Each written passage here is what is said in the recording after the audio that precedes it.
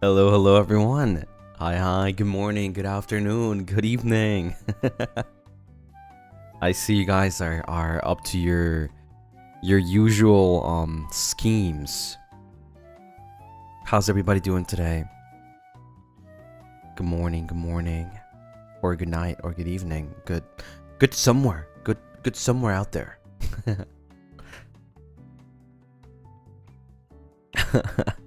Alive. That's how I like to hear. Going good. Awesome. You are innocent. Yeah, that's not what the board here tells me. What schemes do you mean? I wonder. Let me start with Ariga, thank you so much for the supa. Today's coffee. Have a great day and stream. Yeah, I'm having coffee today actually. It's the usual coffee. 9 months. Thank you for the 9 months, Ariga. Thank you.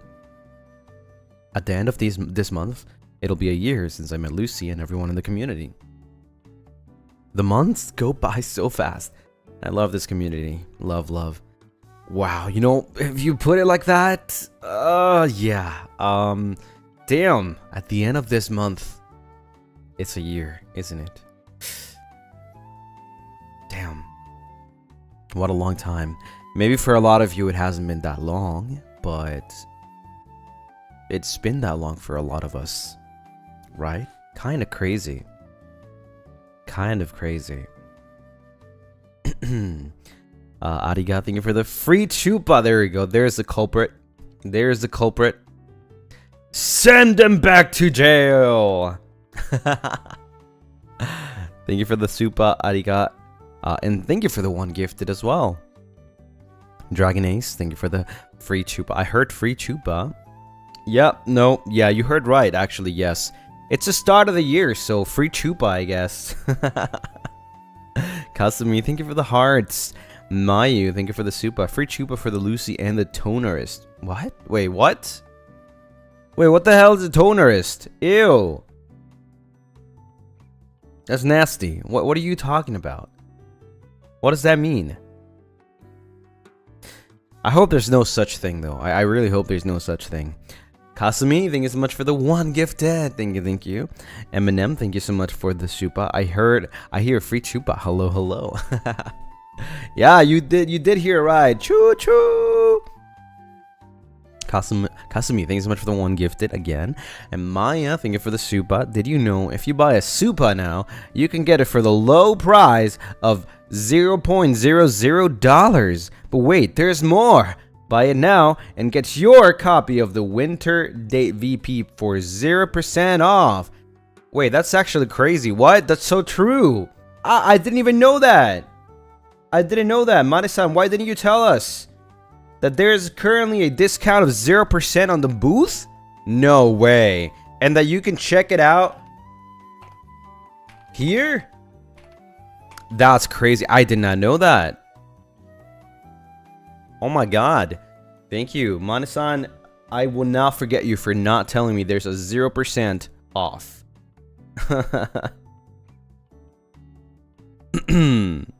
Buy it now. Yeah. Let me see what else. Kasumi, thank you for the supa. Hearing your voice always cheer me up. Seeing your messages always cheer me up. All I could think of when I was eating was like, I hope I'm not late. But I was late. I am sorry. I forgot to tweet, by the way. I'm live. Yippee. Let's go. Wait, I can't post. Wait, what? Twitter! I'm banned. No, I'm not. What the hell is this? It was not letting me. There we go. Hey, thank you for the 4 months. Thank you. 4 months since I started paying tax and being a menace. So happy to be here with you and my fellow toners. Okay. You know what? You can keep your taxes. You're fine. RT, thank you so much for the 5 gifted. Sheesh. Can I get some yippies?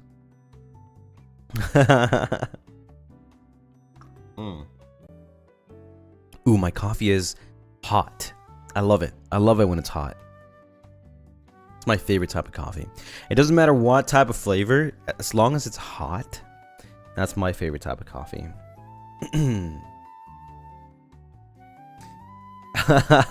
I literally said the winter merch has 0% discount, and I said like, Mane-san, how come you've never told me this? And then they message, you can always count on us. 07. And I'm like, what? Huh? Of course. I just joined in and heard coffee. Yes, this is a coffee safe stream. I'm sorry for all the people that don't like coffee. You know, tea also is good. I actually bought some tea recently. I obviously not bought tea, but I bought the tea to make tea, right? So I got some like chamomile because I love chamomile, and I think I'm not sure what was the other one again. I forgot. It's been like 2 weeks now. Probably more than 2 weeks actually since I bought it. I just forgot to tell you, but it's tea. I bought 2 different flavors of tea. Just so when I'm feeling like not well. I love tea. I love tea when I'm like feeling sick. Or unwell, I guess. You like coffee scented things, but I'm more of a tea gal. Honestly, I mean, coffee scented things are good too. I really like coffee scented things too. But nothing will ever beat my liking for vanilla / coconut, I think. Are you feeling better? I mean, I feel good. It's just, I still have a cough. And I don't know if it's gonna go away anytime soon.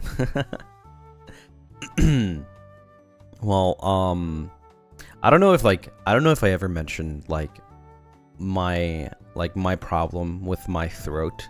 I have like this problem that comes every now and then. That I was told a long time ago that I could literally get rid of my problems if I get surgery. But I was scared. I've always been scared of like getting surgery for it because I feel like maybe something will happen, like it'll change my voice or something, and I will never be the same. So I've always been scared about it. Like nothing bad is gonna happen to me if I don't, but I can just get rid of all those like throat problems, right? If I do get surgery. But it's very scary. It's very scary. So like every now and then, like you'll probably hear me, you know, having like, I don't know, like sore throat, step throats, or just like clearing my throat, you know. I mean, you probably noticed that I clear my throat a lot. So yeah, I mean, even though with all of these things, like I still, you know, I can still sing and all of that, and I wouldn't want to give away any of that, right? It's kind of scary. It's the scary, but yeah, it's the scariest part of surgery. Like you don't know, like obviously, like they guarantee that it'll be fixed, but they don't guarantee that your voice will be the same. And that's scary. That's the scary part.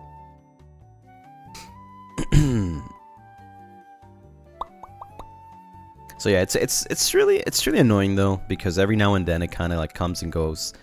It's not a sickness. It's like I don't get sick at all. Like, you know, I don't have to have like sore throat or anything. It's just my throat just doesn't want to cooperate sometimes. Like I got sick during Christmas, right? Like a little bit around Christmas. I'm not sick anymore, but I still have that, right? It'll probably go away eventually, and then it'll come back again. It just do be like that. The really annoying part is that when it happens when I have to do things, like record things or projects, that's like the most annoying part. And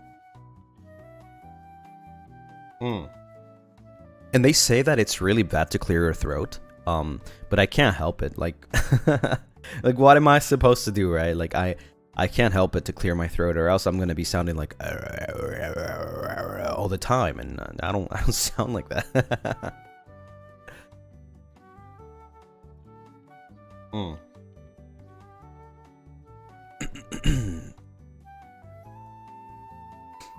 It's kind of annoying not to clear it. It is. Just having that thing there being super annoying. I guess you could also drink water and like hydrate. I do that a lot and it just doesn't help. I'm very dry. I'm actually very dry.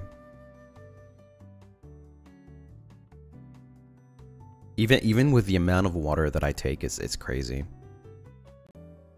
Hope you feel better soon. Thank you. I will. I know I will. Scopes of honey. Actually, I do have a ton of honey. I'm always prepared. Like, just because I know that this like happens a lot, and not just that, but I always get sick. Like, you know, throat. So my throat like sore throat a lot. I'm always prepared, so I always have lemon, ginger, honey, like big, you know, jars of honey, like actual honey, not like fake honey, you know, like actual like honey, like bee honey. Zoe, thanks so much for the super. Hi Lucy, hope you're doing well. It was my birthday yesterday. It's okay if I could get a quick happy birthday, of course. Also, 10th super! Let's go! Happy birthday to you. Happy birthday to you. Happy birthday, dear Zoe. Happy birthday to you. Woo! Let's go! Hope you had a great birthday yesterday. I am sorry I am 1 day late, but I hope that you really had an amazing birthday and ate your favorite foods and got lots of gifts, or, you know, as long as you're happy, that's enough.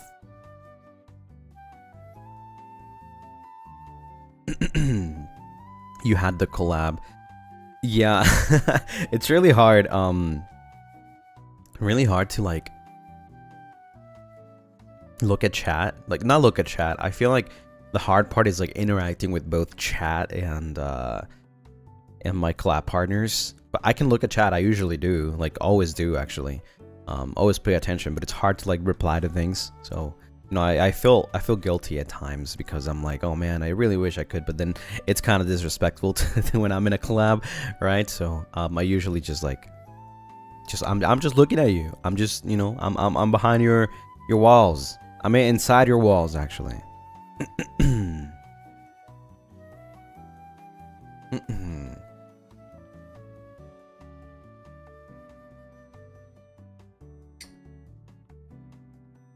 And also yesterday we didn't get to talk much because I wasn't feeling that well. Honestly, the game yesterday, I loved it. I really loved the Outlast Trials. But the game does have a lot of movement, right? And I was getting motion sickness. Even though I disabled the motion blur, I was still getting motion sickness, which is crazy. And no, like my head was just exploding. I was about to die. Like, not literally, but like I was dead, right? And I couldn't stay for a longer Zatsu. So hopefully today we can do a little more of a Zatsu to make up for yesterday having to leave. I really wanted to play for another one, man. I really wanted to, but it happens. When you don't feel well, you need to know when you have to back off. Riser was trolling the hell out of you guys. I know he's a veteran. Like, he knows how to play the game more. I've played the game before. I'm not an expert though. Like, I don't play it. I'm not an expert at games, like, at all. I play the games. Yeah, I've played them. Like, I know my normal knowledge, but I'm not like, I don't get into the games that much. So I know Riser was like really good at it. He definitely knew what to do on so many parts. We were all just figuring out, and I just knew what I knew. Nayu was screeching. Nayu is the screecher, isn't he? The screecher of FSBEN. Damn. He does have like a high screech. Is crazy.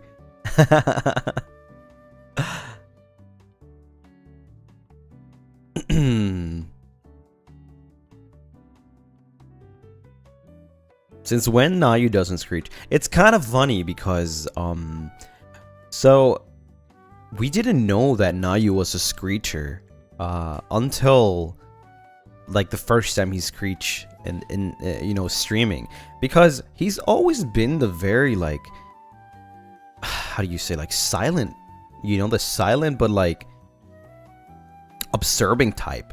Right? Even when we met, like for the first 1-2 times, he's always been like that. But like my guy just like completely, it's like he's a different person when he gets scared or something, or when he gets angry. Like, that's where the rage comes from, his last name, right? Umbrage.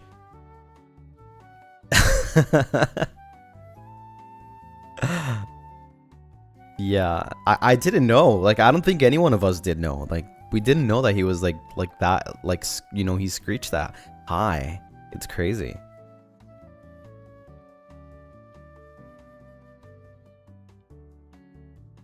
Hi, Lucy. I'm so glad to stop by and watch your stream. Hi. I'm very happy that you guys decide to, you know, take a little bit of your time to come and say hi. You're normally not allowed until you lose those 50-50s. Oh my god. Oh yeah, wait, is it next week though? Let's see. No, not next week. The week after is when is the banner for Arlecchino back again? 17th? 21st? 20th? 19th? 21. 21, right? 21st. That would be in 2 weeks. 1, 2, 3 weeks. Yeah, in 3 weeks. Okay, we still got some time. I'm probably gonna be playing some Genshin on the 21st. Yeah. We will be pulling for Aleo and her weapon. I'm not sure what I should do. I honestly don't know. I know Xiao is coming back too. I don't know. I already have Arlecchino, but maybe like Constellation 2 would be like optimal, or maybe I should just pull for her weapon. I don't know.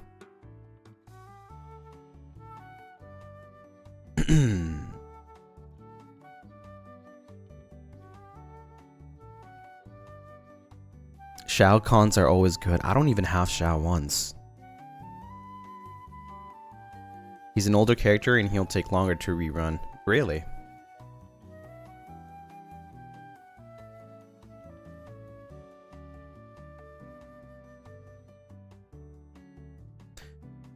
See how you going today? Yeah, that's what I was thinking. Like, maybe I'll play around and see, because I already have Arlecchino, so like the hype isn't there unless like I really need a Constellation 2, right?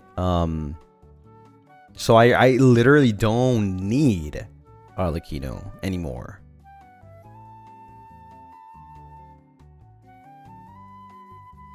Lucy, would you ever like to learn another language than Japanese?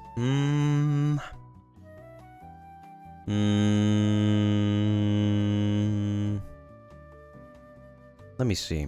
I mean, of course I would, but which language would that be, right? I already know Spanish. I already know English. I'm learning Japanese. If there's another language that I would like to learn, aside from Japanese, probably Korean, maybe. I think it would be nice, because I do, you know, I've been getting into a lot of like K-pop and stuff, and it would be really nice to be able to sing pronouncing things right. I think it's very important. Like, that's how I got better at Japanese singing, right? I liked it so much that I was like, I definitely need to learn more. I need to know how to pronounce certain things, listen to more music, and get used to it.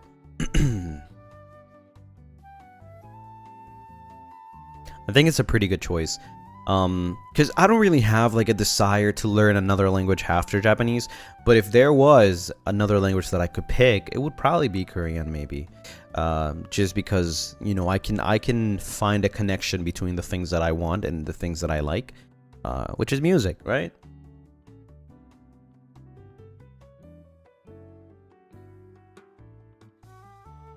Bum, bum, bum. Favorite K-pop songs? Off the top of my head, there's only one that literally comes to the top of my head that's really good. Deja Vu.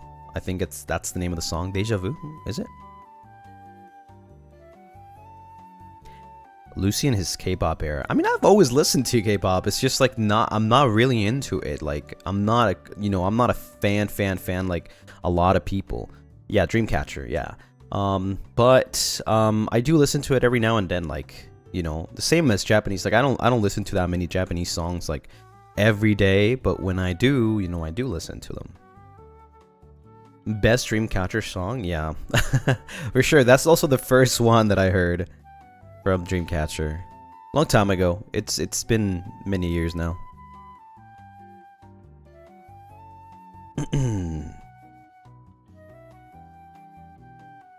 I guess there are other songs, but they're like very like older, not old, but older for sure. I've already said it before, like I really like Akumu. They have a really nice mix of like genres of songs, and it's like definitely my type. Like I like doing variety.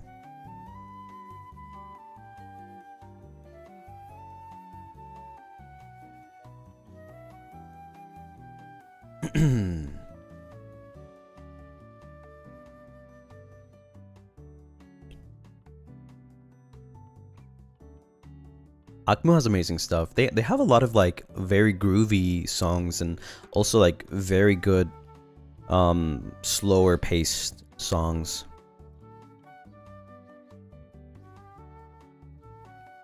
You think they're underrated? I wouldn't know if they were underrated or not.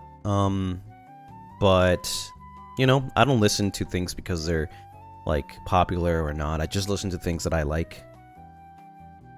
I just remember that I was like passing through like songs and stuff, and then I just listened to one of their songs, and suddenly I ended up listening to all of them. and then I realized like oh man, I like this.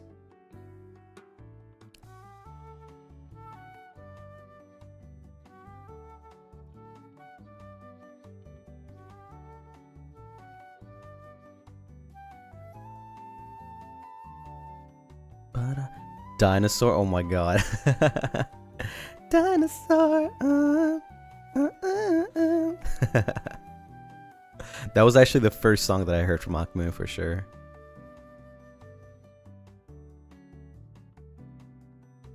It was so random too. Like I just heard it, and like from there I just started falling into looking for more songs from Akumu.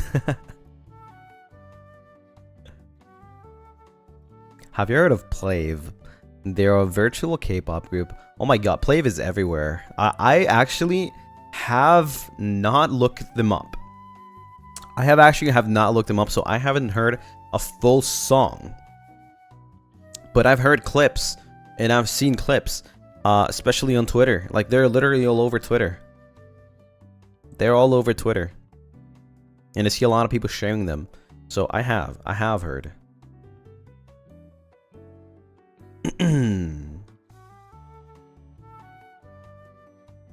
They're like very popular right now. Have you heard Stray Kids songs? Yeah. Like what's it called? I mentioned how like Sit Tight sounds very similar to Stray Kids.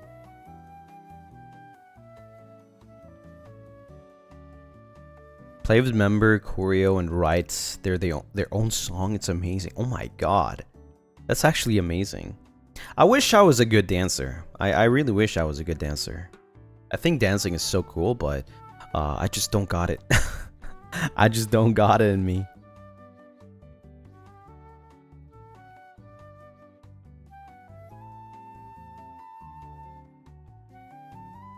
Have you listened to New Jeans? Yeah. Couple of songs. You can learn. I can learn. Yeah, of course I can. It's difficult though.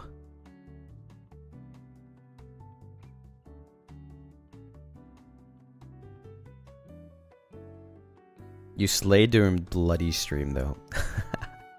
I tried. Initially we weren't gonna do anything, but I told Roscoe that maybe we should like dance a little bit because it's a very like dancey song, and so we ended up just like improvising, I guess.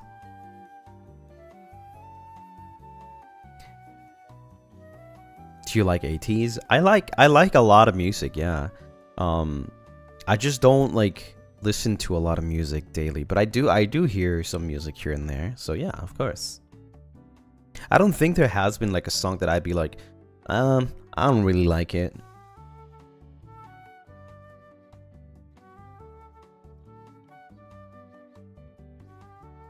Do you listen to songs in other languages? I do. The ones that I really don't listen to, like, unfortunately, I guess, it's because they don't really call my attention. I wouldn't say they're bad songs. It's just like sometimes it's not like your thing, right? Like, for example, like I don't listen to much Spanish music. I used to, though, a long time ago, I used to listen to a lot of Spanish music. Gail Gallion, thanks so much for the raid. Welcome, welcome. Pip Squeaks, welcome, welcome. But yeah, I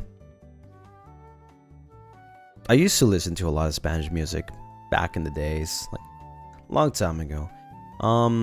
Nowadays I'm more of a mix of like Japanese, Korean, English, you know, I guess just the usual for a lot of people. Can you give us an example? Example of what? Spanish music?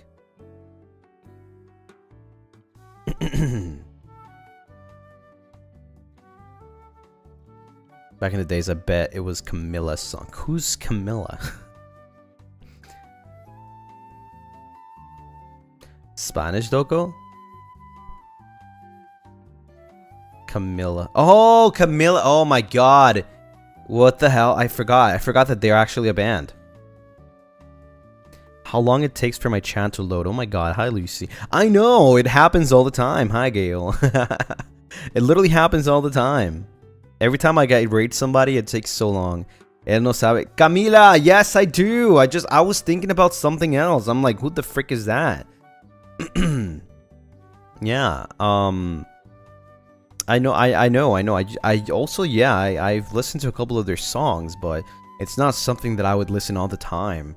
I'm talking more like, very, what's it called? Like, more like Aventura, you know, and then from a different like genre, like the emo kids, I would listen to Kudai, right? Like very, very old stuff. Like I'm talking like 20 years plus. Very old stuff. Do you listen to rock in Espanol? Not really, actually. I mean, Kudai is rock, right? They also have like some ballads, but yeah.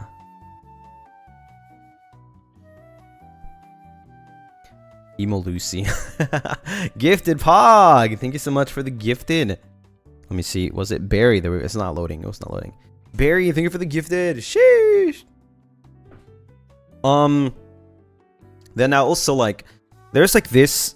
It's not a genre in it or like in itself, right? But there was like this thing that was like super popular back in the days, like so long ago with like the Spanish community, which was RBD, right? They had a lot of songs. They weren't like actually like. They kind of became a band, but they were like not a band. It was like a telenovela, right? But they had like music too, and it was like very, very popular, right? So their music was also pretty good.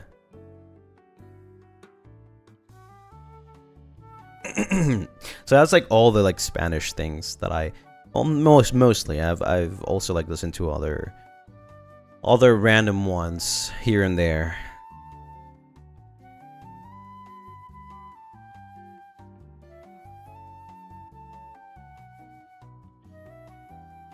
But yeah, not anymore. I don't listen to Spanish music that much. Will you do a Spanish stream? I'm still kind of planning on it, yeah.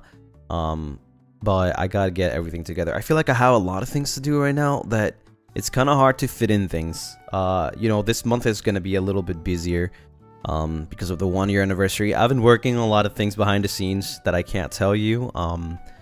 And you'll probably see something about it soon. Probably. But yeah, it's been a lot of work. Thankfully, you know, the boys are helping as well, so Yeah, there's a lot to prepare for the anniversary.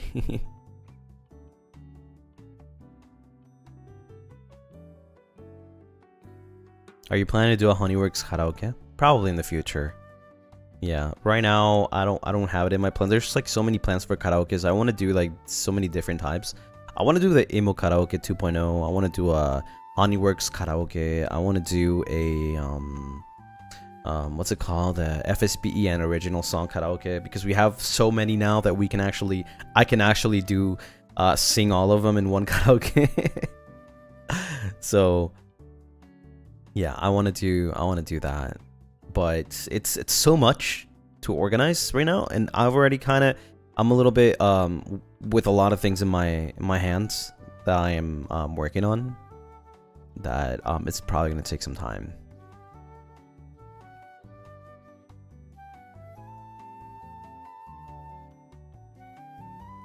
Oh, 7. It's okay, I got this though. I know how to like work my own pace.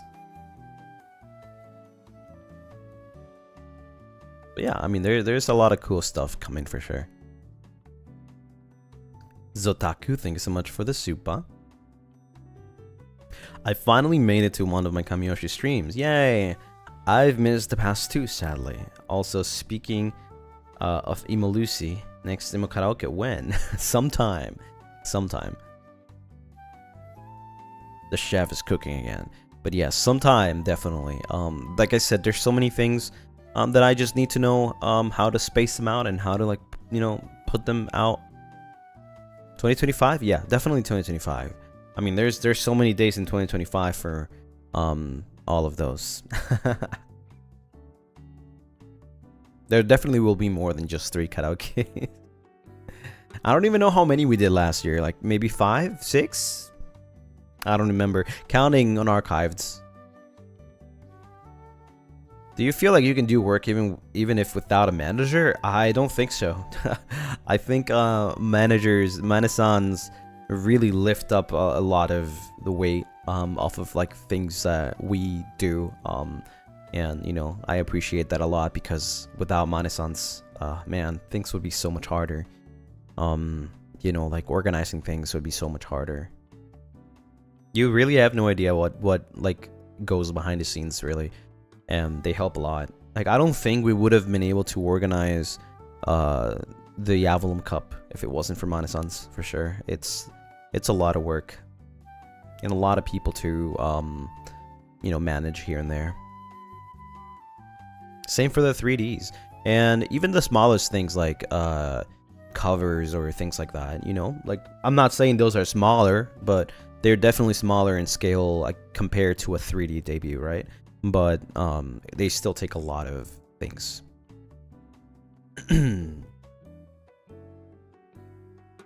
So yeah, the answer is no. I don't think I could do it myself. And if I did, I'd probably be releasing 1 cover a year. And that's it.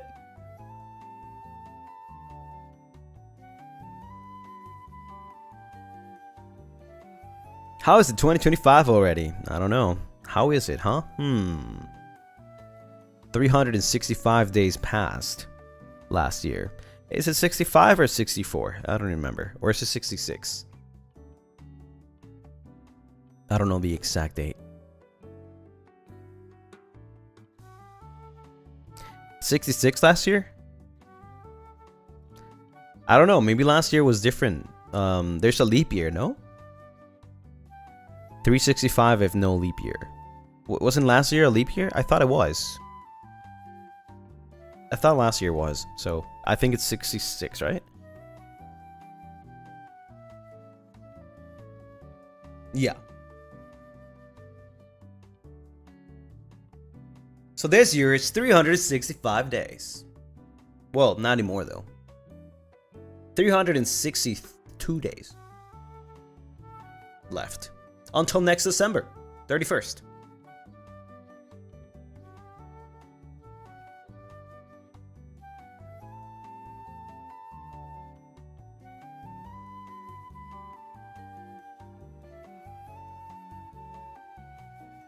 Now, actually, I didn't really think about this though, but I gotta start thinking about my birthday. I know it's in like 10 months, but I gotta start thinking about like what I want. And not just like what I want, but like what I want to give you guys. Right? I don't know. Yeah, already? Yeah. Because when you do things in advance, it's, you know, there's a more high chance probability that everything will be done in time. Like, for example, even though we've been working on Dear Yesterday for so long, it still got delayed for like a whole month. So, it's always good to like start doing things in advance. Yeah, getting prepared early on like what to do so that you don't have to rush on things. It kind of sucks a little bit because like a lot of things change in like less than 3 months. You never know, but it's always good to be prepared, I guess. Yeah. Like I was hoping that Dear Yesterday was going to be revealed on my birthday, right? Because everything was lined up for my birthday, and it wasn't, right? So maybe this year I'll be able to do something for my birthday.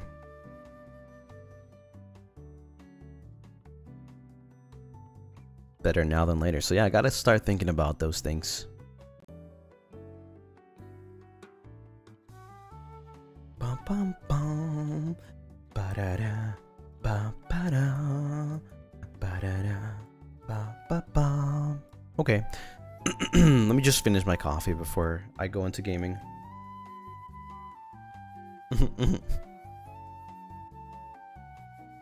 Winnie, thank you so much for the 5 gifted. Thank you, thank you. You can actually plan ahead of time now. Yeah, it's less busy. It's less busy than the first year for sure. Like, that doesn't mean that we have less things to show. It's just more like last year everything was so crammed like into like such a short amount of time. But this year definitely is more time. You know, it's a little more chill. I can think a little more. Barabas Dantioch, thank you so much for the super. I hope I pronounced your name right. I don't know if I did. I'm so sorry. But hope you and the homies are having a good new year so far, because I'm bracing for things to get crazy. Oh, I think things will get crazy. Starting let's see. Starting soon, actually.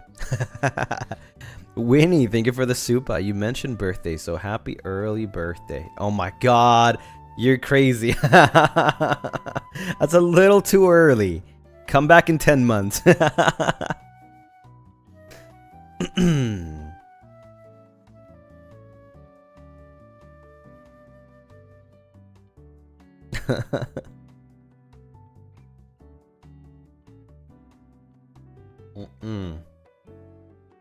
I'm done with my coffee.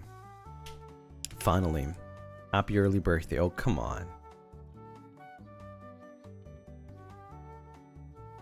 We can now say that last year, 24 days after this date, Avallum debut.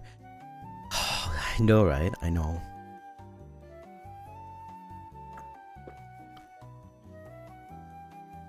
Doesn't it feel like really, really weird, though? How it's like a recurring thing with FSBEN, that even though it hasn't been that long for some time, like it feels like we've been here forever. I'm not talking about us now because we've been here for a year, but when we debut, like a month after, 2 months after, like it felt, even though the time was short, it felt like we've been here for a long time. And now thinking back to like Ravenous debut, like how long have they been out? Like for a month now? But it feels like they always been here, you know? It feels like they've always been a part of this community too. So it's a crazy feeling. It's so crazy, like, I don't know. I always think about it like, man, like they're only babies. You know, it's only been a month, but it feels like they've been here since the longest time.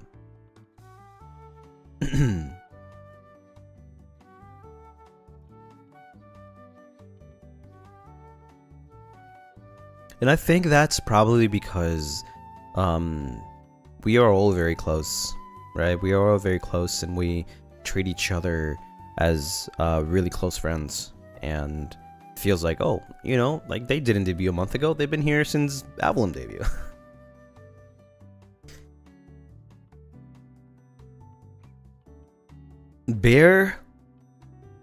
Barabbas Dantiok.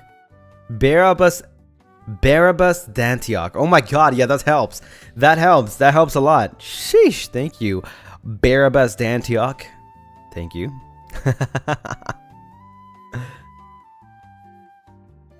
I love everyone's chemistry with each other. Yeah, it's really crazy feeling, to be honest.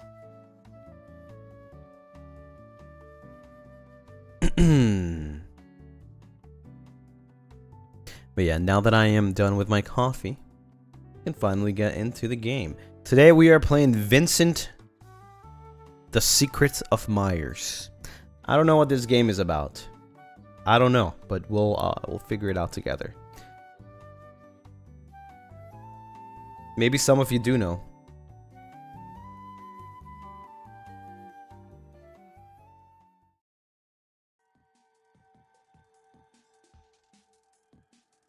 Woo! Let me know if this volume is good. Is that a good volume? Can you guys hear the music well? There's a static. It's good. Oh, you mean the static in the game? Okay, okay. Audio is good. Perfect.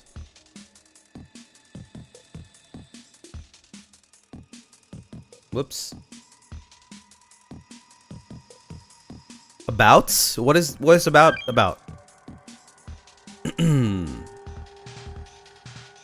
Oh, okay. I see. All right. Let's play.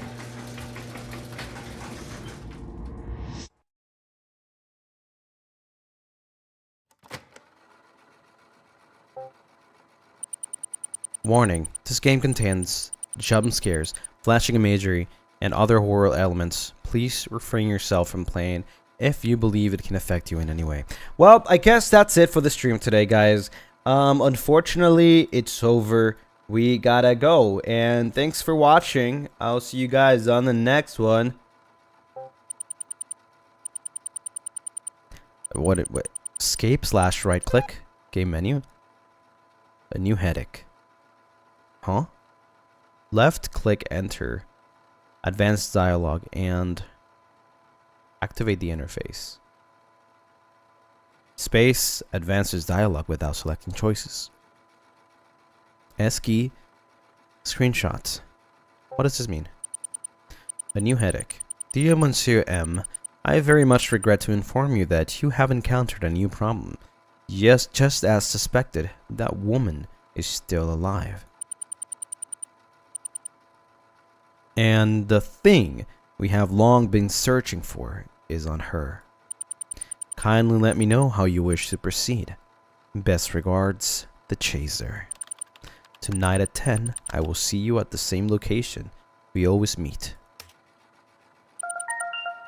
Ooh, okay. So there you go. Oh my god, what is this? Wait, this is... Huh? Begin execution. Wait, what do you mean? I was trying to save the game.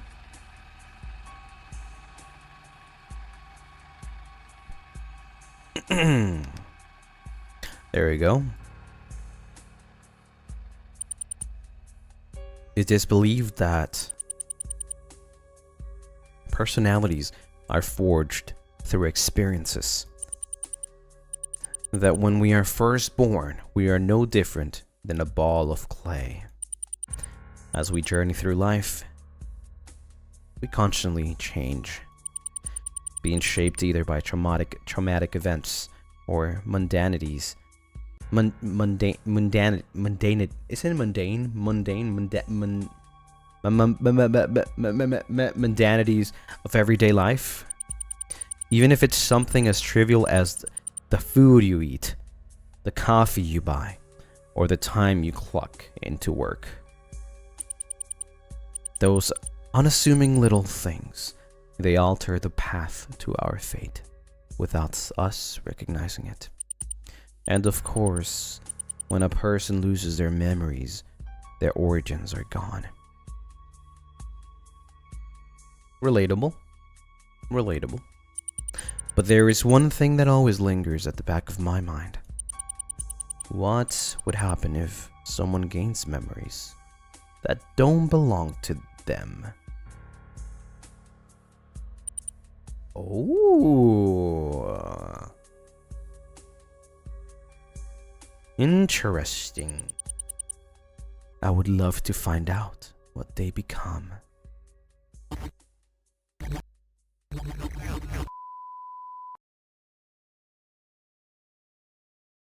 Coffee! Wait, no! My coffee!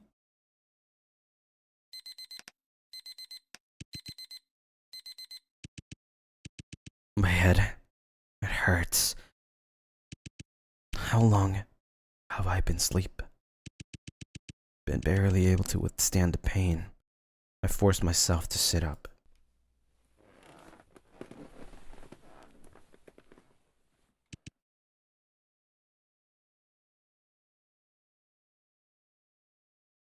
Ooh. Where am I? What I saw was a luxurious bedroom, embellished in excellent choices of upholstery, with lavish and upscale decor, scorning in the face of modesty. What happened? I struggled to recall anything about how I ended up here. My phone. Where's my phone? I frantically reached into my pockets, but it wasn't there. Shit. What should I do? What on earth happened last night? How did I end up here? And that's, kid, why you don't drink alcohol in the weeks.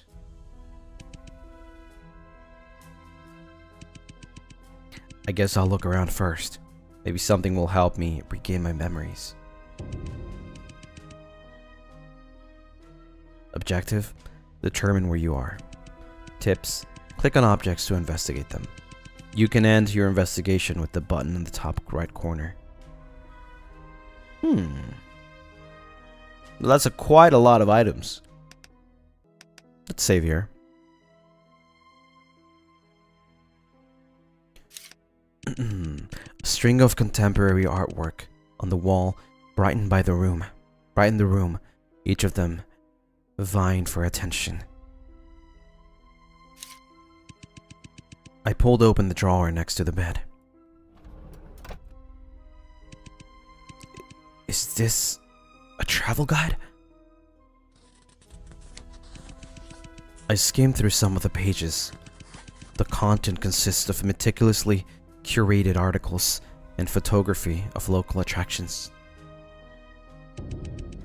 Collected evidence, travel guide. Everything seemed oddly quiet outside the window. There were only leaves rustling to the rhythm of the breeze. All I could see in the distance was a boundless expanse of mountains, blanketed in forests, stretching as far as the eye could see. Collected evidence, the view. Just a bed, but feels very comfortable. Anything else that I might be missing here? Not really. It tells you there. I need 2. Investigation complete. After making a thorough inspection of the room, I returned to take the travel guide out from the drawer. I quickly flipped through it and found a map included on the very last page. I like the sound effects, man. They're really good. Judging from what I've seen so far, I am probably in G4 district.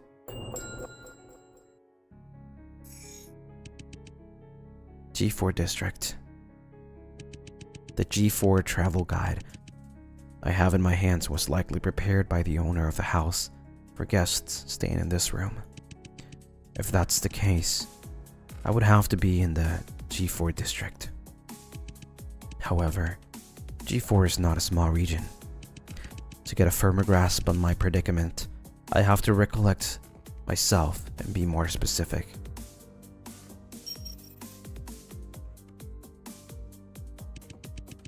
Which part of the G4 district could I be in? Did I? Frick, I should have actually read. Where could I be? Can I look at the thing? There we go.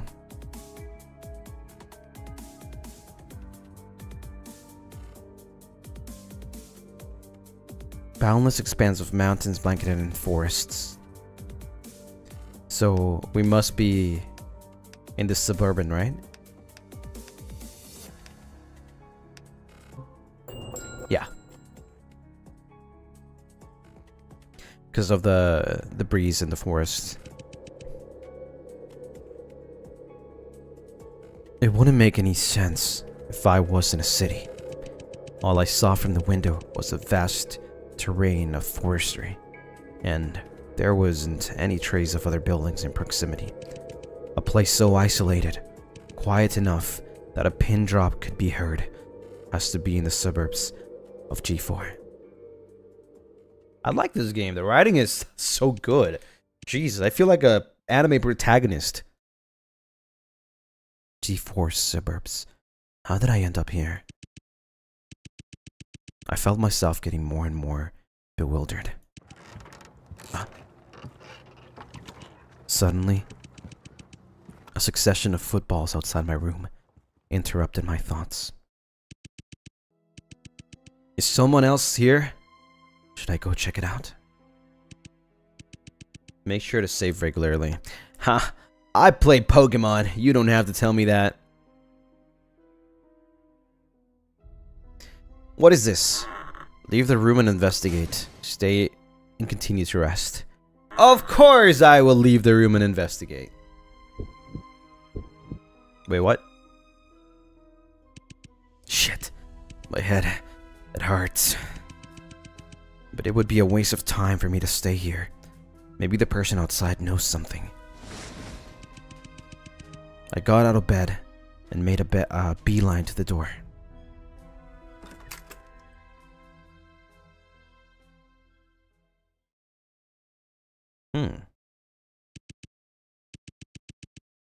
The lobby was shrouded in darkness.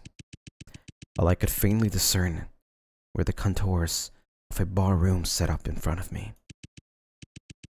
A bar counter. A possible scenario is that I passed out here after getting drunk. It could be a hangover. That was my first. I don't know. I'm just saying, man. I already said this before, right? Didn't I say don't drink at night on the weekdays? I'm just saying. I'm just naturally a detective. Yet, judging from my surroundings, I highly doubt that a bar is where I'm at right now. To me, this place seems more like someone's residency. Whose house could this possibly be then? I have no clue. Oh my god. Behind me, I heard the stomping of something approaching at an accelerating tempo, striking my eardrums with heavy percussion that were almost deafening as it continued to grow in strength. And my racing heartbeats began to resonate with it. What is going on? Cautiously, I looked back. Jump scare incoming! Yep. But what is that?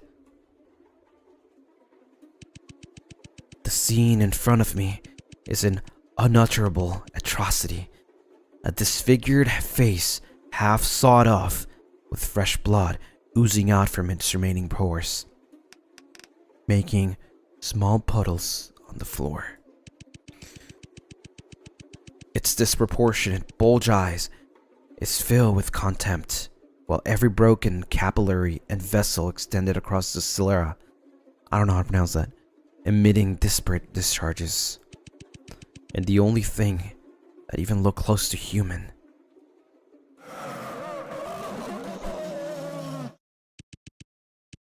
was its forced, contorted grin. Live or die? I want to live, thanks. Are they asking me, or like I don't understand? Like, is that a question? Because I want to live. I backed away quickly and was able to see the full form of this creature. Blood was gushing out from every crescent of it. Isn't it crevice? Oh, crevice. I'm like, wait, I'm not reading this right. And I'm like, wait, I read it 2 times. I say crescent, and then I'm like in my head, isn't it crevice? And then I read again, and I'm like, oh yeah, crevice.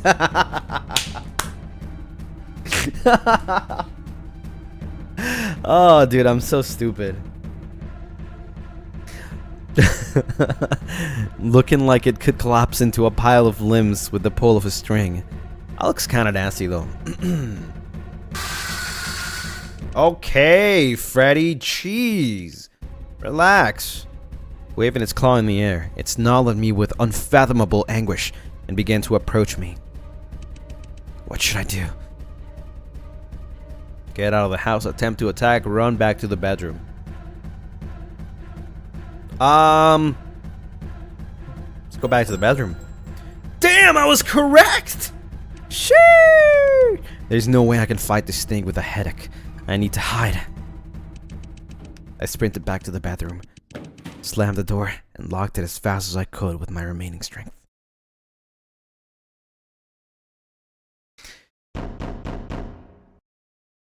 I was trying to breathe, bro. I held my breath firmly at the monster as the monster banged at the door, trying to shred it apart, stifling my audible panting. Can I drink some water, Mr. Monster, please? Give me a second.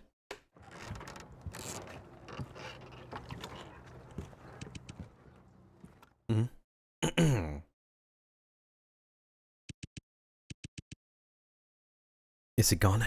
Am I safe now? I try to regain my composure in increments. But I'm trapped here now. What should I do? The stress had me overwhelmed. And I have a hangover.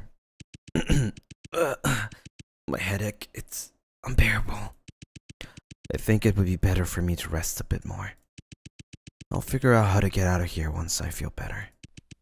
I lay down, nestled into the velvety bed, and tucked the blanket snug over me. Soon, I was asleep before I realized it. How am I talking about myself and I'm asleep? How do I know when I'm asleep? Explain.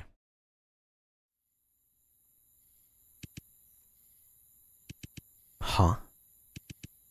What time is it now? Slowly I opened my eyes. Jump scare! Yippee! I was greeted by a figure sitting in the darkness at the edge of my bed, staring at me with his eerie eyes.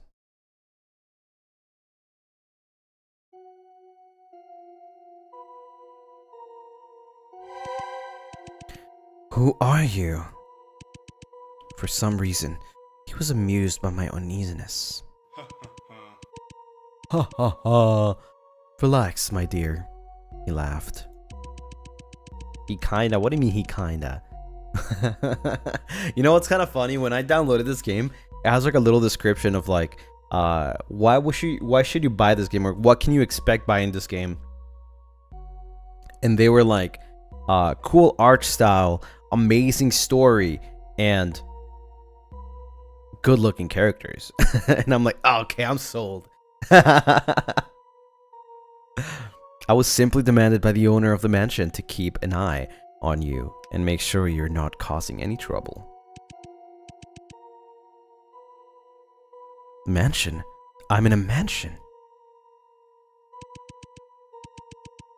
How did I get here? And who exactly are you? I gave him a wary glance and covered more of my body with the blanket. Who am I? With his head tilted, he looked at me seemingly entertained. My name is Victor Blake, and I'm good friends with the owner of this mansion. Victor Blake. Victor Blake. That was cool. I calmed down and started to take a closer look at this man. Yo! Not the cockshot. He was wearing a tasteful black bow tie and had vibrant, stylish red hair. But the most striking part about him had to be his unusual eyes and arm. Are those mechanical prosthetics? Well, as for how you ended up here, I'm personally quite curious about that as well. So, he has no clue how I got here either.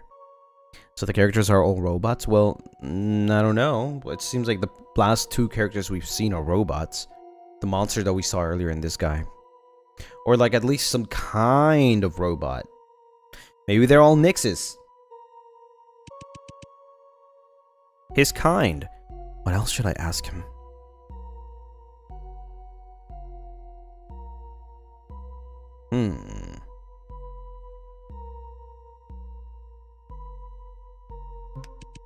Have you been watching me sleep this whole time? Indeed I have, my dear. In fact, I am getting quite envious of seeing how peacefully you slept. I felt my cheeks warming up, despite having no familiarity with him. Hey, yo!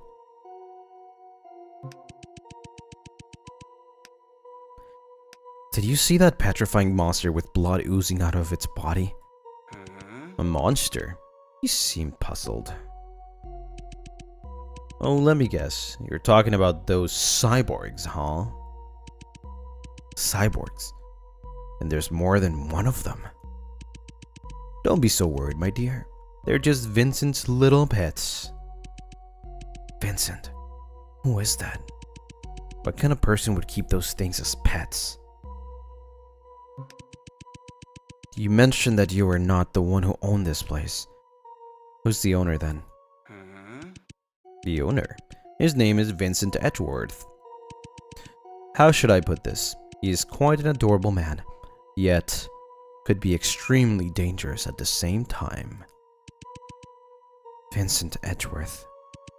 For some reason, his name rang a bell.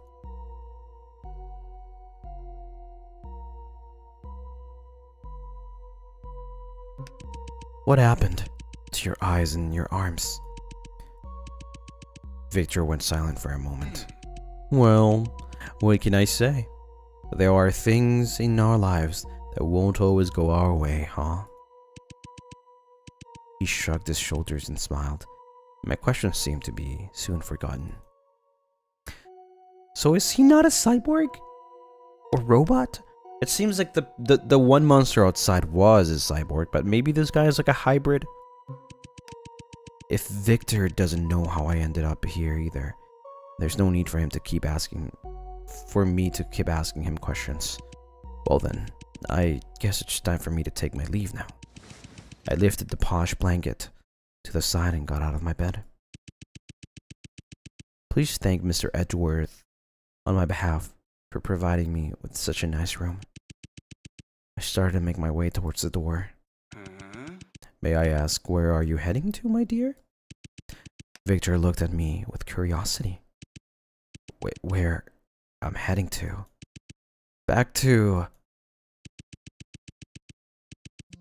I felt my hand tightened on the door handle like a vice. I struggled to come up with a response. Where am I going? Where is my home? I realized that I had not simply forgotten what happened last night. I had lost all my memories.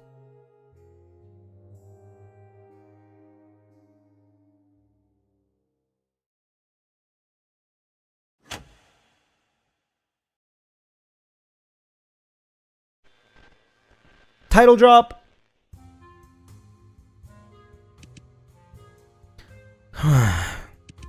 No name, no cash, no ID. I'm not even in a position to be a vagabond. Oh, darling, please don't be so distressed.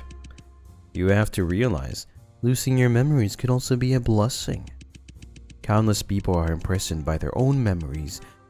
They try their best to let go, yet cling to them at the same time. But you, on the other hand, are given a second chance. Isn't that wonderful? I'll be honest, even I am getting a bit jealous. I see where his point is coming from, but seriously, what could be worse than being homeless? Ooh, Victor, how many times do I have to tell you, quit smoking in my mansion? Well, well, well, speak of the devil, if it isn't my dear friend Vincent. Yo, who is this guy? Sure. Vincent, so he's the owner of this mansion.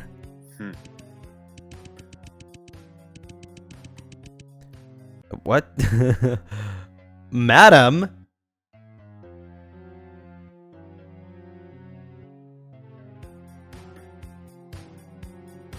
Am I...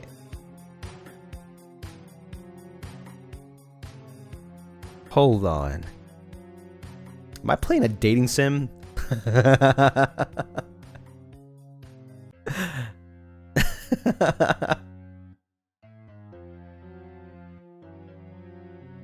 Madam, if this perverted man has caused you any trouble, I could call the police and have him arrested right away. I think I'm good. Thank you though. I responded awkwardly. Wait, no. Wait, no, chat, wait. Hold on. We lost our memories. No, we lost our memories. Maybe we were just put in the body of a woman. Right? We don't know yet. We don't know yet. Otome? Yeah. Are those two really friends? Vincent, may I ask you if you are the owner of this mansion? Indeed I am. He smiled. My apologies for not introducing myself properly. My name is Vincent Edgeworth, and I am the owner of this mansion. Vincent Edgeworth.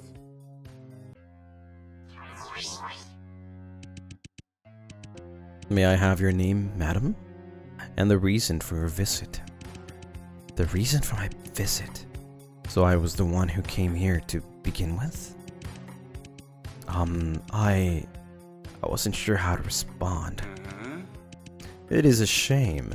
Vincent, it appears our guest has lost all her memories. Wait, we are a girl then. Victor came to my rescue. Is that so? How interesting. If that's the case, shall we decide on a new name for you then, madam? I guess he's right. A temporary name would be better than nothing. Well then, what should my name be? Lucien? Lucy?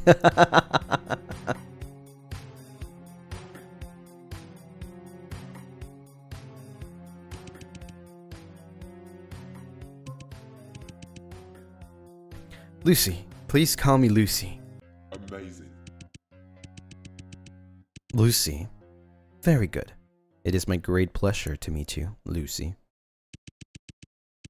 You seem a bit distressed, and I am assuming you have many questions on your mind right now. Is there anything I can try to help you with? Oh, I love how it now shows my name. This is so great. Vincent might know something valuable that will reopen my memory banks. What should I ask him? I can only ask one thing. Mr. Edgeworth, please tell me, how did I end up here? How did you end up here? Lucy, I regret to inform you that I don't know either.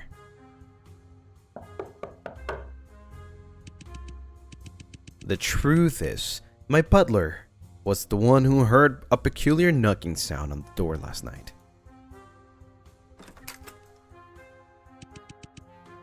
When he went to open it, he saw your face down on the stairs, unconscious. Since we knew nothing about you, or the reason you were here, we decided to place you in the guest's room for the time being. Vincent's words sent me deep into thoughts. Why on earth would I come to this mansion? Earlier today, I saw some sort of creature I've never seen before. Something that seemed half human, half robotic. What exactly was that? Oh, my dear Lucy, it appears that you have already met one of my friends. But promise me, would you, to refrain from feeding them if it isn't their meal time yet. I guess I would be a fitting appetizer for them, am I not? Did I have anything on me when I arrived here? Speaking of that, we did find this in your pocket. He handed me a business card. The card was mostly unrecognizable, except for the huge M-shaped logo. Myers Corporation. I pondered where I have heard of this name. Why would I own a business card of someone working there? What is Myers Corporation? I looked up and asked. Myers Corporation is a world-famous mechanical engineering corporation based in the G4 district, said Victor. It is also the first company that was able to develop highly flexible mechanical prosthetics. But unfortunately, this company was forced to declare bankruptcy due to a horrific incident that took place 5 years ago. A horrific incident. The G4 cyborg incident. Vincent seemed displeased at even the mention of it. The G4 cyborg incident. What happened? Both Vincent and Victor fell silent for a moment, as if they were debating if I should even carry the knowledge of this event. In January 2080, that was what, 5 years ago? So we're in 2085. A notable number of citizens mysteriously went missing in a single week. Victor finally started to speak again. They disappear without any sign, as if they had evaporated into thin air. No wills, no corpses, no bloodstains, not a single trace. But there was one thing those people had in common. They were all last spotted near the G4 district. Who would have enough power to make hundreds of citizens disappear in a single week? Naturally, the police suspected Myers Corporation, a mega international monopoly located in the G4 district. Nonetheless, Myers Corporation refused to admit that they had any involvement in this matter. After a year-long investigation, the police accidentally discovered a secret chamber located in the basement of the corporation. Inside the chamber, there was a group of cyborgs. Cyborg? Isn't that the thing I saw before? It would be natural for you to assume those cyborgs were the missing citizens. But the truth was more gruesome than that. The truth was, those missing citizens were used as cattle feed for the cyborgs. As for where the cyborgs himself originally came from, nobody was really sure. Even in light of the discovery, Myers Corporation still firmly denied the fact that they had ever granted permission for such an inhumane experiment.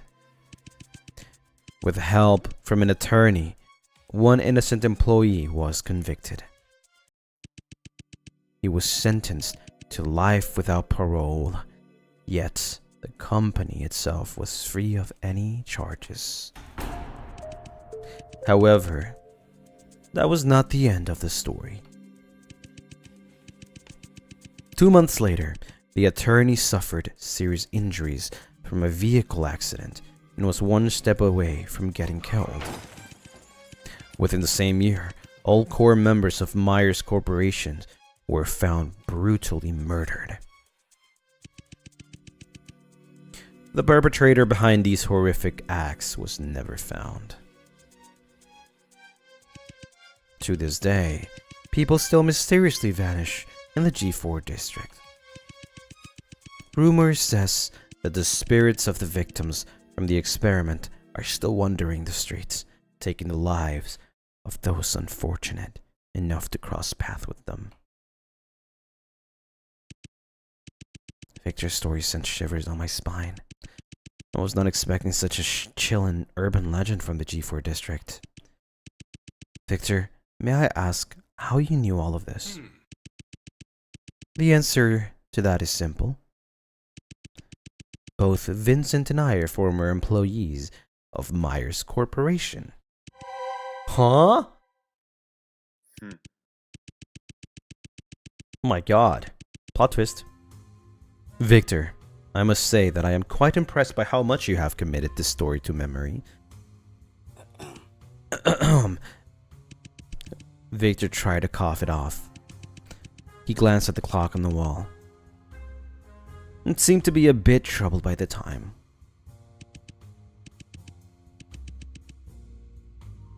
Well, story time is over. I shall take my leave now. Vincent, join me for a drink at the pub tomorrow night. Won't you? And it was a pleasure to meet you, my dear Lucy. Victor left the mansion. I thought he was like a butler. But he's not, he just lives there. Well, not lives there, but he lives somewhere else. After that, Vincent helped me settle into the guest room. I thanked him and returned to my room to get some rest for the night. There has to be some plot twist. I can't believe this is just as simple as Vincent is the culprit.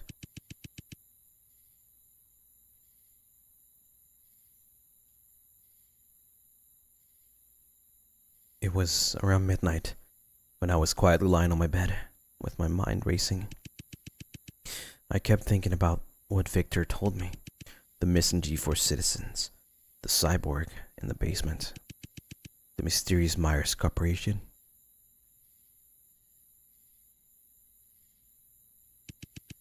I took the card out of my pocket and scrutinized it under the moonlight. Let the moonlight guide you. Why was this all I brought with me to Vincent Mansion? What exactly do I have to do with Myers Corporation? There's only one place I should go to find out. Myers Corporation. That is, the Myers Corporation itself. Objective, enter Myers Corporation. Click on arrows to move around. Any items you collect will be shown in the top left corner. You can speed up the scene transitions by double clicking.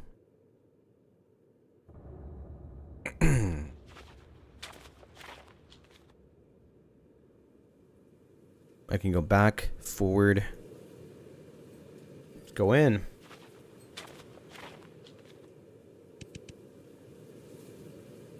Looks like the main gate is locked shut. I'll have to find a different way to get in. Oh, whoa! What was that?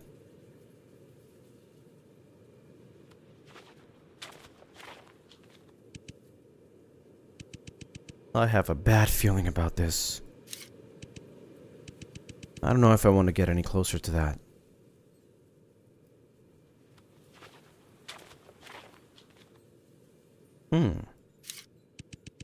Some random English letters and numbers. Is this some kind of encoded message?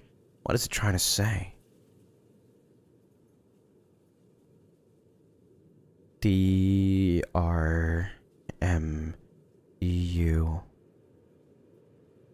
Okay.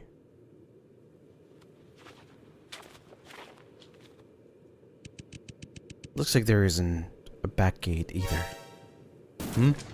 Wait a second. I shouted. Oh, hey. What's up? Is that Roscoe Graves? Sorry about that. I was busy with my work and didn't see you there. His work? Work? What kind of work? Oh, I'm a janitor, if that wasn't apparent. My name is You can call me Dino. Wait, never mind, that's Rizar. Huh?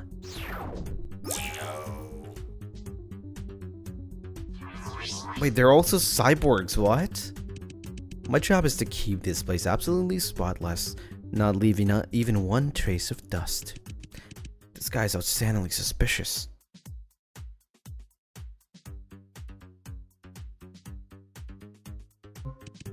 Why would you sweep outside Myers? Why would I? Do I really need a reason for that? What if I just enjoy it? A janitor who enjoys his job? That's quite unusual. Is there anything else I should ask? Oh my god.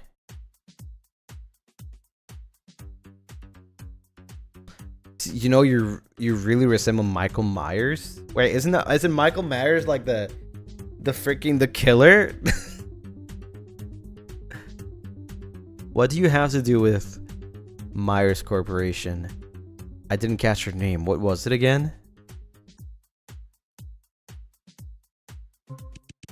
You know you really resemble Michael Myers, right? Good catch, miss. In fact, I am Michael Myers' #1 fan. His graceful and elegant modesty is something all of us should aspire to. Why did I ask him something like that? Because it's funny. What do you have to do with Myers Corporation? Myers Corporation? Nothing really. I'm just a janitor. End of conversation. Oh, that's it? Is he gonna do something? You know, come to think of it, Myers Corporation is pretty amazing. Even though it has been abandoned for over 5 years, you can still find new garbage here every day. New garbage? What do you mean? You know, all kinds of garbage. Sometimes you find cyber corpses, and other times you find new graffiti or posters. Just all kinds of weird stuff. Dino's response only produced more questions in my head. Abandoned for over 5 years, yet still having new things show up every day. There's only one explanation for that.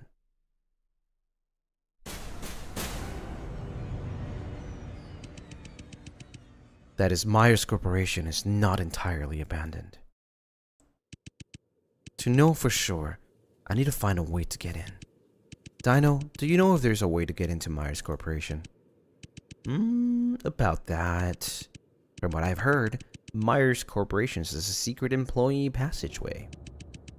Maybe something around here can reveal the entrance. But that's all I know. A secret employee passageway. Investigate alternative employee passageways. Am I just going in circles? Myers murderer. That's what the graffiti says.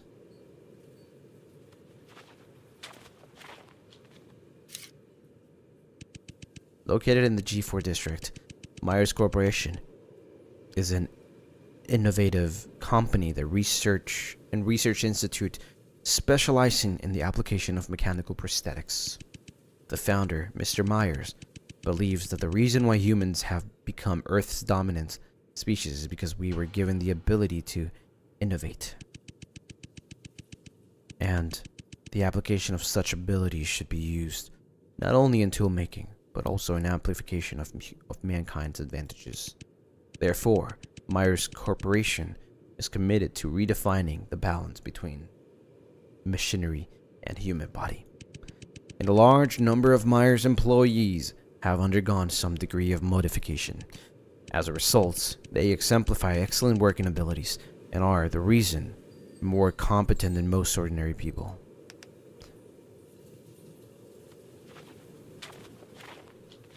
So now I'm back.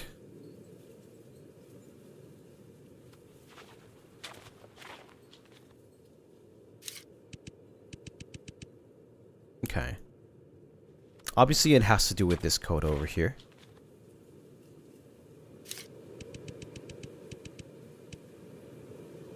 Let me save right here. Let's remember this, okay?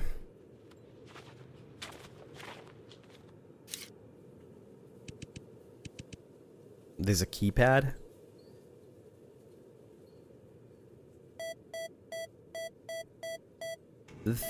That's a lot.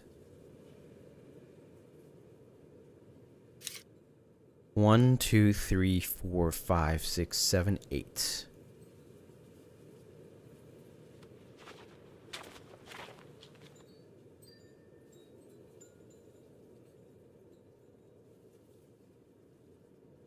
There's only 5 numbers here. Unless... No, that would be 10 though.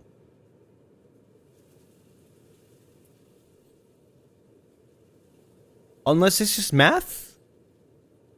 No, it can't be math. This can't be math, right? Because...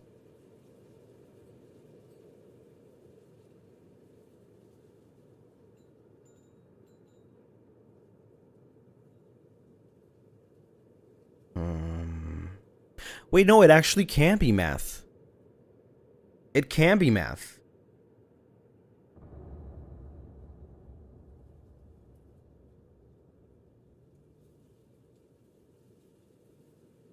Wait, 1, 2, 3, 4, 5.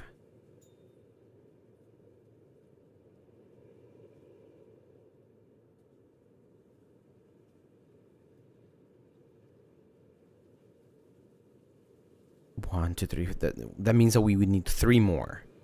Give me a second, chat. Give me a second. I got this. We need 3 more.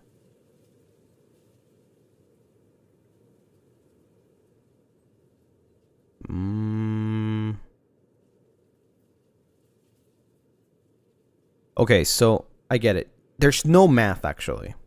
There's no math, and we need 8, right? 1, 2, 3, 4, 5, 6, 7, 8. Alright, so it's actually pretty simple. Let me explain. Each number... Whoops, my bad. I didn't mean to do that. Each number represents the letter, right? So, this means that this probably spells a word. If it's what I think it is, it probably spells a word, which... was probably hinted somewhere here. Murderer. Right? I'm chefing. Which means that the first number would be 7.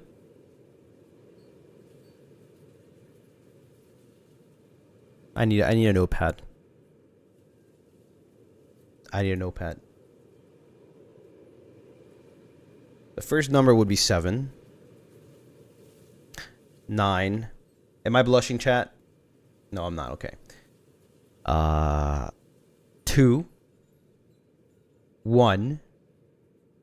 5. But now we are missing, because it's murderer, right? We're missing 3 letters.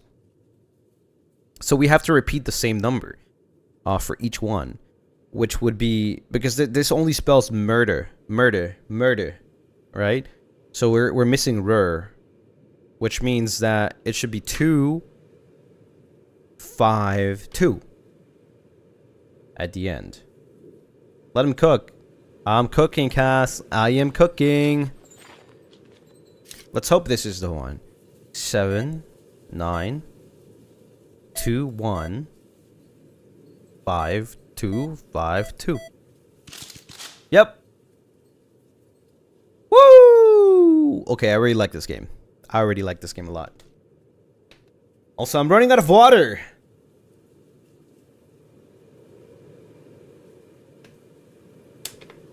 I just had a whole water bottle. I threw it away.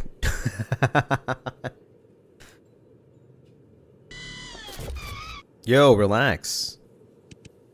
Oh, looks like you successfully opened the secret passageway.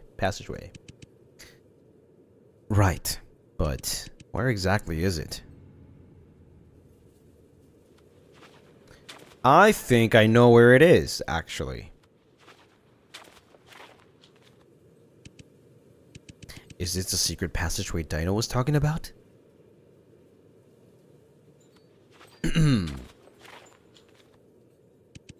After entering, what I saw was another gate shot tight in front of me. Well, I guess there's a second barrier. What is this? Is this some kind of iris scanner?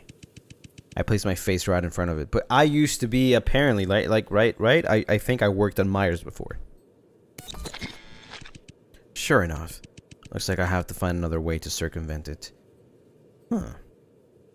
Or do I, though? The gate is shut close. I need to find a way around this iris scanner. No, I know what to do. I know what to do. This is pretty simple. Just gotta grab the item. The correct item for it.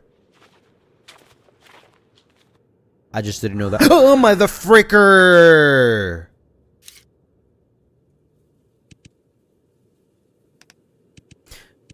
Well, looks like I don't really have a choice now. Did I remove the eyeball? Yes.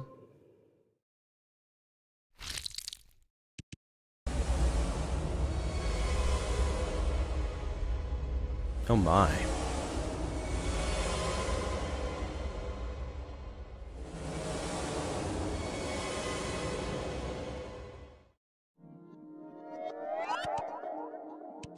What just came over me?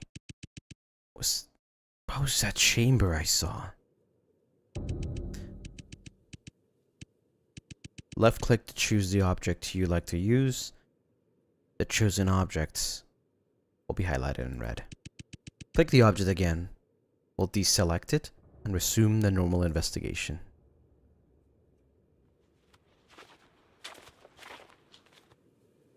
That was crazy. Can't believe they actually try to jump scare me like that. Jesus.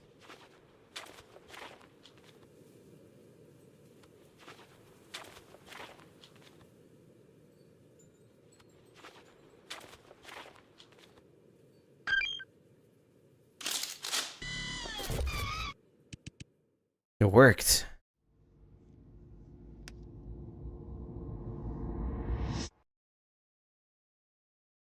Oh my god. That was crazy. Investigation completed. Successfully enter the secret passageway.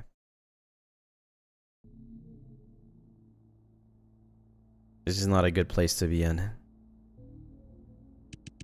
Good evening, my dear Monsieur M. Is there anything I can do for you? 1 minute. You're 1 minute late.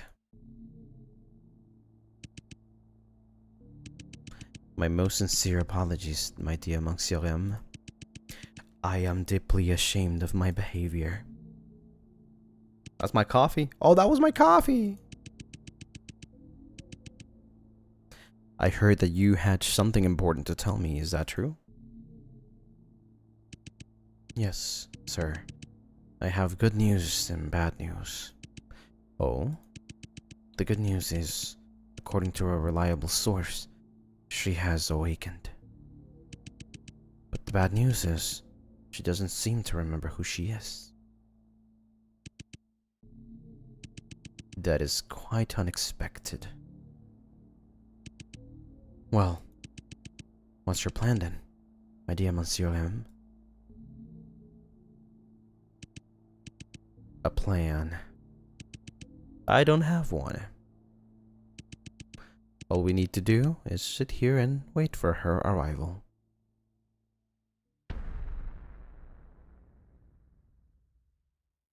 Damn. They're waiting for me. At chapter 1, the end.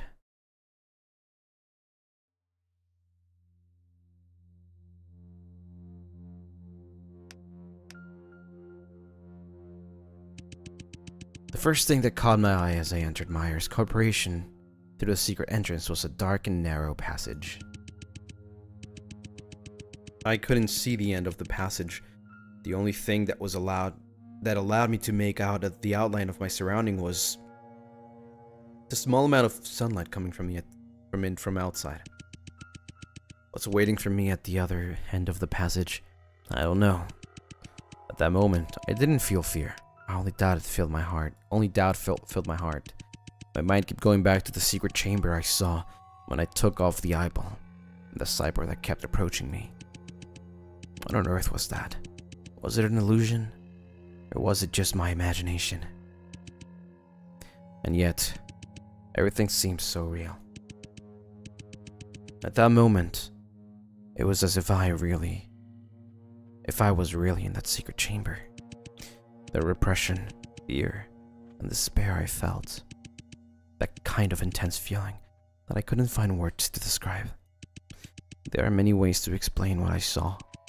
Waking up to find yourself in a mysterious mansion, having lost all your memories, and the first thing you greet is broken robot cyborg. No matter who you are, you'd start making some strange assumptions. This must be the result of me being overstressed, I said to myself.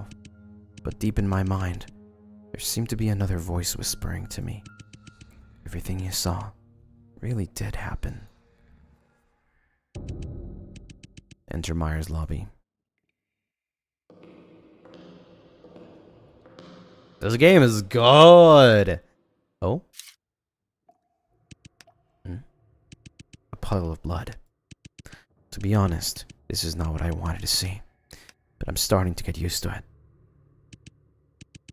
From the shape of the blood spatter, it looks like a body has been dragged deeper into the tunnel after someone was killed. I squatted down and carefully dipped my fingertips into it. No hallucinations. Nothing happened this time. But I rubbed my fingertips with my thumb. This puddle of blood, it's not completely dried up. In other words, I may not be the only uninvited guest here. I need to be careful.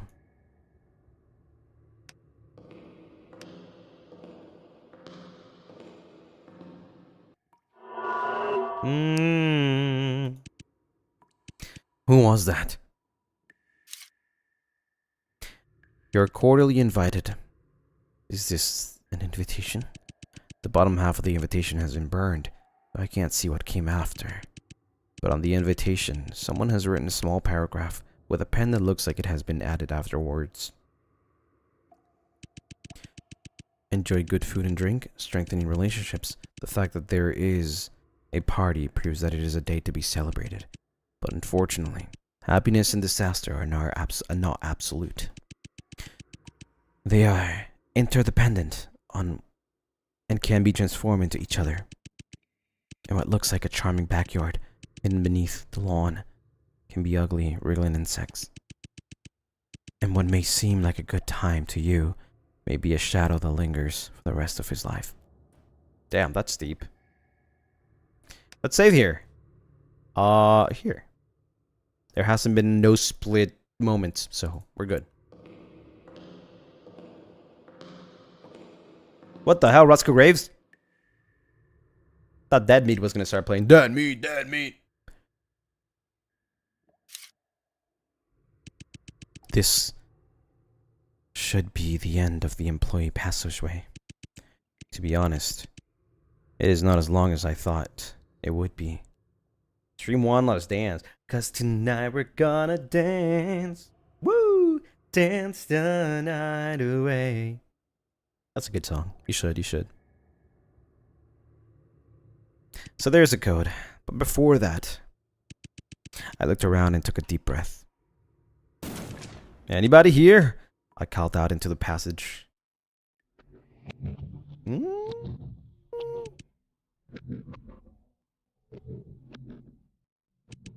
Oh, for a moment, I thought I heard a low, vague reply.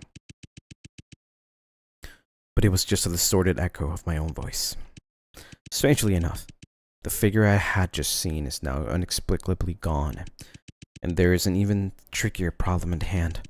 If I want to access the lobby, I'll need to enter a 4-digit code.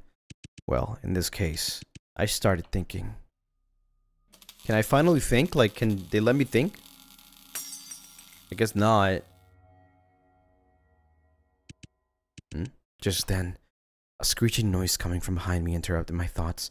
Jump scare incoming! What was that noise? The day the nightmare began. A coded door. I need to enter a 4-digit code. I don't know what the code yet. Using brute force would only be a waste of time. Or would it? Oh, they don't let me use brute force because I know I would have hacked it. Alright, let's go back then. Let's see what's behind us. Oh. Is this some kind of toy? I don't quite understand, but it looks like an arm with arms. But more importantly, I'm pretty sure this wasn't here before. That strange noise from earlier could have been the sound of this falling. Who's following me here? And what do they want? Of course, is my boy Dino. It's gotta be my boy Dino. So do we go back? Oh yeah, something was dragged outside. Oh no, never mind. Should I go out again or should I just keep going this way? Let's go back.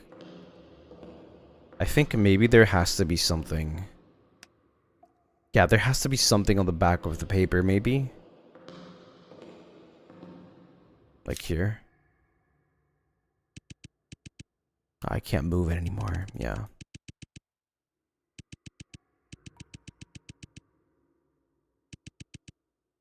Do you like parties? Yeah. Okay, let's go out, actually. Because there might be a code somewhere else. We do have to find a code, but can we actually go out, though? That's a good question. Lucy just want to go out to his... Want to go back to his hacker era. Oh, yeah, I can't go back, so... Huh. Interesting.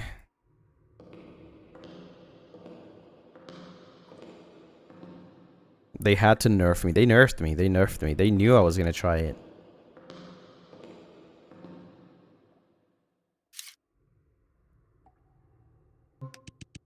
Investigate the toy. Oh, there it is. Yeah. A blood-stained arm with arms. It looks like some sort of toy. The blood on the toy is not completely dried, which makes me wonder if it is from the same person as the blood on the floor. Maybe I should pick it up and take a closer look.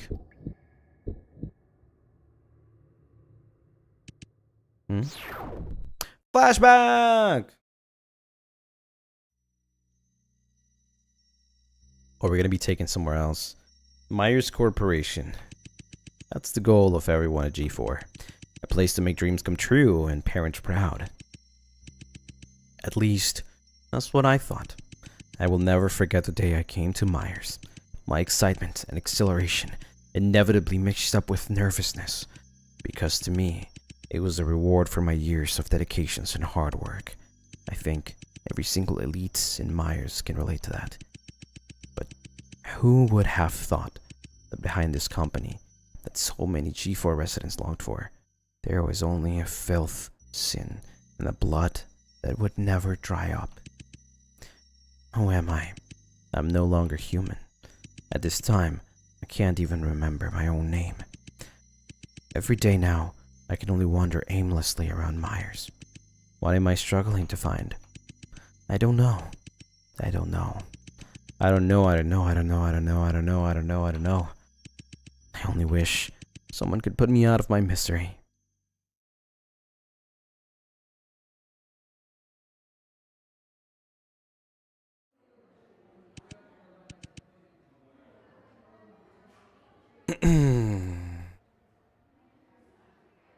Hold on, chat. I lost you. There you go.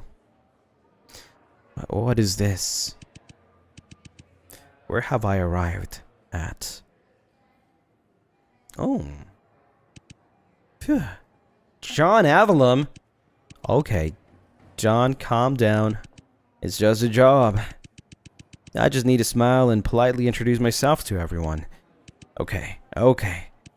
3, 2, 1. Nice to meet you. My name is John. Wouldn't this seem a bit too emotional? Start over.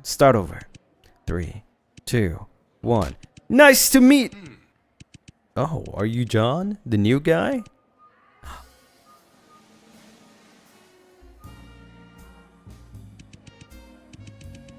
Oh, okay, this is the past. Welcome to Myers. In case you don't know, I'm the Chief Investment Officer, Victor Blake. Oh, nice to meet you, Mr. Blake.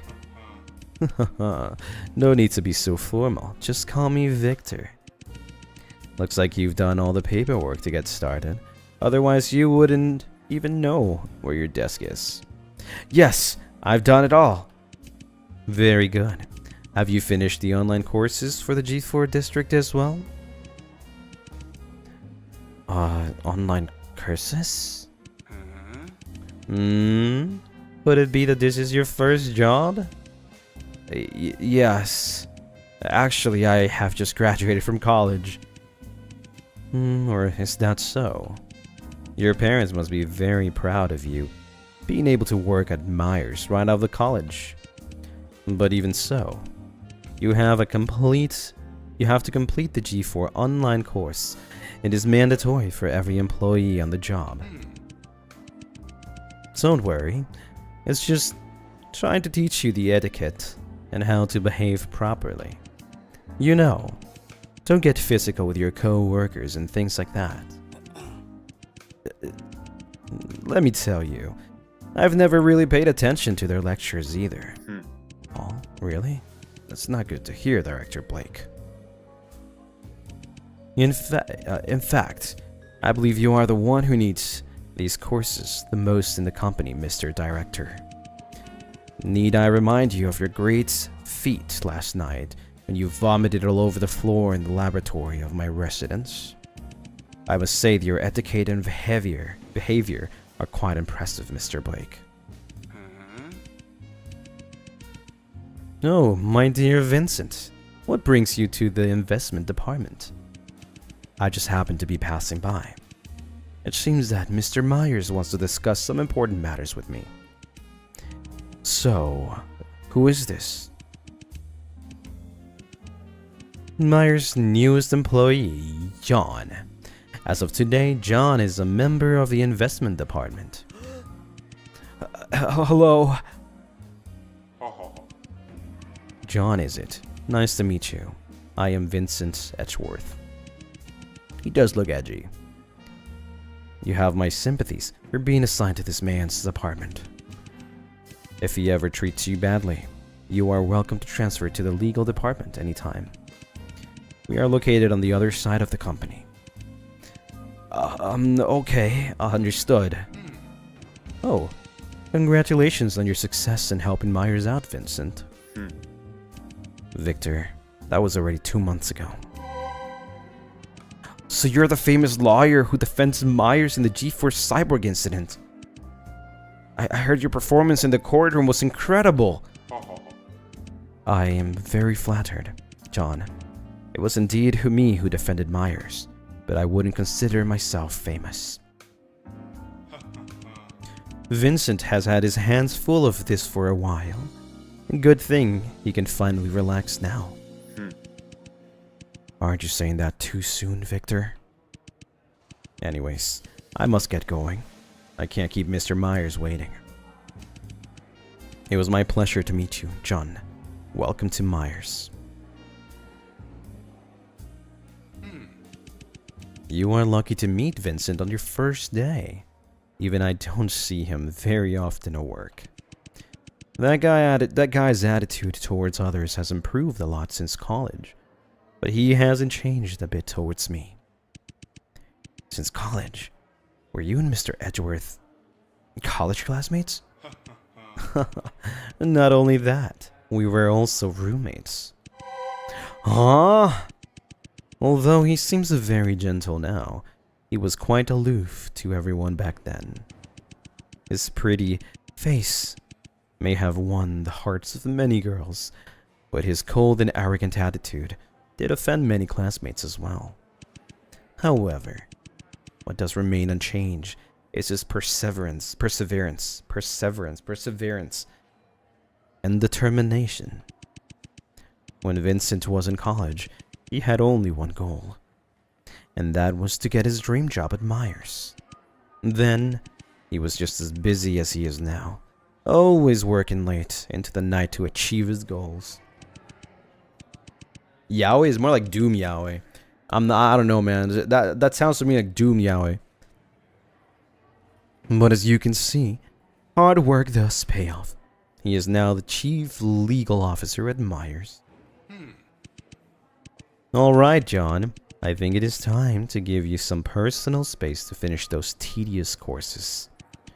If you have any questions about the company, please come by my desk.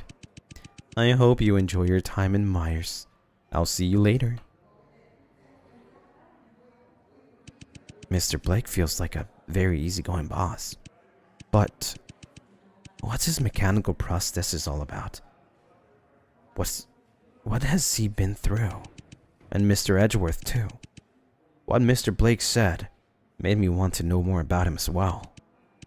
Anyways, this is not the time to think about that.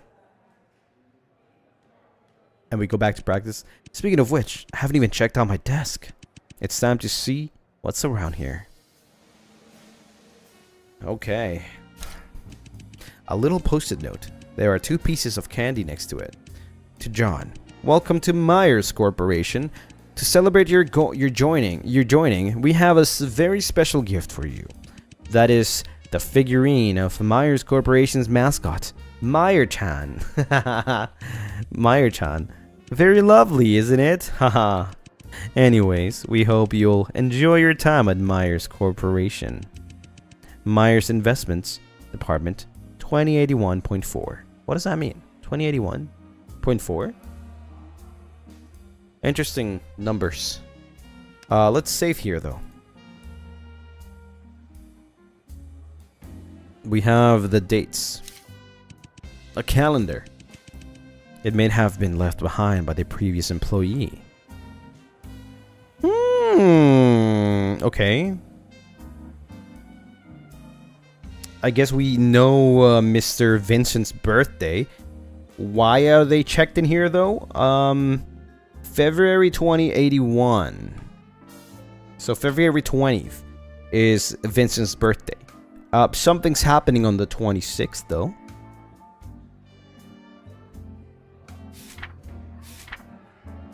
There's summer 17th. There are some stars on these numbers though.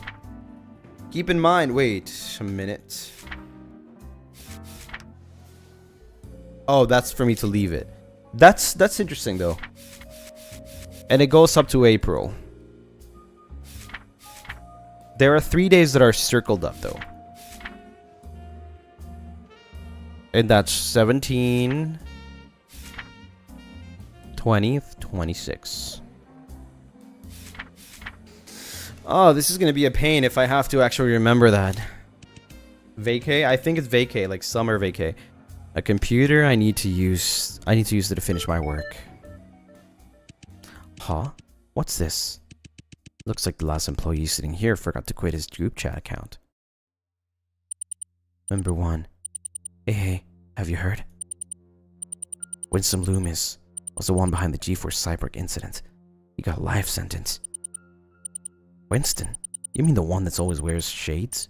Doesn't say a word, and has a bit of a hunchback?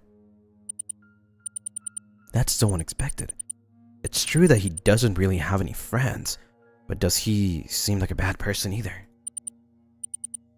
I disagree. This guy has always seemed kind of suspicious.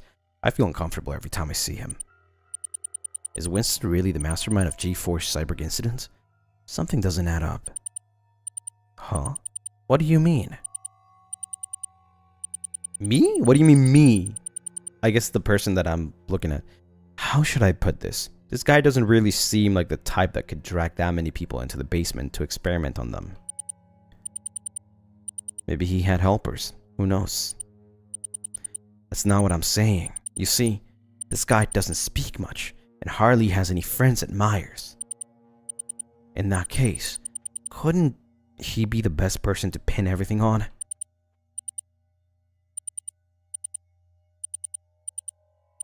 Hey, what the hell are you thinking?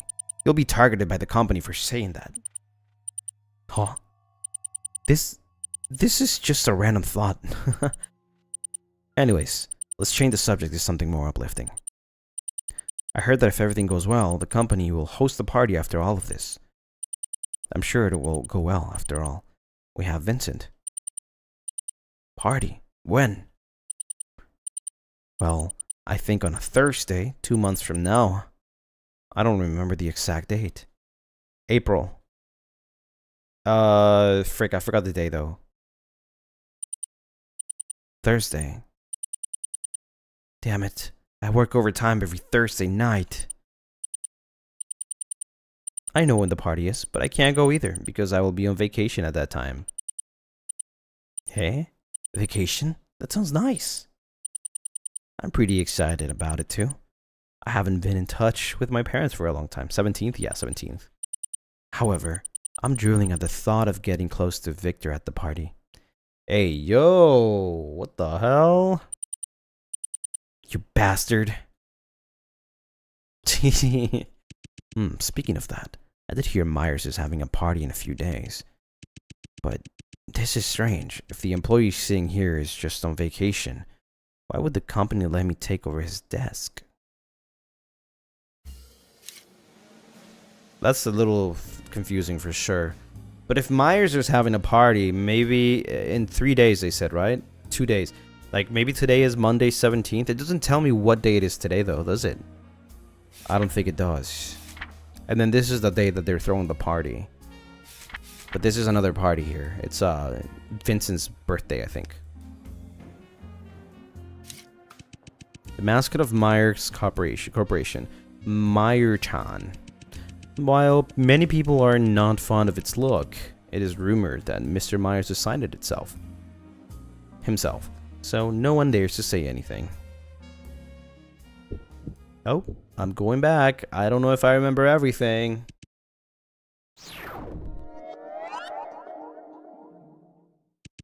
What was that? Just as before, I seem to be seeing memories from the past that do not belong to me. What on earth is going on here? By interacting with certain items, you can trigger events from the past.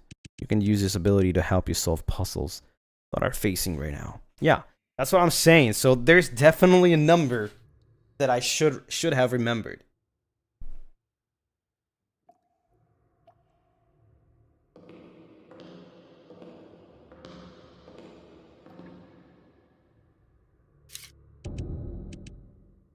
Door won't look automatically after entering the correct answer.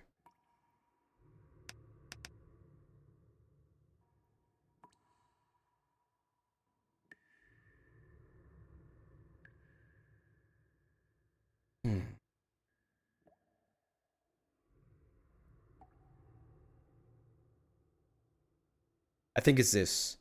April is 0417, I think.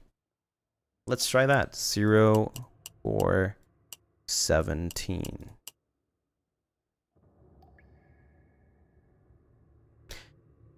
It said that it would open automatically, right? Yeah. What if it's 17? 04.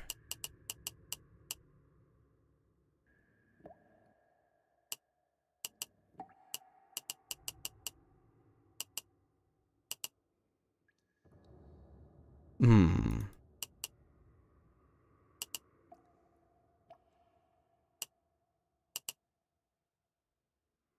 02.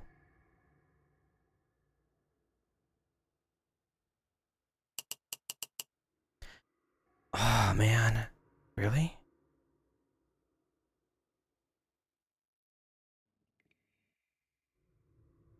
Could it be 2081? I don't think so.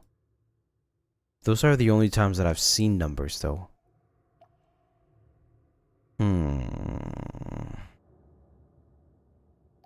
2081. We could try that though. I don't see any more numbers unless I'm still missing something. 20. No, okay. Maybe here I can do something about this. No. It said that I can like trigger stuff, right? The day the nightmare began. Can I just go back to this place? I can. Okay, awesome. I thought I was lost forever there. Alright, here.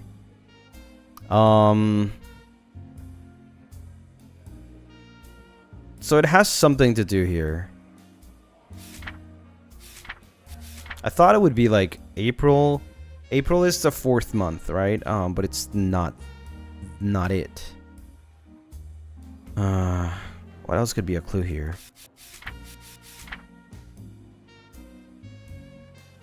And I thought that the password would be April 17th, but it's not. But it's definitely something to do with the dates. There's 3 exclamation marks. But the problem is that it also is none of these dates. So at least it's not February 26th, February 20th. It is not April 17th. So it has to be something else.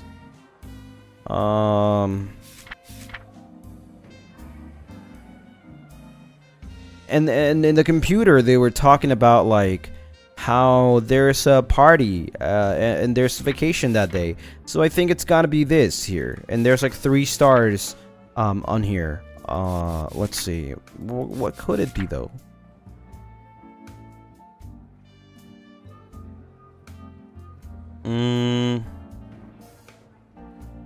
April is the 4th month, isn't it? And I already tried that.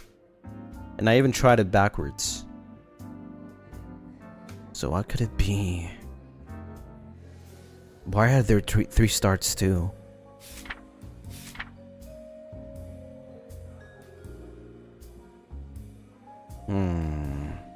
Three.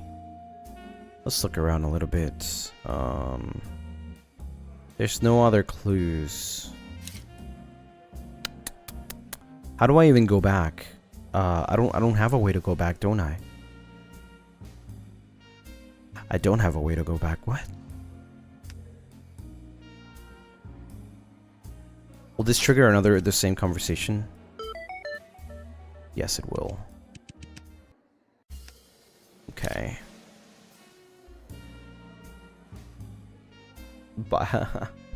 Oh yeah, by touching Meyer-chan? Okay, that makes sense.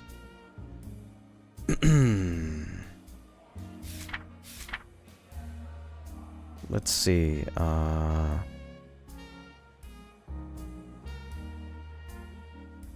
What if the password is 0017th? I don't think so. But we can try.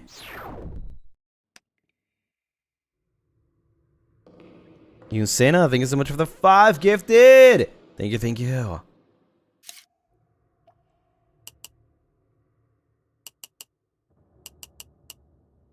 No, it's 17 something. So the other 2 numbers are random.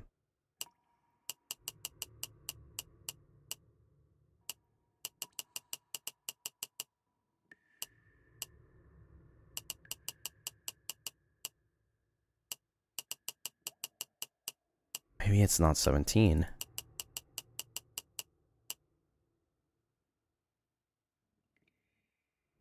Could it be what I think it is? No, it's not what I thought it was. Never mind. Okay, so it's nothing to do with 17. That's so weird. With 2020, maybe?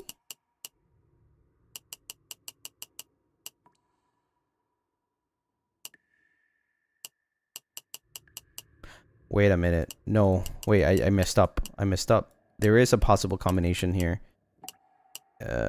Right? 17. Which is this year.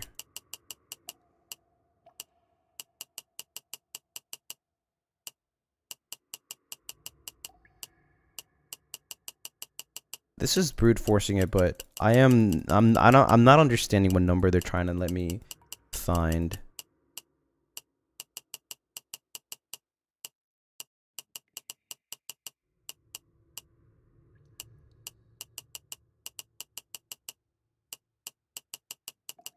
Okay, so it's not 17. We know it's not 17. Let's try 20. Let's try number 20. 20 is Meyer's birthday.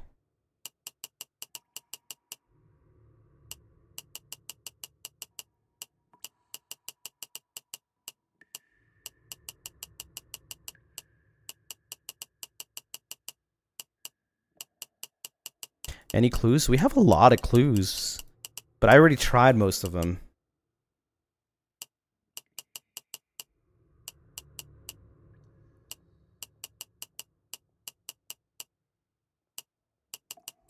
So it's not, I don't think it's 20 either.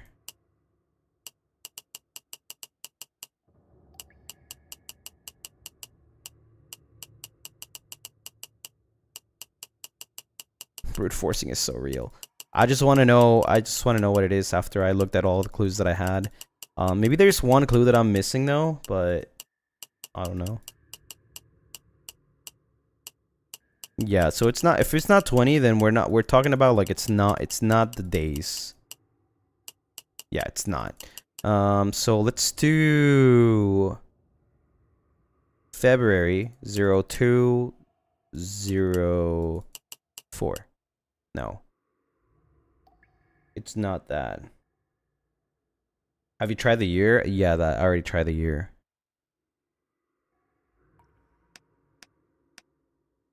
Interesting.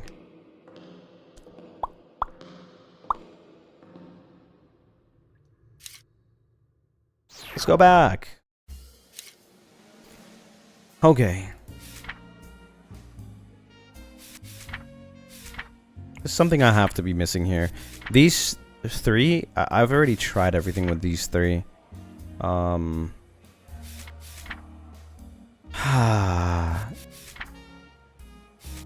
Maybe I have to listen to what they say more, but I kind of already knew. I already saw everything.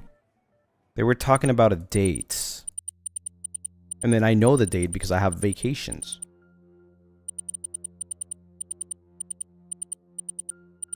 That's unless... Okay. What do you mean?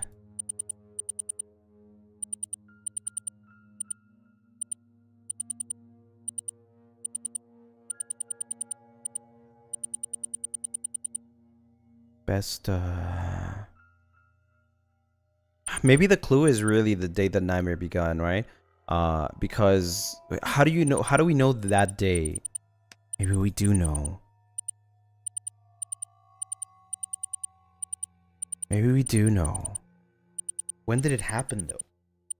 Did they mention it at any point?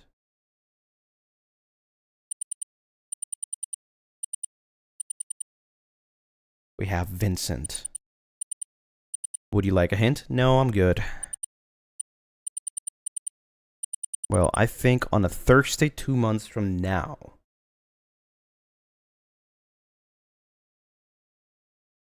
Okay. On a Thursday 2 months from now. Thursday, damn it. I work overtime Thursday night. Alright. Thursday 2 months from now. That is 16. Wait, what? 1, 2.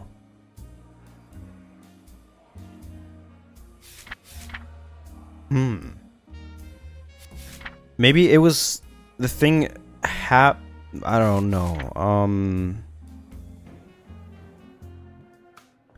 2 months from now. But wouldn't that imply that... What day is today, though?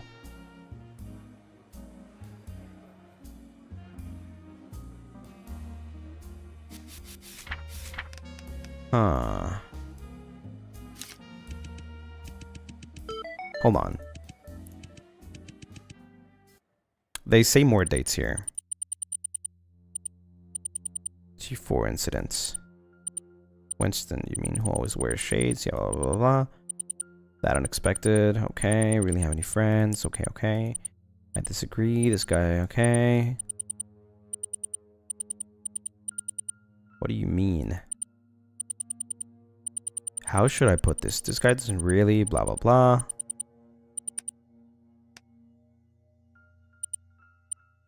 That's not what I'm saying, you see. This guy doesn't speak much. Okay. What the hell are you thinking? You'll be targeted, blah, blah, blah. Oh, this is just a random thought, haha. Anyways, let's change the subject. Here. I heard that if everything goes well, the company will host a party after all of this. I'm sure it'll go well. After all, we have Vincent. Party? When? Well, I think on a Thursday 2 months from now. But they think. Then Thursday? Damn it, I work overtime every Thursday night. Me, haha, I know when the party is. But I can't go either, because I will be on vacation at that time. Vacation? That sounds nice. However, I'm drooling at the thought of getting... You bastard.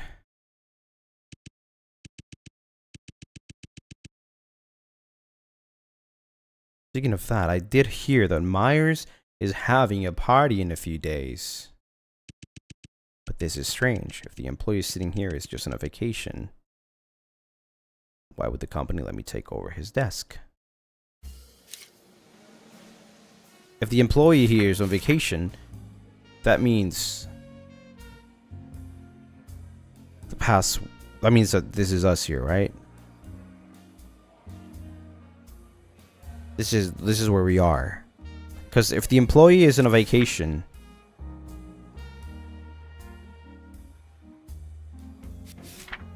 this is where we are.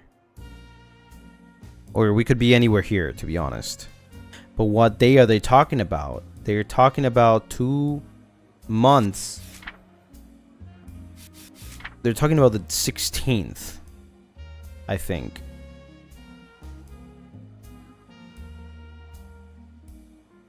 Or it could be the 23rd. Because this guy is on a vacation.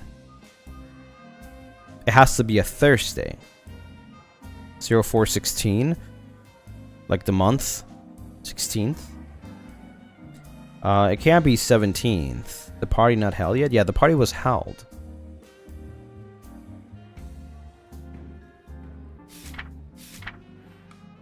So 416. Just do all the Thursday at this point. All the Thursdays are 0209 16 2330. Okay, let's try that.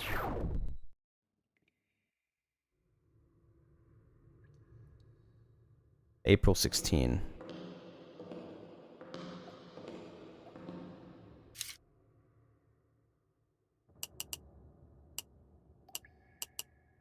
No, it's not.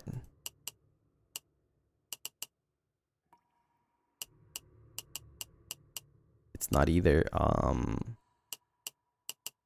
It's not. 23, 20, 14, 15, 16, 17, 28, 29.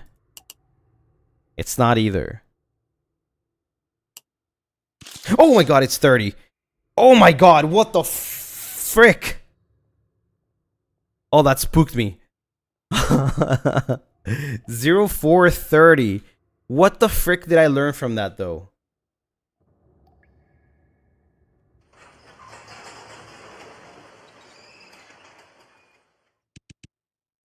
It worked.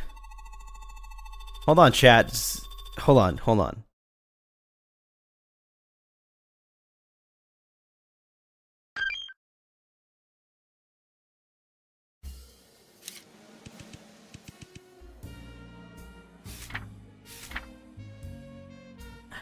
I see.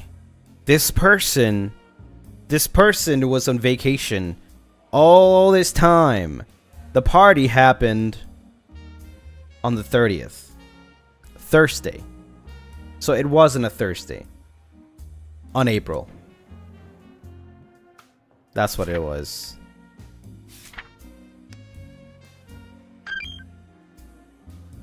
Oh my god!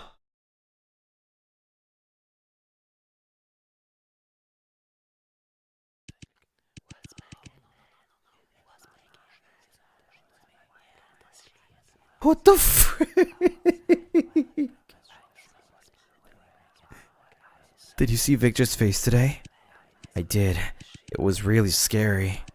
What happened? Why is he being so strange today? Don't you know? Vincent was in a very serious car accident last night. On his way to the party, he's still in critical condition. Huh? Mr. Edgeworth? Oh, John, is it? Hello.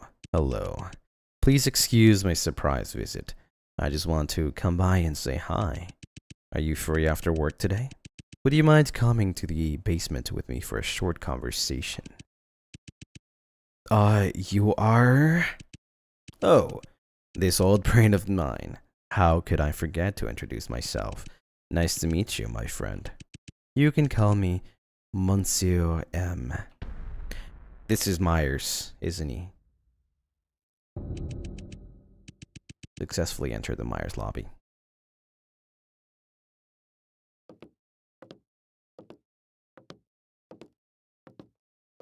I think I already know what's happening here. Those flashbacks, we're getting there. Lady Lucy.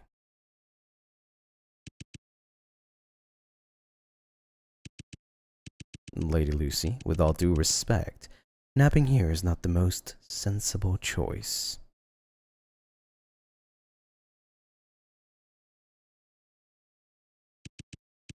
What happened? Sure. Good evening, my dear Lucy. Who is this guy? It is an incredible chance of fate for us to meet each other in such a desolate place, don't you think? What appeared in front of me was a dark-haired young man who was dressed formally and elegantly. He looked very similar to Vincent in appearance, but much younger. Would you mind telling me who you are? It seems inevitable, doesn't it? Only in youth does coincidence seem the same as fate. Later we know that the real course of lives is decided within us. You don't look so old yourself. I am Mr. Edgeworth's butler. You can call me Draco. Interesting. What is he doing here, though? Vincent's butler, so you're the one who saved me. You were also the one I saw earlier in the passageway, aren't you? What are you doing in Myers?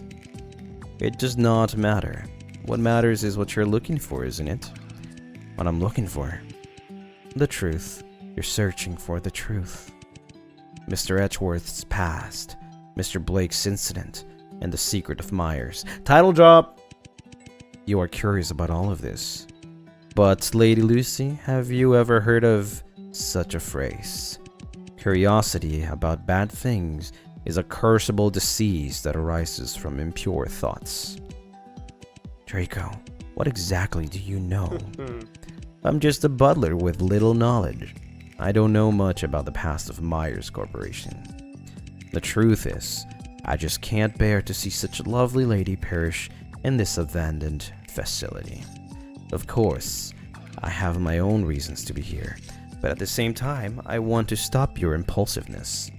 It is best you go back the way you came, Lady Lucy. You don't belong here, and you don't deserve to be here. Sheesh. Okay, Mr. Protagonist. Thank you for your kindness, Draco. But I've made my decision about it. You're right. I'm indeed curious about Myers Corporation. But what I care most about is finding my lost self. My name. My home. My family. I want to get it all back. I don't know why you're here. But I hope you can find what you're looking for as well. Now, if you would excuse me. How stupid. Anyone who studies the history of human catastrophes can be sure that ignorance is the main source of human adversities. Your seemingly commendable courage is nothing more than ignorance wrapped up in a pretty package. You have absolutely no clue what you're about to face. So you really believe you can face up to all the dangers that are coming your way? Do you really believe that you can accept the truth that will be revealed? Are your memories really more precious in your life? Please forgive my bluntness, Lady Lucy, but you will soon be embraced by death, even before the truth befalls. Maybe Victor was right. Losing my memories could be a second chance. What was I like before? Who knows? Maybe the loss of memory was intentional on my part. Maybe everything right now is what I longed for. But I'm sorry, Draco. I don't care much about that. The old me can make her own decisions, but the new me, and the only new me, makes all the decisions now. And what I do now is, I don't feel complete without my memories right now. I will not give up until I find out the truth. But am I John though? Am I John or what? Like, tell me. Lady Lucy, you are so determined. It seems that there's nothing I can do about it. If that's the case, why don't we play a little game? A game. You came to Myers to investigate its past and your connection with it, didn't you? Then show me what you have learned. If you can answer my questions correctly, then I will allow you to continue your investigation here. However, if you fail, then I will end your life here with my own hands. Live or die. Again, I can't save. You will be able to give 2 incorrect answers to all of Draco's questions. I can. Okay, I can save. There you go. Answering incorrectly more than twice or exceeding the time limit will immediately lead to death. Saving would be a great idea now. Haha, I just did. Question number 1. In the world of peace, there is nothing to be desired but the most admired works. In the world of peace, there is nothing to be respected but the creative tools of innovation. In order to break the shackles of tradition and develop science, science needs creation and imagination. As a super monopoly in the G4 district, Myers Corporation is no exception to this. Human beings stand out amongst all species because they are endowed with the ability to create and innovate. But for Mr. Myers, the application of such ability goes far beyond making tools. It has more important roles to play. If things are used for their strength, then there will be no talent that is abandoned. If things are used for their weakness, then there will be no one that is satisfied. Therefore, Mr. Myers has set a slogan for the company since its inception. Myers, the place where dreams come true, the place where you make the rules. Design, create, enhance Myers Corporation. But go beyond the limits of reality and make the impossible possible. The mole idea has undefined limits. The technology Myers... Frick! Which one is it though? I can't... Wrong! It was put against time, man. The place where dreams come true. The place where you make the rule. No, that's not it. Design, create, enhance. I think it has to be this. Beyond limits of reality. Make the impossible. Yeah, I mean, it had to be. Okay. For Mr. Myers, humanity has lasted because it was endowed with the ability to innovate. And the application of such abilities such be used not only to tool making, but also in amplification of mankind's advantages. Compared with ordinary people, the modified Myers employees exemplify better working abilities. Therefore, Myers Corporation focuses on designing, creating, and enhancing human strengths. I only have one more chance, man. I'm gonna die. Rivers and mountains can only nourish a limited amount of soil, but the number of mediocre souls is infinite. Who are you calling mediocre souls? Stupid robot. The sinful souls do not deserve to be judged, and can only be redeemed by repaying their bodies to their world that has allowed it to take so much. The above excerpt is from a gospel discovered by the police during the investigation of Myers Corporation. The gospel is considered to be the embodiment of the ideas and concepts of the mastermind of the G4 cyborg incident. The so-called mastermind was sentenced to a life in prison, yet Myers Corporation itself was never changed. Nonetheless, a series of mysterious murders took place afterward, led to the belief that there was more to it than met the eye. On July 20th, 2021, several small explosions occurred near the G4 Central Prison area, destroying parts of the prison walls. This happened 2 months after the vacation sign thingy. That means the party was on the 30th, and this happened April, June, May. Wait, May, June, April, May, June, July. 3 months after. Just in case, gotta remember this. Since then, the whereabouts of this former researcher from Myers, who is also known as the mastermind of the G4 cyborg incident, has been unknown. So, which of the following is the infamous Mr. Winston Loomis? Oh. Hold on. Can I not? I can't go back that much. Frick. What was he again? Oh man, it's either or. Which one, chat? We only got one chance. Hunchback, right?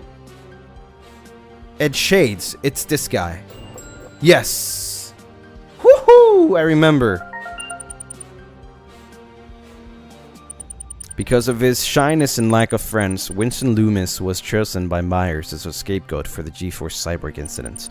He was described in the group chat as the guy who always wears shades, doesn't say a word, and has a bit of a hunched back. I'm glad I remembered.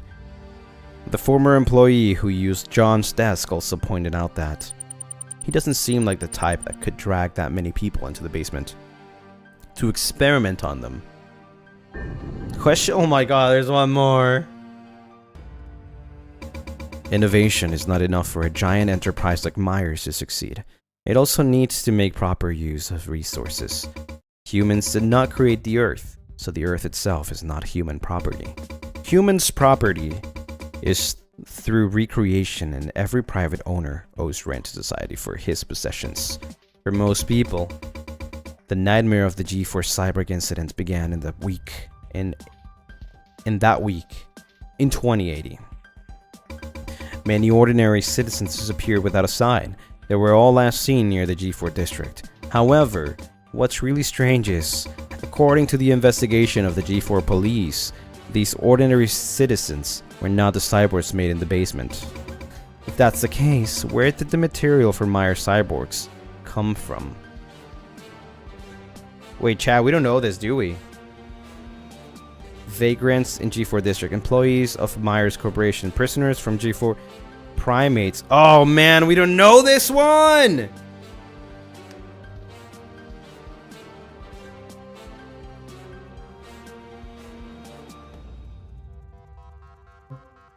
Woohoo!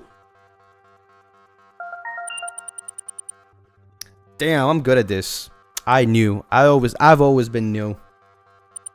Yeah, by removing the cyber's eyeball, Lucius successfully entered the secret employee passageway of Myers Corporation.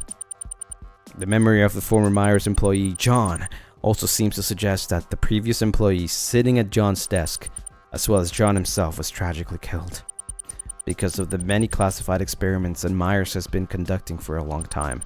Many of its employees have little contact with their families.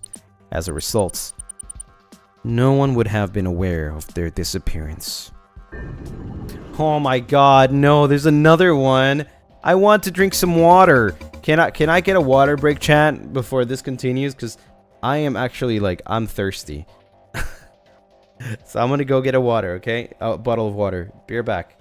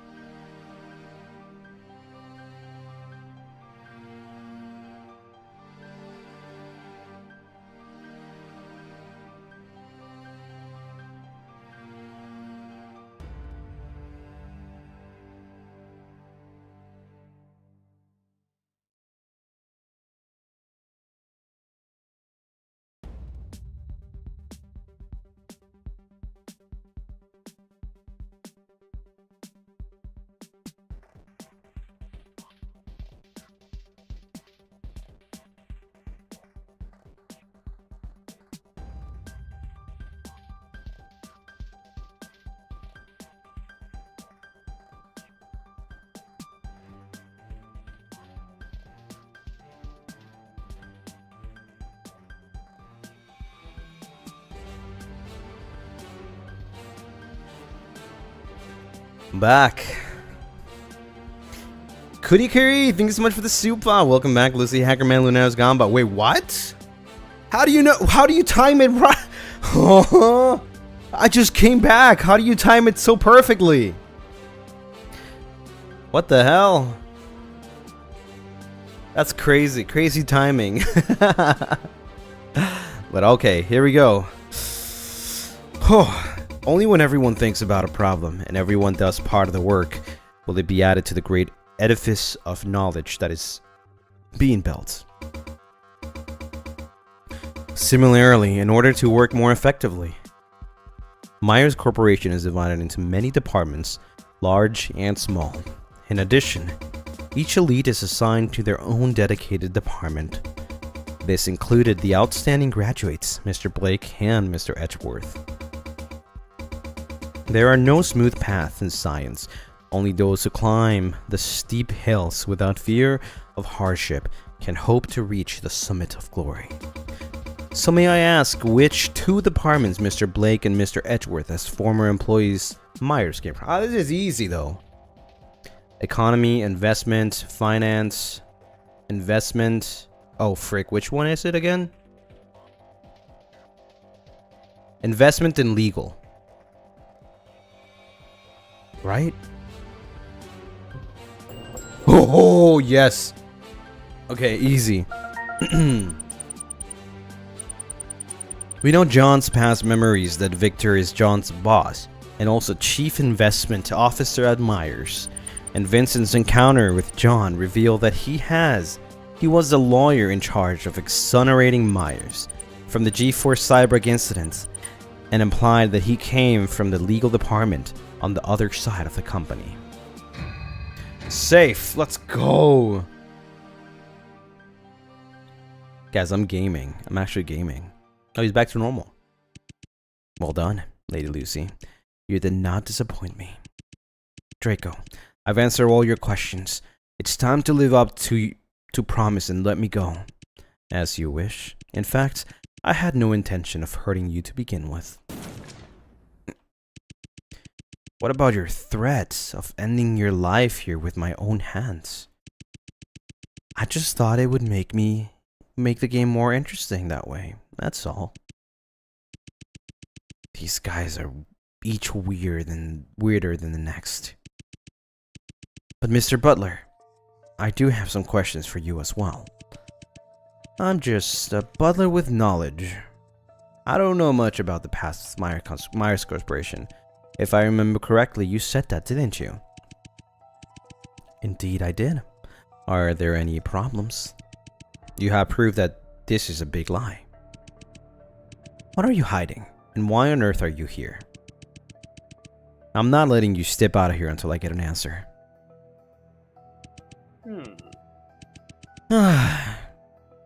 You just can't win with this lady. But it won't hurt to tell you. The truth is, Mr. Edgeworth had a lot of hassles with Myers Corporation. Hassles? Do you mean the car accident? Lady Lucy, you are very clever. I think you've already guessed. The car accident was not actually an accident. It was carefully planned by Myers Corporation. That explains Vincent's gloomy face when he heard about the G4 Cyborg incident. It also sounded completely in line with Myers' style. But why did Myers try to kill Vincent? I don't understand. What did Vincent do? Didn't he get Myers Corporation off the hook for the G4 Cyborg incident? The reason is simple. Because he knew the truth about the G4 Cyborg incident. Although Mr. Edgeworth was a lawyer at Myers Corporation, to the core members he was just a pawn and another outsider. When the pawns have outlived their usefulness, they are discarded. And the fastest and most effective way to deal with unnecessary outsiders who know something they shouldn't is also to make them disappear from the world. Therefore, the company took the opportunity of holding a party to kill my master with a premeditated car accident.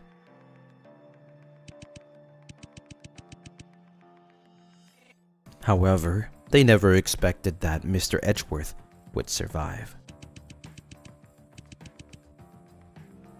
Although the company failed their plan, they did not stop there. Since then, Mr. Edgeworth has received constant threats and harassment from Myers Corporation. Harassment? Even after the bankruptcy? Yes. There are signs that Myers Corporation has become a secret underground organization after the G4 Cyborg incident. But to me, that doesn't make much difference. The old Myers Corporation was just a terrorist organization hiding under the banner of scientific research. So what you're saying is, those still using the abandoned site of Myers Corporation is Myers itself? That is why I'm here. It is the answer I'm searching for. Wait a minute. If Vincent's car was the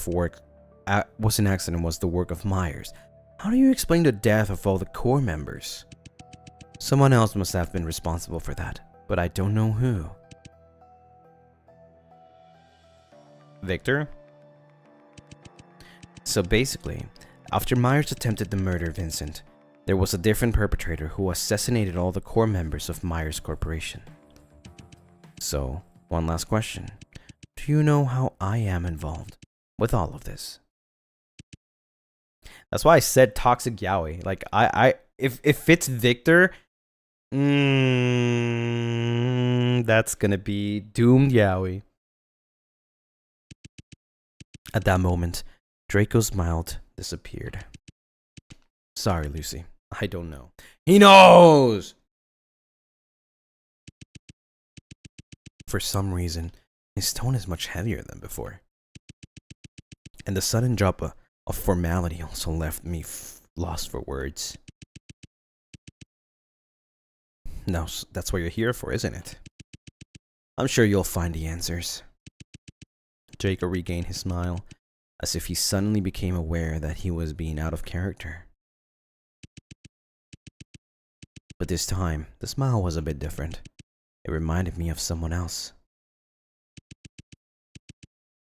I need your help, Draco. If the two of us work together to investigate, we will soon find out the truth. Partner with me? I'm really flattered. So listen up, Lady Lucy. What I'm going to tell you next is very important for our investigation. Starting from the lobby, Myers Corporation is divided into two sections, left and right. Each section contains different departments and rooms. On the left is Mr. Blake's investment department, and Mr. Edgeworth's legal department is on the right side of the Myers Corporation. As to where you want to start, it is entirely up to you. No matter which route you choose, they will eventually lead to the basement. In other words, where the secret chamber of G4 Cyborg incident is located. That is to say, if I want to know about Victor's past, I should choose go left. But if I'm more curious about Vincent, I should choose to go right. Ah, man, this is where it splits, isn't it? You're not wrong saying that. So, Lady Lucy, have you made up your mind? Starting from the Myers lobby, the game will have two different branches. Depending on the route Lucy chosen, the game will unfold differently. In order to keep the plot smooth, branch 2 left will be unlocked after branch. Oh, what? Left will be unlocked after branch 1 is finished. So I don't get to choose, actually. There's a set path. Which route should I choose? 1. But can I come back to this later? We'll see. So I'm just gonna save there. Right, is it? Looks like you're more interested in Mr. Edgeworth. From the information we've gathered so far, Vincent seems to be more closely involved in the G4 Cyborg incident. That's what they think. I believe investigating the legal department will give us the answer we want. I see. I'll have to agree.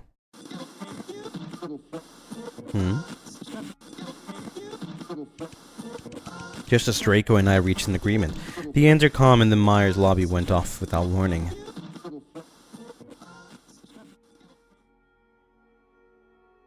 Jump scare. Welcome to the Myers Corporation. As the #1 trusted source for mechanical prosthetics, we define global standards and create a first class corporate image. Design, create, enhance Myers Corporation. Please enjoy your visit and have a wonderful, painful day. Damn, okay.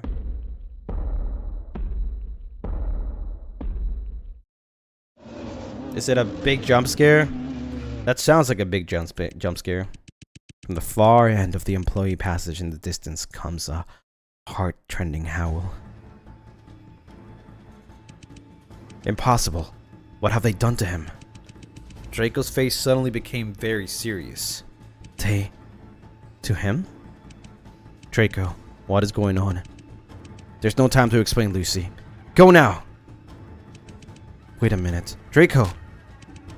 Before I could finish, Draco pushed me to the right room of the lobby and then punched a button to the front desk. Draco! Lucy, don't you want to know the truth? Don't you want to know who you are? Then go. If your life ends here and now, all your efforts will be in vain. What about you?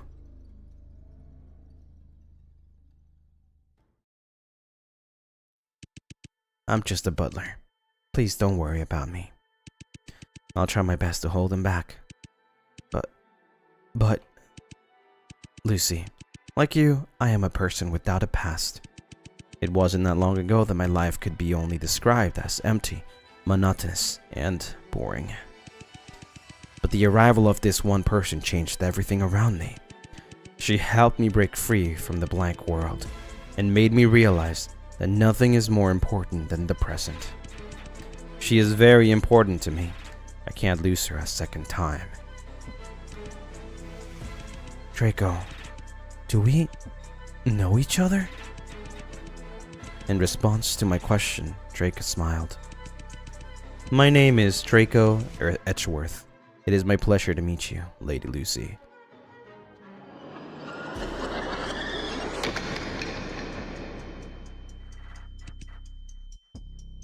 Damn.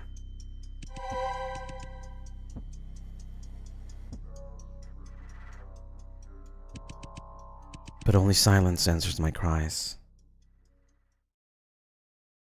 What the hell? Okay, this is getting interesting. Chapter 2. The end. That's a crazy ending for Chapter 2. It's also doomed straight. Draco Etchworth. From the first moment I saw him, I thought he somehow looked very similar to Vincent, but I had no idea that Vincent and him were really related by blood. Are they brothers? But what kind of person would make his own brother a butler?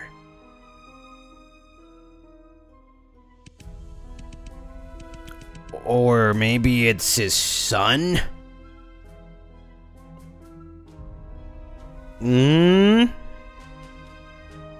Lucy, like you, I am a person without a past.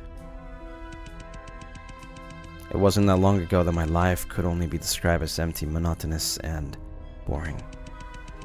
I don't know, man. We'll see. We'll find out. The arrival of this one person changed everything around me. She helped me break free from the blank world and made me realize that nothing is more important than the present. She is very important to me. I can't lose her a second time.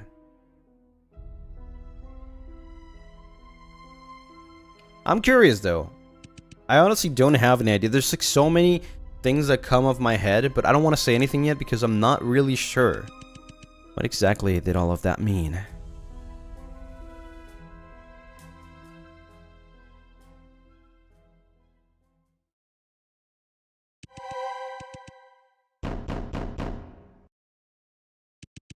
I banged on the gate again. There was no response. Damn it, this can't be it. There has to be a way. I groped along the nearby walls, but didn't find any switch to reopen the gate. Draco, I felt disheartened at how powerless I was.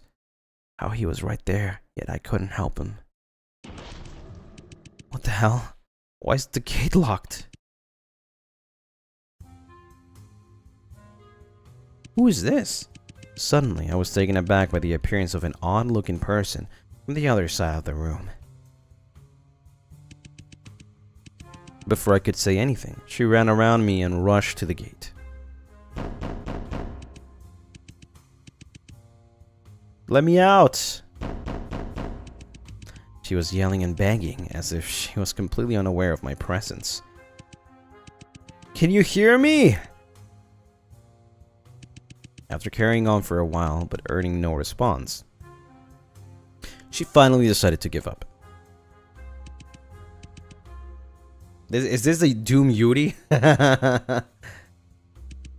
She was breathing heavily when she turned around, staring straight at me with her bright burning eyes. Was it you? Were you the one who locked me in here? She demanded. Shit, I may be in trouble.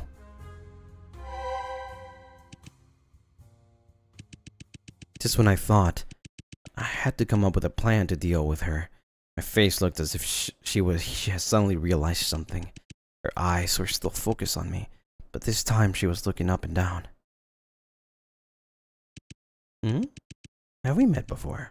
She suddenly asked. What? What did she just say? Her very surprising comment left me speechless for a moment. It was not something I expected to hear from her. Calm down. Calm down. This is critical. I can't miss my chance. In other words, I might be able to learn something about my past from her, but I need to be careful. I don't have any idea whether she's a friend or foe yet, and judging from how she acted, it seems that she's only had a casual acquaintance with me as well. It may not be the best idea to just start throwing questions at her about myself. More importantly, if I expose the fact that I lost my memory, things may only work against me. So the safest strategy right now may be to get information of her in a less straightforward way. Oh hi, it's been a while. Do you still remember me? I tried my best to stay calm and greeted her. She looked all over me again, and then her eyes rested on my face. You do seem kind of familiar. Let me see. Oh hey, detective! She suddenly exclaimed with excitement. I remember now. I knew it. You were the one with that famous lawyer last time. As was expected of me, Zalmona, I knew we've met before. Zalmona! Zalmona? Is that her name? But more importantly, did she just say I'm a detective? My brain felt as if it couldn't handle all the information I had just received at once. But this is perfect though. I never thought I would be a cop. Was I involved in a case? Did something happen during my investigation that caused me to lose my memories? But, wait a minute. She mentioned that I was with a famous lawyer. Could she possibly be referring to Vincent? But, detective. Zalmona's voice interrupted my thoughts and dragged my mind back to reality. I'm curious, what brings you back to Myers Corporation this time?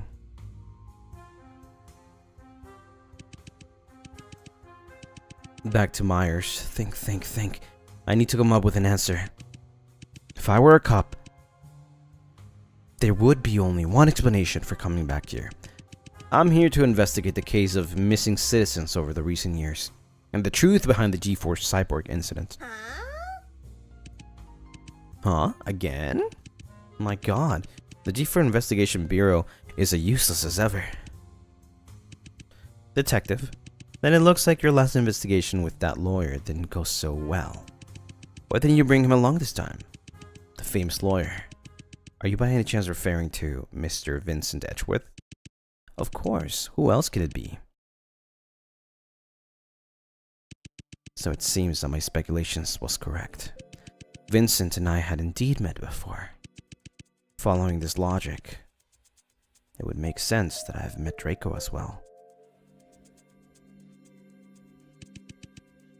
If that's the case, why would Vincent hide everything from me and pretend that he didn't know me? I suddenly remembered about the cyborg I saw at the mansion and how Vincent and Victor refused to explain anything about it. Myers had gone bankrupt years ago, but it is clear that someone is still using the abandoned site for some kind of experiments. Draco told me Myers Corporation had become a secret underground organization after that huge incident. But even if that's true, how can it explain the cyborg in Vincent's mansion? Could it be that, as a detective, I was actually investigating Vincent and not Myers Corporation? Dun dun dun! If we go with that explanation, Vincent is most likely the person behind my memory loss. The more I thought about it, the more worried I became. But there's something that has especially been bothering me. If you had asked me what kind of person Vincent was, I would have answered, noble, elegant, and mysterious. His words, while exuding charm, can make you feel very uneasy at the same time. Is he someone we should be suspicious of? Of course, there's no doubt about it. Knowing Winston was innocent, he single-handedly succeeded in proving that the entire experiment was the work of a single employee. How scary is this man? For him to be able to do something like that. Nonetheless, when I met him at the mansion, I felt that there was a subtle connection between us that I couldn't explain. I'm well aware that I've lost all my memories. I have no idea about our past. I have no reason to draw such conclusions. But this feeling was particularly strong. It was as if the part of my brain that stored memories had disappeared, but the part that stored emotions was still intact. I have to learn about Vincent's past. It is vital for me to know.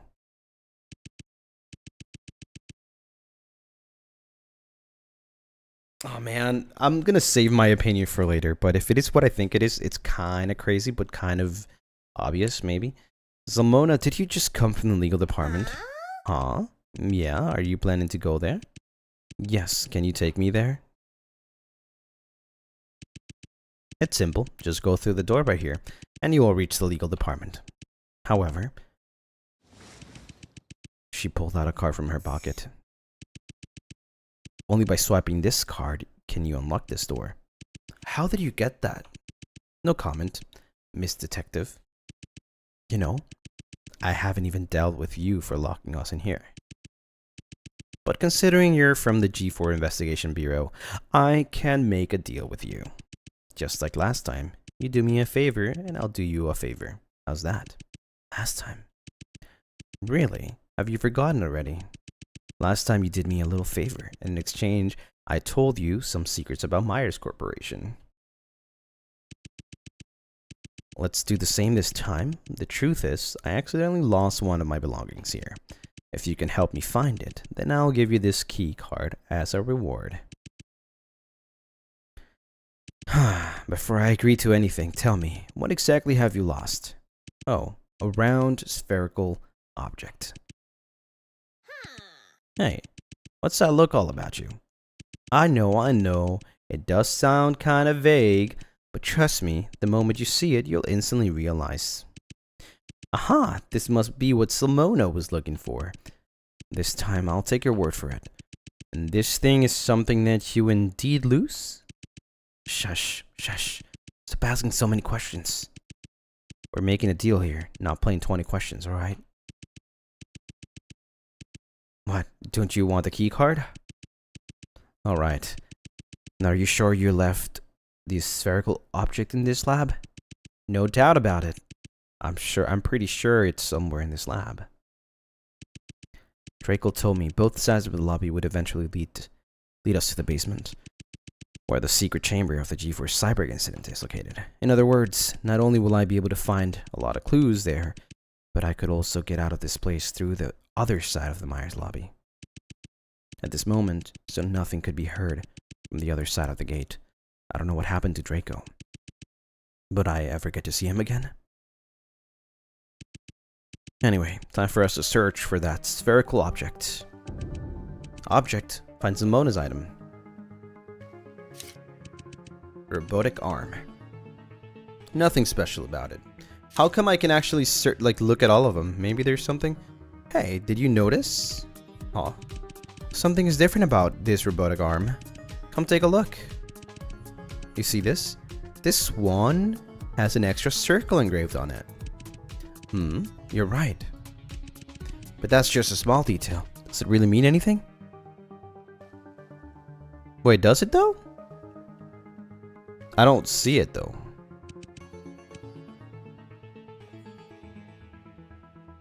Huh? I don't see it though. Like from here, I don't see it. Robotic arm, nothing special about it.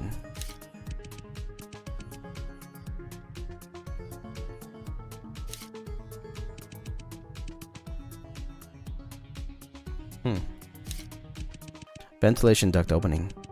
Maybe we can get out of here by crawling out of this opening. I don't think we'd fit, though. You mean you won't fit, though? Or me? I don't think either of us will fit through. Huh? For real?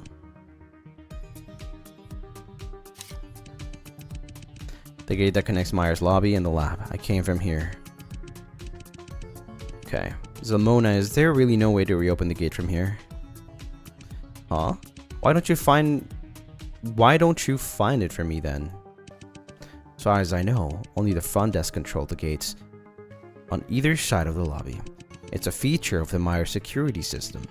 With all due respect, the security system doesn't make much sense to me. I know, right? I have no clue what they were thinking either. Right now, the only way for us to get out of here is to search the other side of Myers by taking the elevator from the basement and then go back to the lobby from there. I see. Then it seems that my assumptions were not wrong.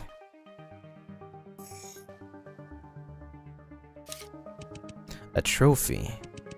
The trophy has a diamond shape engraved on it, but there isn't any text. Detective, what do you think this trophy is for? I'm not sure. Maybe it's for Employee of the Month. Employee of the Month? Perhaps the winner get a free ticket to the basement. That's kind of funny. I tried the door handle. The door itself doesn't seem to be locked, but because of the fixture on top, I couldn't open it. Oh, I thought that was like some kind of code in there, no?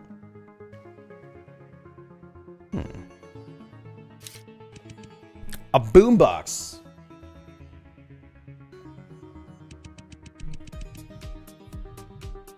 I don't feel like listening to the radio right now. A drawer.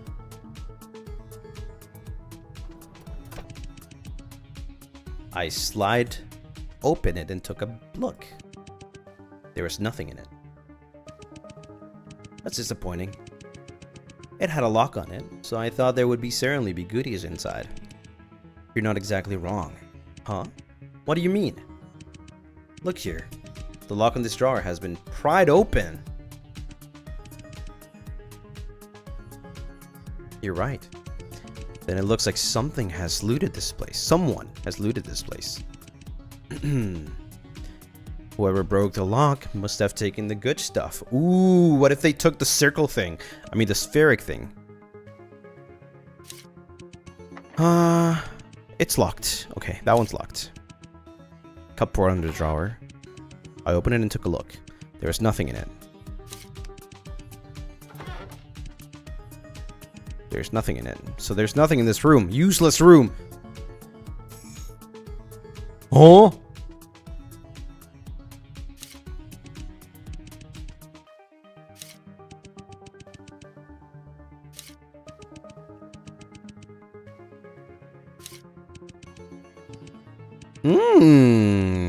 A key. Nice. Good investigation over here. Okay. Contemporary art really is getting more and more pretentious. Detective, what do you think these four art pieces mean? I think it's some kind of device. Some kind of device. Look here. There are 2 buttons under each piece. Oh. Let me try pressing one of them. Ah, got it. Got it. I understand now. I think we're supposed to match each shape with its corresponding color. It's not that difficult. We just need to try all the combinations. It's not as simple as that. Heh. We can change the shape of each heart, but we can also change their colors. What it means is that not only do we need to match each shape with the color that corresponds to it, we also need to find a specific order of the art piece, perhaps by colors.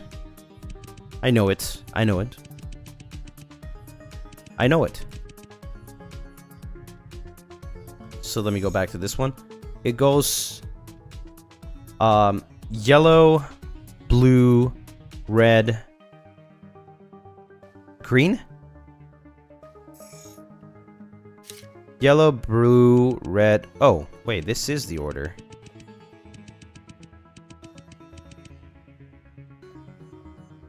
Wait, what? It didn't even let me touch. Wait, it doesn't even let me touch it though. I don't know what the answer to the puzzle yet. I would be very impractical to just guess. Okay, so the game is anti hacking, I guess.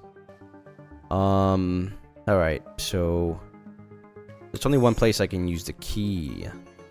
We already have two shapes. This is a square. Let's open this drawer.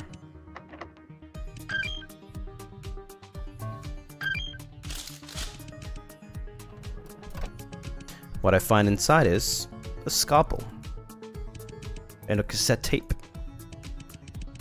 A cassette tape in the locked drawer.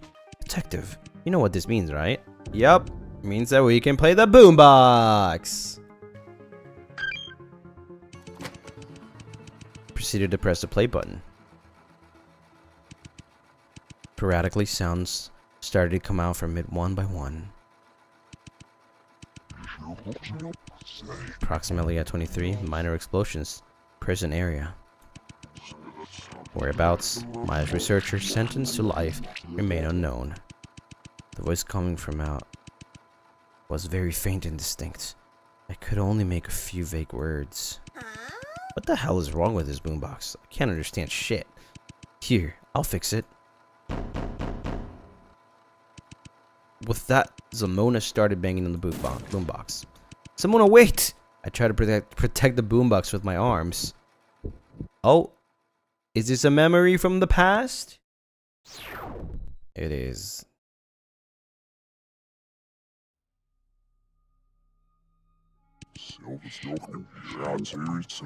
At approximately 23, several minor explosions occur near the G4 Central prison area, destroying parts of the prison wall. The whereabouts of Vincent Loomis, a former Myers researcher, and the mastermind behind this G4 cyborg incident, who was sentenced for life, remain unknown. The possibility that he died in the explosion cannot be ruled out until the site is cleared. On July 21st, the police completed the cleanup of the explosion scene.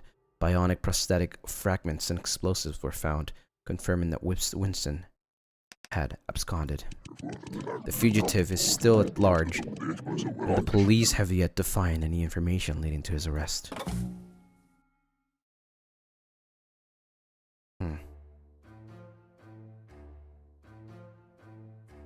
Oh, I love this song. Dear Vincent, tell me, this news doesn't happen to be connected to you in any way, does it?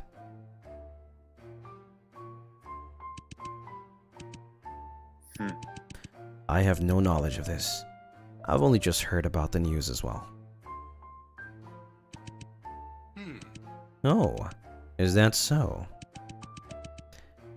Then, would you mind explaining to me how this man is right here in your mansion?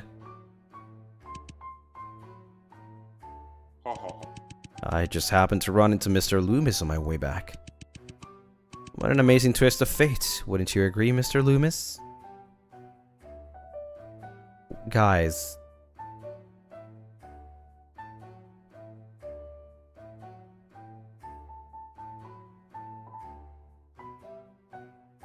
Are you thinking what I'm thinking?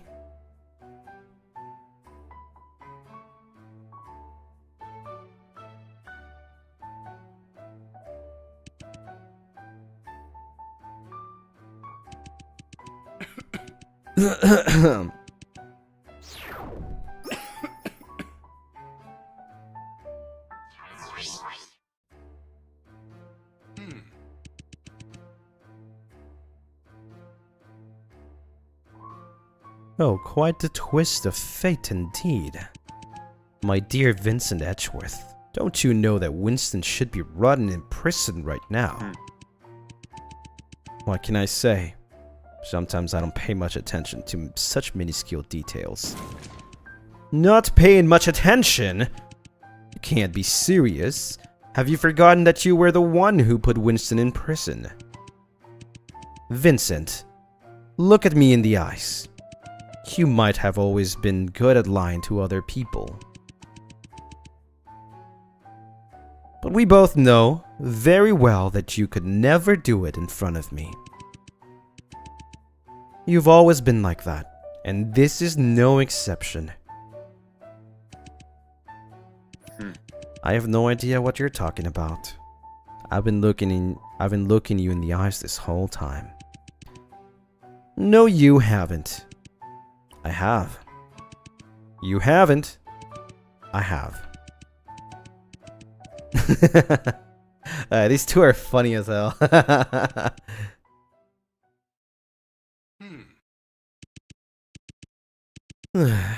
You know, my friend, I would always support you no matter what choices you make. And I always have, ever since we met each other in college. But all of this is just pure madness. I understand. What Myers did to you is absolutely unforgivable. But do you realize that there also is no turning back to the path you're going? The moment you choose revenge, you are no longer different from your enemies. Vincent Edgeworth, it is really a miracle that you survived from that disaster. You could still achieve so much in your future. Do you really want to be at war with Myers forever? Revenge? Yeah, because, you know, they try to kill Vincent. So, Victor is saying that this is kind of like an act of revenge. Do you really think you can take on the entire Myers Corporation on your own? Don't be ridiculous. You are just sacrificing your life for nothing.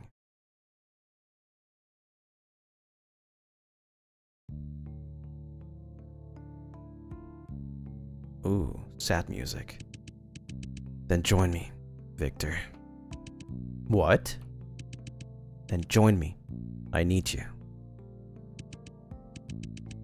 I may look like an idiot who's in over his head to you, but I just no longer wish to be pushed around. Do you really think Myers is going to let me go after all of that? If I choose to do nothing now, I will definitely be dead sooner or later. But if I succeed in mastering this technology, I can become the one in charge. I can become better than Myers. You are right, Victor. I can't do that on my own. I need the mind of Winston Loomis, but beyond that, I need another man. Why you say it like that, though? Someone I know I can trust.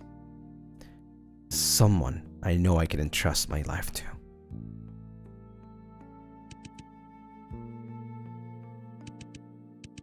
Vincent, have you gone mad? Don't you realize who I am? Do you understand how dangerous a decision like this is? I believe the world is in equilibrium, a dynamic equilibrium. And eventually, you will realize that good and evil are but two changing rhythms. I trust you, Victor, and I'm sure we can find the equilibrium that's just right.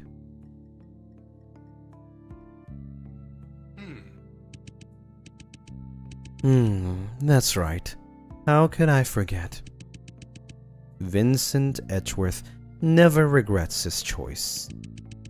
But it's a long time since I've seen you like that. It's going to be an incredible long, difficult path. But this time, Vincent Edgeworth, I am willing to walk alongside you. Thank you, Victor. What did you say? I couldn't hear you. I said, thank you.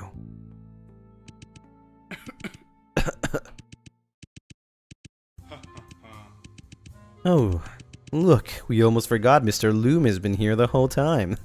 My guy was third wheeling. Look, he's heard everything we've been saying. Looks like he's heard everything we've been saying. Speaking of which, what are you planning to do with this fellow? Perhaps we can throw him back in prison. Oh ho ho, what's the matter, my dear Vincent? What's that embarrassment look on your face? Victor, that's enough. By the way, I actually got a surprise for you. And these are some items I bought I brought back from Winston's lab. I secretly broke open one of the drawers when no one was around. In other words, you've known this whole time that Winston escaped from prison was my work. Well, you could say so. Edgeworth, why don't you take a moment and look through these? And as for Mr. Loomis, just leave him to me for the moment.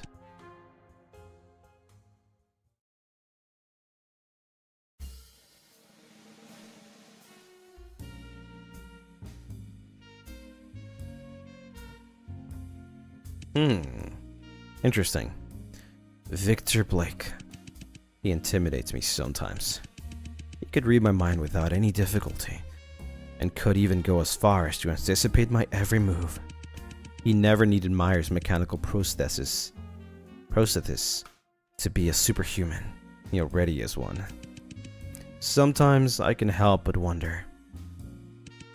If I hadn't become friends with him back in college, if I never had him next to me when I needed him, how different things would be now? Where would I possibly be at this moment? I'd rather not think about it. Time is running out. I need to carefully examine all the items Victor has brought back. A specially mixed martini. It has become more than just a mere pleasure of a taste for me. It is now a necessity of my life. Poker cards. I love this card, by the way. Actually, it's this is so funny, by the way, because these two here in this exact order were going to be my Oshi marks. But I decided to do the guitar and the moon instead. That's so funny though. Yeah, the poker cards from the G4 district are a bit different from the more prevalent version. The more prevalent version originated from the G3 district, with 4 suits, spades, hearts, clubs, and diamonds. On the other hand, the G4 version has a nature theme, with the 4 suits replaced by fire, trees, water droplets, and the moon. Oh, this is water though. No, not that, guys. It's supposed to be a blood drop, not a water drop.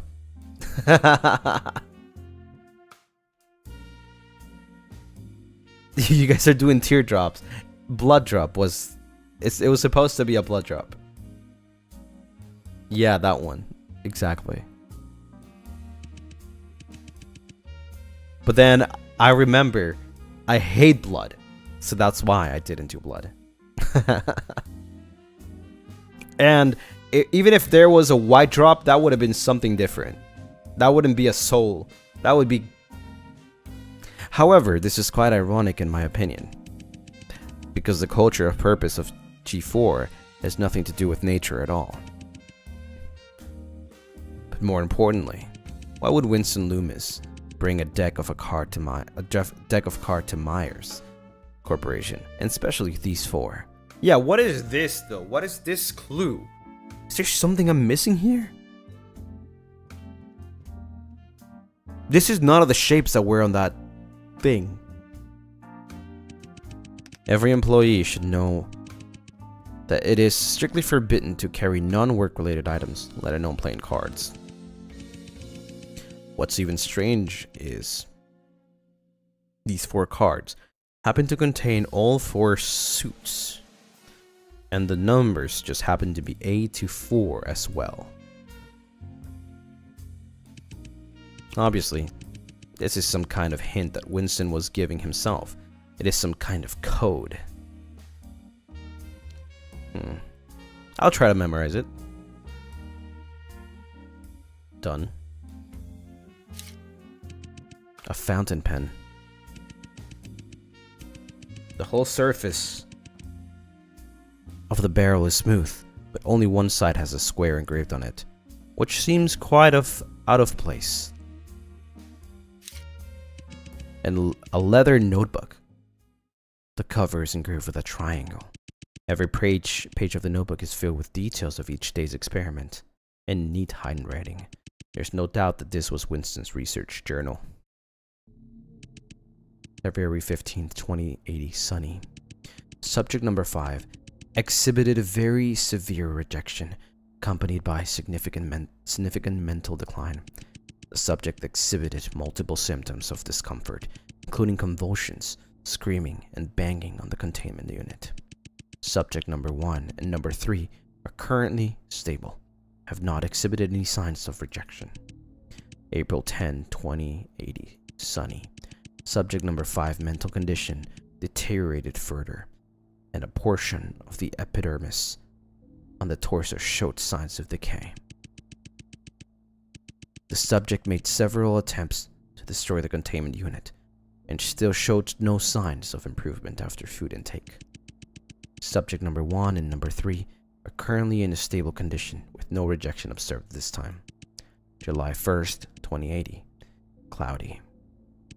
Subject number 5, physical condition has deteriorated to the point where only 30% of the body surface still has skin.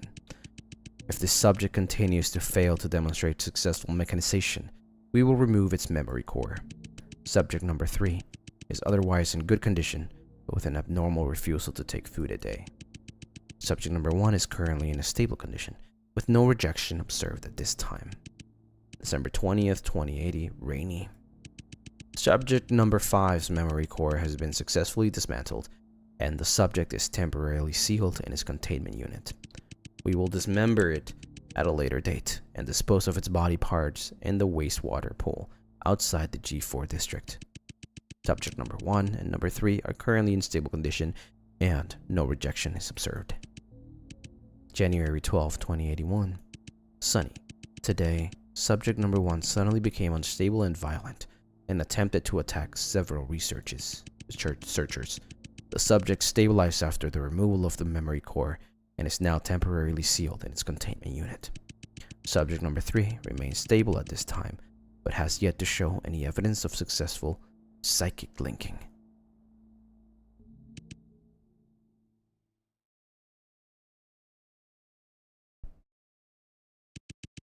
Memory core, is it?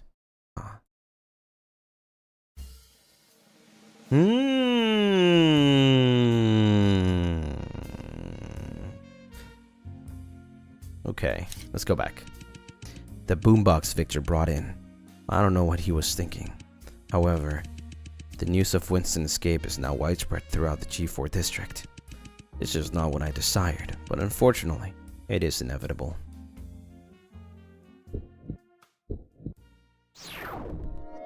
I'm piecing the things together. Every piece is coming together. What was that? Vincent's memories just that I just saw? Are you alright?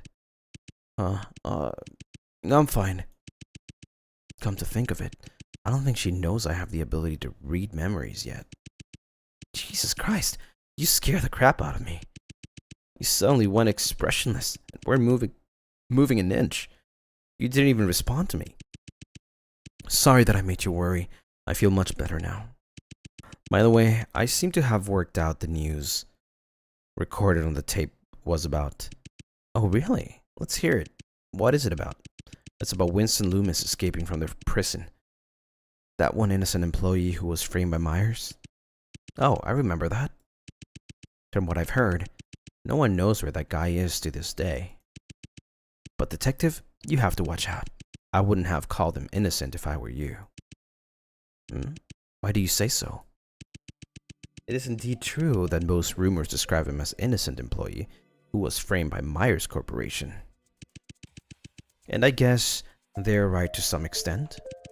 The experiments on the cyborgs were not the work of Winston alone. In fact, every core member of Myers Corporation was aware of the existence of the project. But together, they chose to frame that poor researcher so as not to be implicated themselves. However, what many people forget to mention is, Winston was indeed one of the researchers involved in the experiment. Speaking of which, detective, You want to know a fun fact? Winston actually used to work right here in this lab. I see. So Winston wasn't innocent after all. However, he was framed by the other members of Myers Corporation to take the blame for the whole experiment. And in July 2081, he managed to escape from prison with Vincent's help. Vincent mentioned that he needed Winston's knowledge, but also Victor's help to master a certain technology. On one hand, he wanted to use his technology to protect himself, and on the other, he wanted to seek out his revenge on Myers. As to what kind of technology that is, I can make a good guess, but I still need to confirm my suspicion. In any case, let us continue the investigation.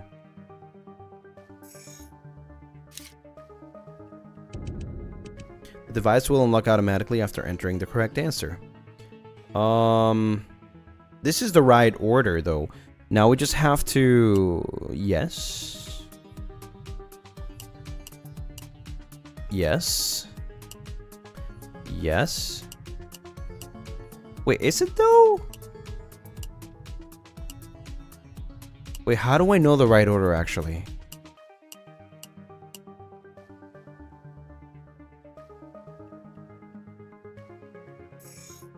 Did I ever see the... It can't be this, right? Unless this is actually the first one and it's like from left to right, actually.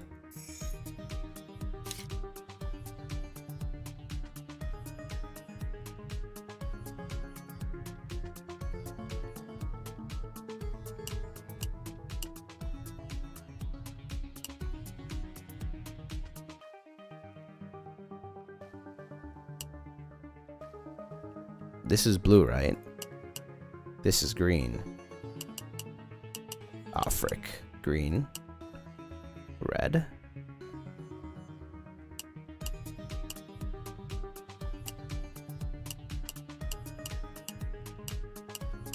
Okay, so it's not what I thought it was, though.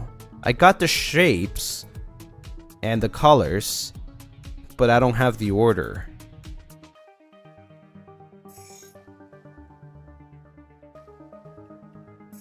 There has to be an order somewhere.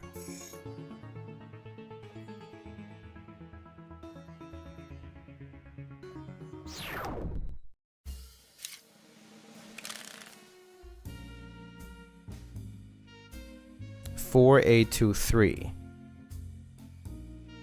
But how does that correlate?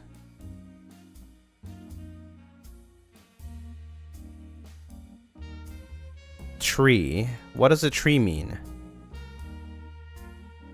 I think this has to be it. Let me drink some water for this.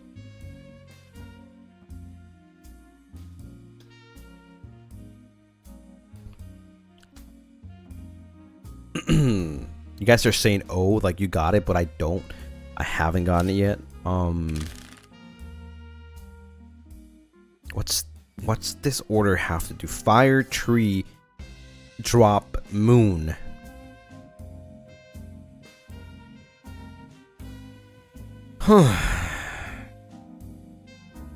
I have the shapes, but what is this now?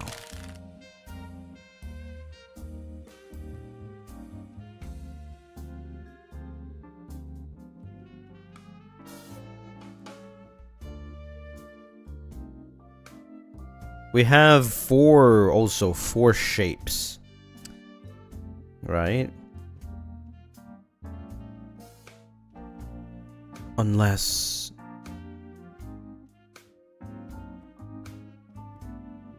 Hold on. Thinking about it. Thinking. So we have the pen. The pen is a square. The book is a triangle. The arm is a circle. And then we have the trophy being a diamond. Or, yeah, diamond.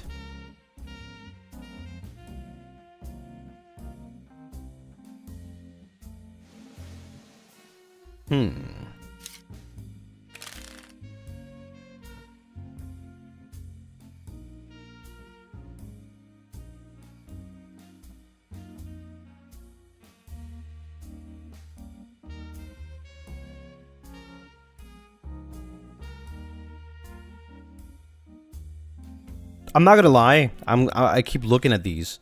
I'm trying to focus, but I don't get it. I don't get it with these cards. I feel like I would be better off just guessing. I really don't get the cards. I'm not gonna lie. He did mention something about the cards, but I don't think that makes sense either. Well, obviously you guys, some of you guys got it, so it's got to do something with this. But I just don't get it. I am thinking about the triangles. I'm thinking about the shapes, the colors, and there's only 2 colors in here, which don't know exactly what that could mean. Let's go back.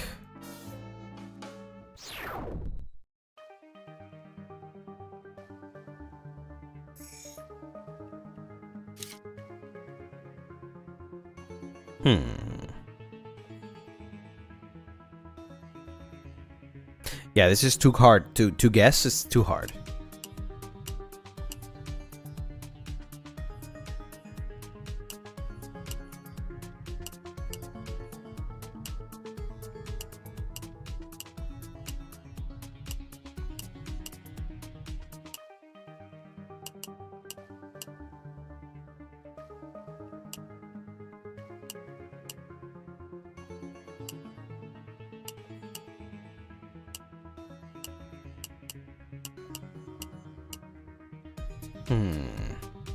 No, I can't brute force it, unfortunately.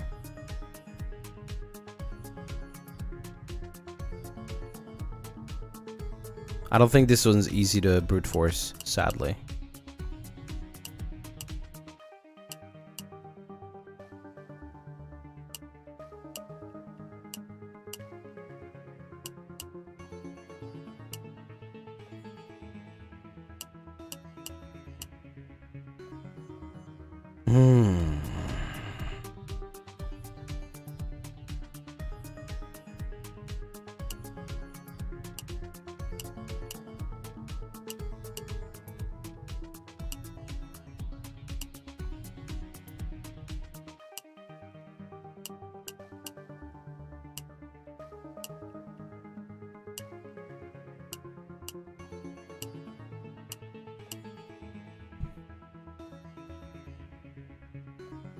It's interesting.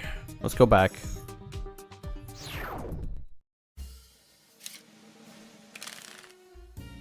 I just don't understand what these could represent. There's numbers for basically A is 1, right? So 4, 1, 2, 3.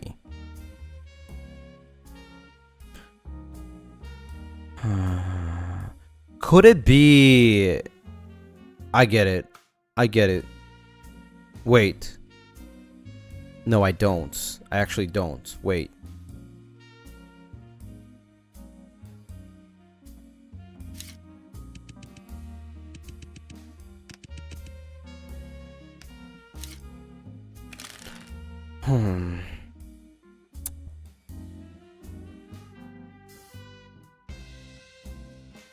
Let's try that. Maybe? I don't know if I got it, but we'll see.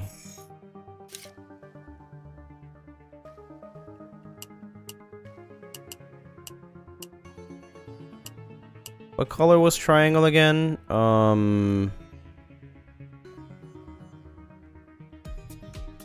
Wait, I think I forgot.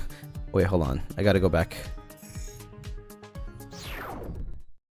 Green. Okay.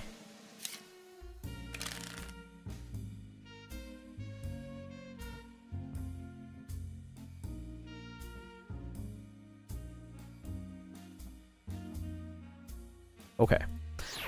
Let's see if I can do that.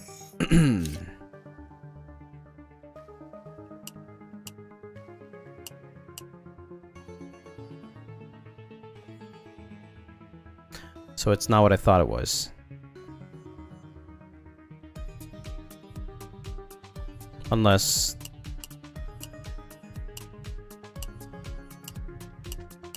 No.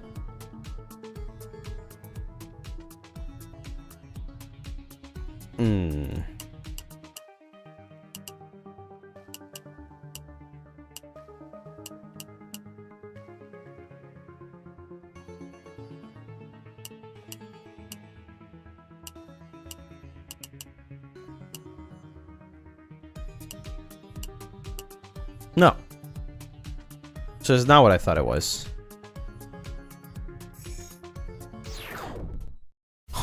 Okay. 3, 2, 1, 4. I mean, it was obvious that it wasn't that.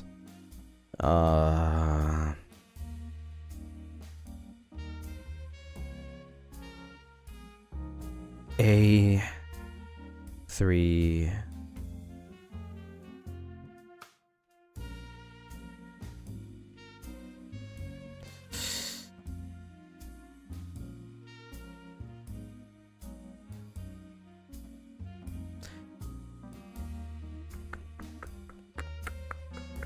So the reason why I was trying that, it was because like maybe I was thinking about like how many not, I wouldn't say edges, but like for example, like a triangle would have 3 edges, right?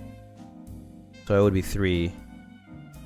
Then the diamond or the square would have 4, but both have 4. So then the diamond or the square wouldn't fit anywhere else other than 4, right? And then there's nothing really with 2, and A would be circle, but it was not it. That was not the answer. So definitely nothing to do with the 8 edges.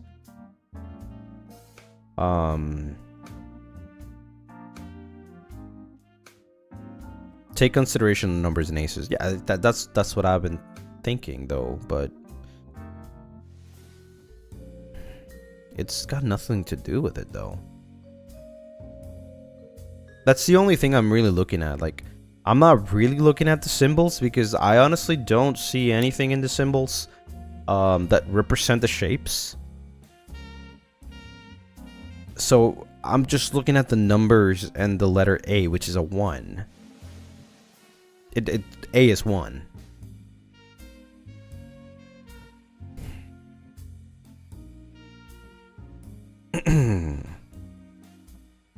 But there's something else that I might be missing here. Maybe it is actually the shapes in some way. But then that just makes no sense though. Because like the most obvious thing that I would think is like maybe A is triangle because there is like triangle shape. The moon would be probably the circle. But then that does not, like the box and the you know, the square and the fire or the drop make no sense. Melia, thank you so much for the 1 gifted. Thank you, thank you.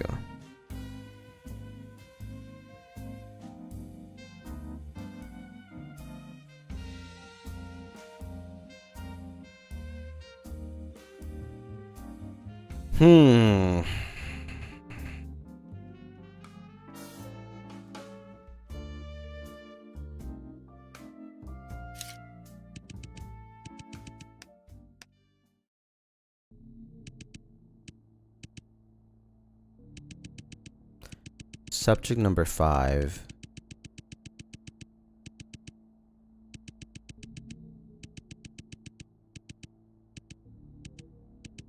Sunny. Subject number 5. This was also like 4 dates I think we had here. Right? Sunny, sunny, cloudy. I don't think this has anything to do with it. Memory core. Sunny, sunny, cloudy, rainy. And that's it, I think. No, actually, there's one more. Sunny, sunny, cloudy, rainy, sunny. And that's the last one, yeah. Yeah, those probably have nothing to do. It's just some random martini in here, I guess. No reason. I just enjoy some martini.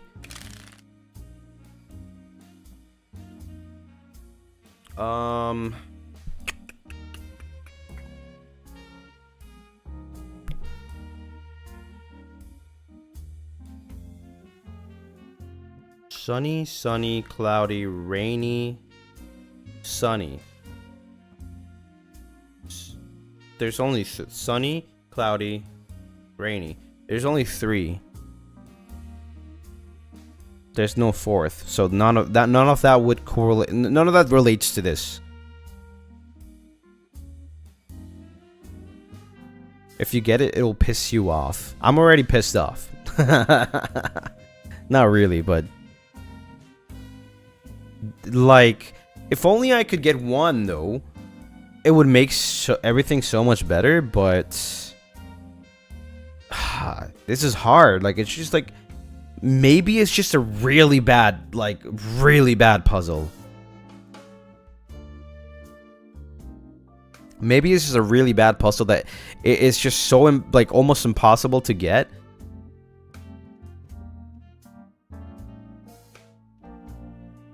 Ah, man.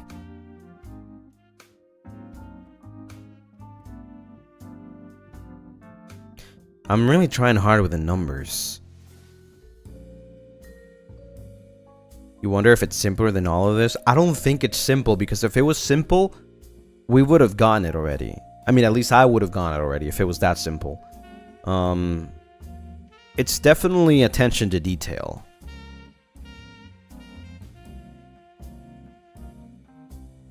And I thought we got it all as soon as I got the colors.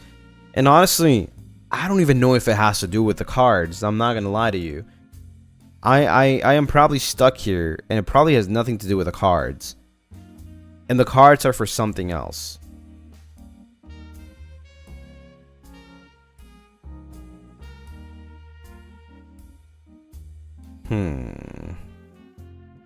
Yeah, I don't think, you know, it makes sense. There's 4. It makes sense. You think like maybe this has something to do with it. I don't think so. I actually don't think so. Let's go back.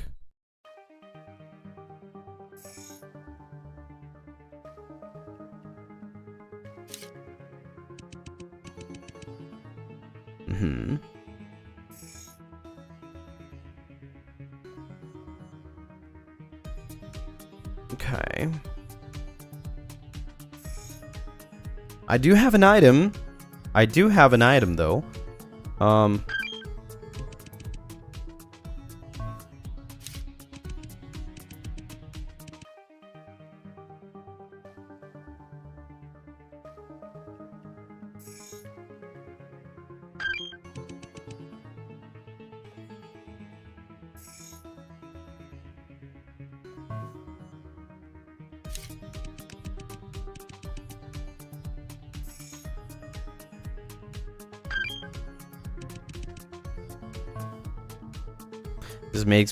This game makes me feel so dumb. Don't worry, I feel the same way. Because I think the answer is definitely right under our noses. However, it's not that simple.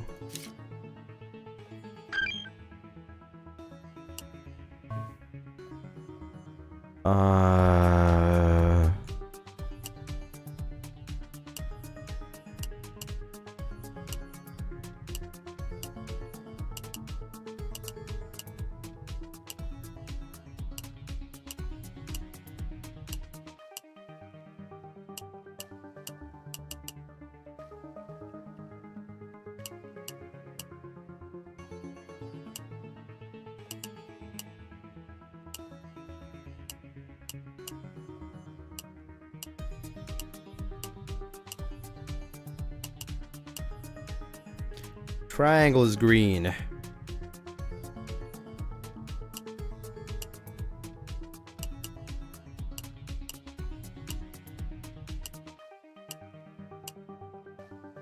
Blue.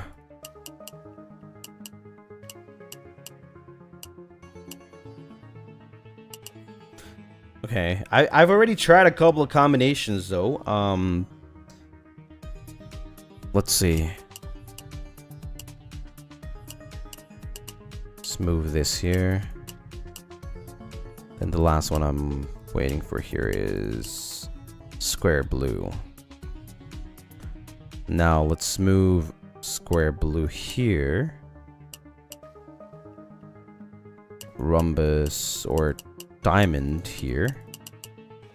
And we're missing the triangle. Green. No use brute forcing this. You never know. You never know. Now let's move rhombus here. Circle here. It is complicated. I'm not gonna lie. It's really complicated to brute force. However, not impossible. Let's move square right here. Square is blue. Circle here. Nothing. Wait, no, that's the wrong one. Hold on.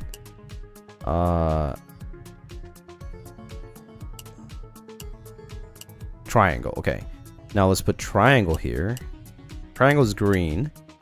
And we go with square. Square is blue. And then circle is...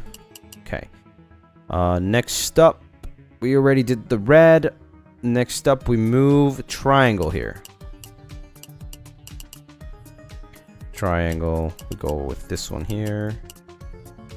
Okay. Circle.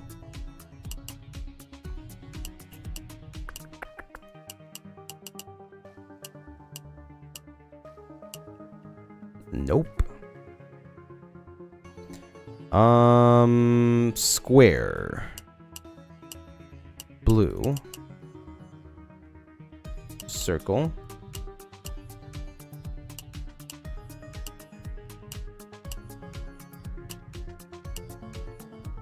Wait, am I missing a color here? Oh, there you go.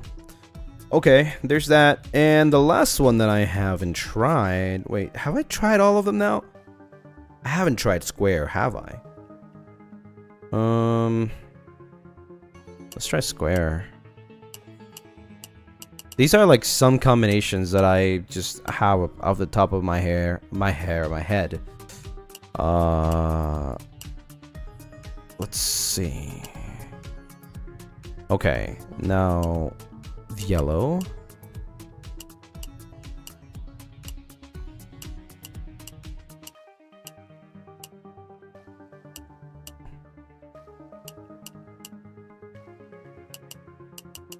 Okay, clearly not.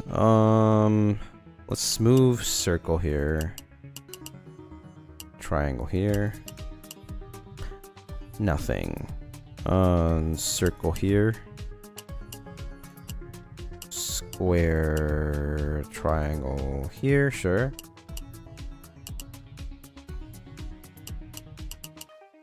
Kind of hard to remember the colors. Triangle. Okay, so it's none of the combinations that I tried, which means that it's that hard. It's really, I tried at least more than 20 combinations there. More than 20. So it is really hard to just like brute force it. Nothing to do with the book, I believe. I think it has to do with the cards. There's no other clue that I can get anywhere. There's 4 cards. There's the fire. There's a tree. Then there's a drop. And then there's a moon. 4, 1, 2, 3.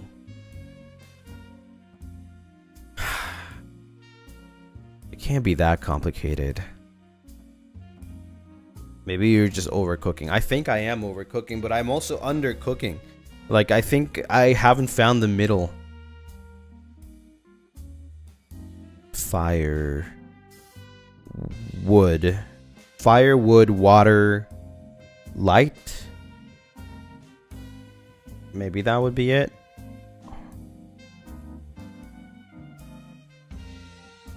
That wouldn't make sense, no? That wouldn't make sense. It's pretty late for you two. I'm fine.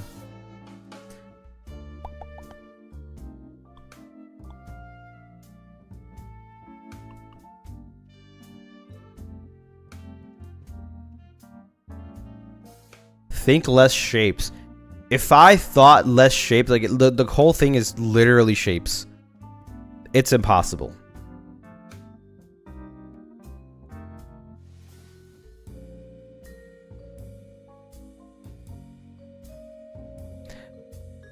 So, let's see.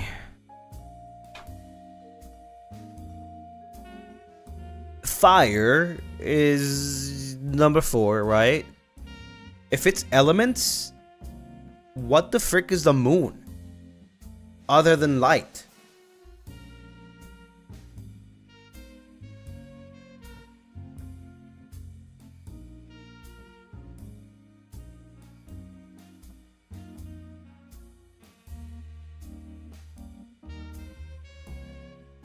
You know what I'm saying? Like, everything that I'm thinking. What color do you think of light? Obviously, yellow. Oh. Wait. Fire green, blue, yellow.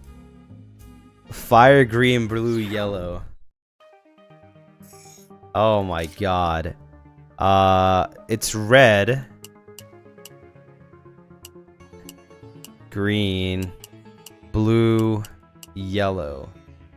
Okay, it is simpler than I thought it would, but it is, I agree, it was really stupid. It actually was really stupid though, because they could have, I don't know, man, they could have done anything other than a moon for the element. I think that was not well done.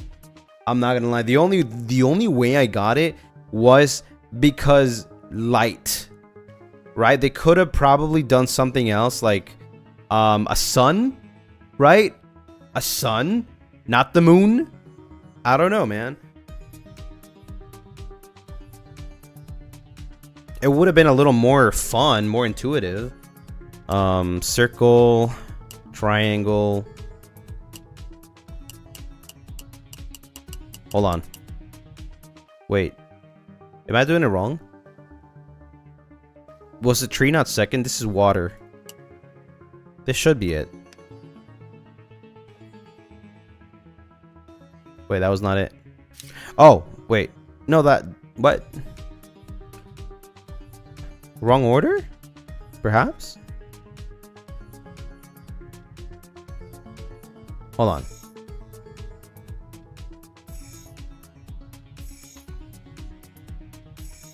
No. Wait, no. This is the same thing I did at the beginning, though. Right?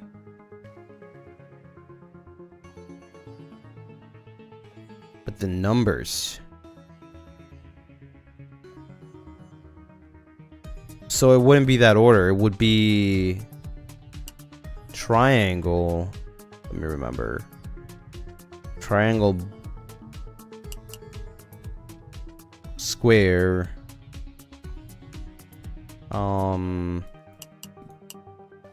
Diamond, circle, and then we change the colors.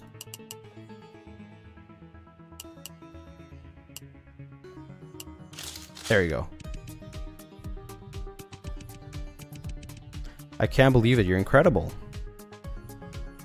I don't have to look at the cards again. I got photogenic memory.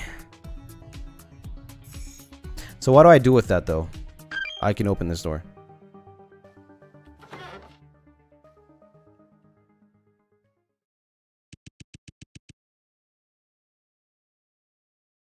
Ikuka the pizza. First try, yeah. The room behind the door was much darker. My eyes had a hard time adjusting to the sudden darkness. Ugh. I stepped on something, no? I just stepped on some kind of wet, sticky substance. I bent down and tried to reach for it, but my arm was nicked by something sharp. Ouch! Are these shards of glass? That was when I suddenly realized that there was a huge glass chamber standing in front of me. And inside it was... Ooh! That's scary. Get back! Get back!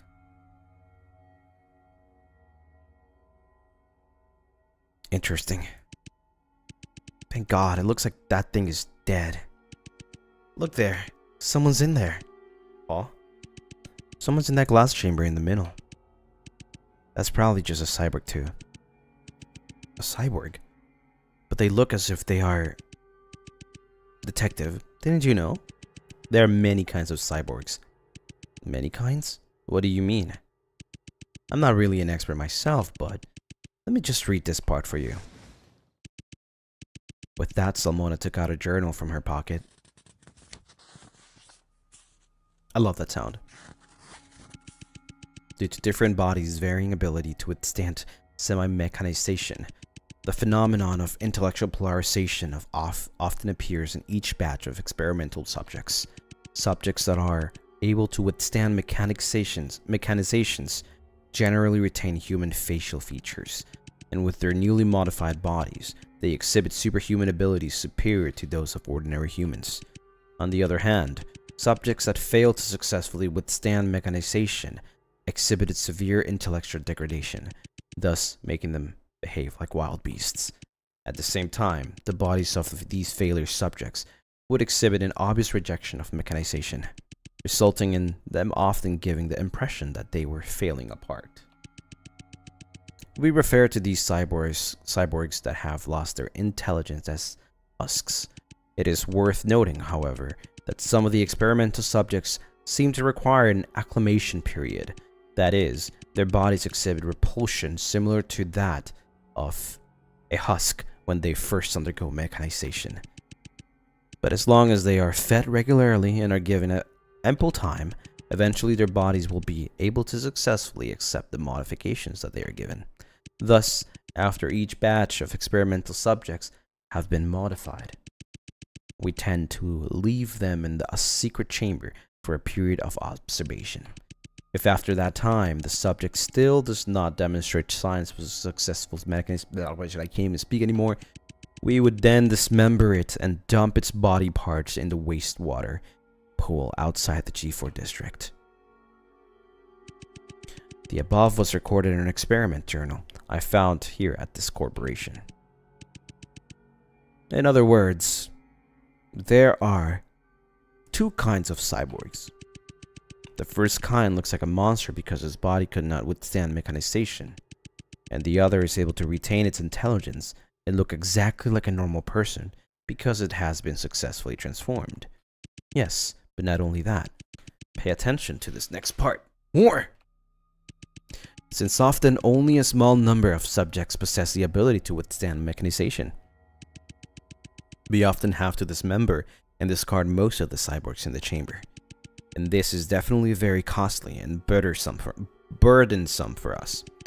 Therefore, thanks to the tireless efforts of several researchers, we have successfully developed a method to create new types of cyborgs through genetic cloning technology. As a result, we no longer need to search for the minority that can withstand mechanization in batch after batch of experimental subjects. All we need to do is extract the genes of the subject that have been successfully modified, and then we can produce them again. Nonetheless, since these new cyborgs do not possess any memory, we need to install a memory core inside of them, giving them memories that do not exist, thus giving them a unique personality. These memories can be extracted from any existing employee to achieve the desired personality. Ooh, I am a cyborg, am I not? In other words, there are cyborgs that are not directly modified from human beings, but are created through genetic cloning technology. But it's hard to tell them apart just by looking at them. You mean, it is possible that there are cyborgs lurking around that look just like us ordinary humans? Yes, in a manner of speaking.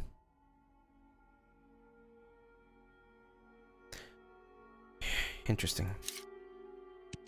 A blackboard. Oh my god, there's more code. There's a lot of diagrams and text marked on it. Detective. You see this string of numbers in the upper right corner. 1 is 001. 2 is 010. 7 equals 111. Is this decimal to binary conversion? Correct. The binary numeral system is widely used in computing technology to represent numbers with just two symbols, 0 and 1. For example, in binary 110, means 0 plus 1 times 2 plus 1 times 2 times 2, which is 6 in decimal. And 111 means, okay, buddy, I don't want to speak math, bro. I see. In other words, we need to find the corresponding experimental subject number in binary. Brother, if they're going to make me do binary code and stuff like that, I am done. I am done.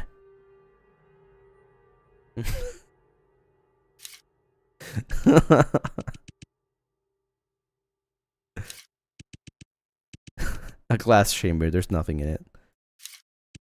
A glass chamber. It stands a cyber that looks just like a human being.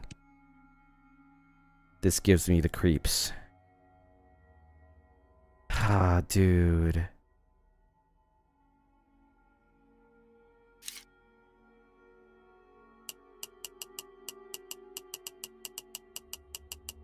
There's only 3 possible combinations, which means I have to enter.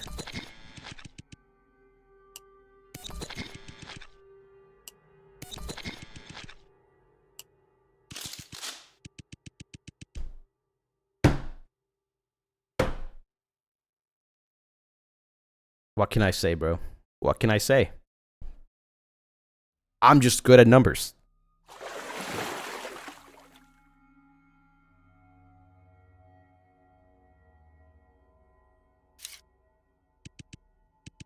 Cyborg. Thank goodness it's dead. Is it though?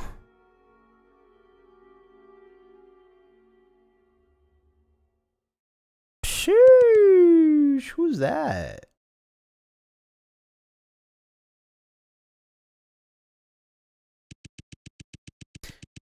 The already stifling atmosphere intensified as we caught the first glimpse of what was inside the glass chamber. Salmona was horrified at first, but her expression quickly changed to worry. But it was as if we had mutually agreed to not say anything to each other beforehand. We just stood in silence. Maya, thank you for the super. He can't keep getting away with it. I could sense Salmona staring straight at me, but at that moment, I was completely focused on the cyborg in front of me. Let's do this then. Okay.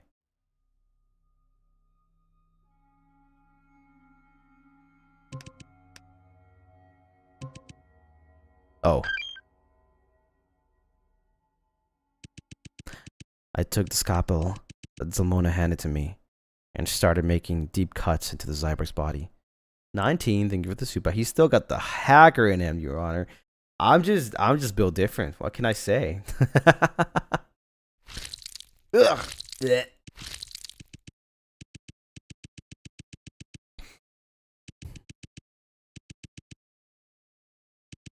Before I realized it, Cyber's chest was shredded to pieces. Shadow Aisha, thank you for the 9 months. I've escaped the belly. Happy 9 months and a brand new year for more memories and shenanigans with you and the Lunaris. Mwah. Happy 9 months. Thank you for the 9 months. Welcome back. And revealed beneath her skin was a peculiar spherical device. I grabbed the sphere with my bare hands and pulled it out. What the hell is this? Cyborg memory core. Yes. Whose memory is that?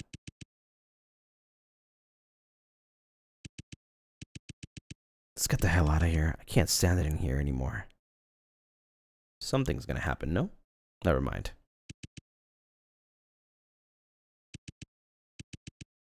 Detective, are you alright? I don't know. Detective? Stop calling me detective! You don't even know who I am! You saw it too. That cyborg we just saw. She looked exactly like me. I don't even know who you are, Salmona. I don't remember anything at all. I thought coming here would find me the answers I wanted. But now, I just feel completely lost. I could be someone who doesn't even exist. Just one of a million other identical cyborgs. Draco was right all along. I shouldn't even be here to begin with. Even with my sudden breakdown, Salmona didn't show 1 ounce of anger with me. After a moment of silence, she started to speak. You feel that the truth you seek is meaningless now, don't you? You've lost all hope because you are worried that you are merely a replica. But you shouldn't let your past define you. You're right. There's no way to be certain if you are or aren't a detective I met. But whoever each of us is up to us. The moment you open your eyes, you are who you are, and not anyone else. So what if there's someone else somewhere in the world who looks exactly like you? It's each of our own unique experiences that make up who we are, isn't it? At this moment, only you and I are standing here. This experience belongs to us, and no one else. What motivates us, each of us, is to go on with our lives is the countless, exciting possibilities that lie in store. And in the near future, you are bound to meet new people and make new friends, and maybe they will become your new family. People who are willing to sacrifice their lives for you. People who would sacrifice their lives for me. Salmona's words were somehow very reassuring. It was very different from how I had imagined her to be. I never thought I would hear such words from you. Probably something I picked up during my previous profession. Not so doomed Yui, huh? Huh? Don't worry too much about it. It's irrelevant now. Anyway, thanks a lot for your help. You have no idea how important this device is to me. Salmona, why do you need the Cyber's memory core? It's a long story. You said you've lost all your memories, but seeing that you found your way into Myers, I think it's safe to assume that you've heard the urban legends about the G4 district. G4 district urban legends? Do you mean the infamous G4 Cyberg incident? Close, but I'm thinking particularly about the end of the legend. It should sound something like this. To this day, people still mysteriously vanish in the G4 district. Rumor says that the spirits of the victims from the experiment are still wandering the streets, taking the lives of those unfortunate enough to cross paths with them. Ah, I remember. Right, and you don't need me to tell you that ghosts don't exist. These recent disappearances in the G4 districts are the deliberate work of a certain someone as well. Are you suggesting that Myers Corporation is behind these recent disappearances as well? The Myers Corporation that is continuing operations covertly? Yeah, something like that. But here's the thing. A lot of details about these cases are different from the original G4 Cyberg incident. In this G4 Cyberg incident, Myers Corporation turned their own employees into cyborgs and kidnap ordinary citizens to use as cattle feed. Most of the people who go missing nowadays aren't ordinary citizens.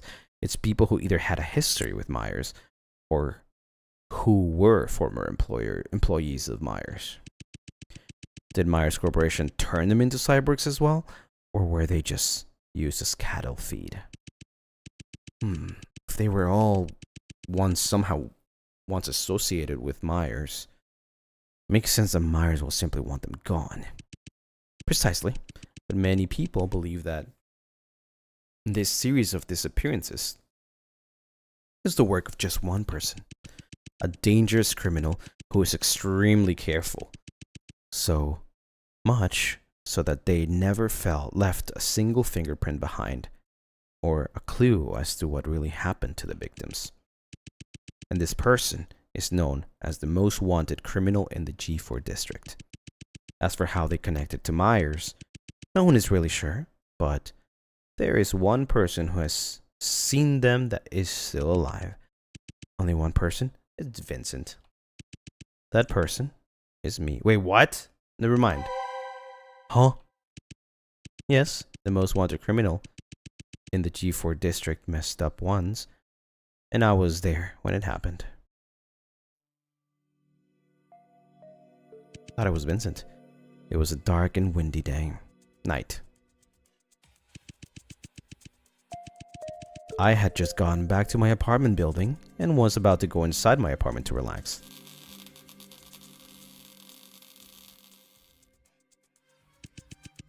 But as I was walking past an apartment on the same floor, the power went out. The hallway was enveloped in complete darkness. I couldn't see anything around me. Just then, I heard blood-curdling screams, accompanied with what sounded like flesh being torn off the bone from the apartment next to me. A person rushed out of the apartment and brushed past me. They were in such panic that I wasn't even sure if they noticed my presence.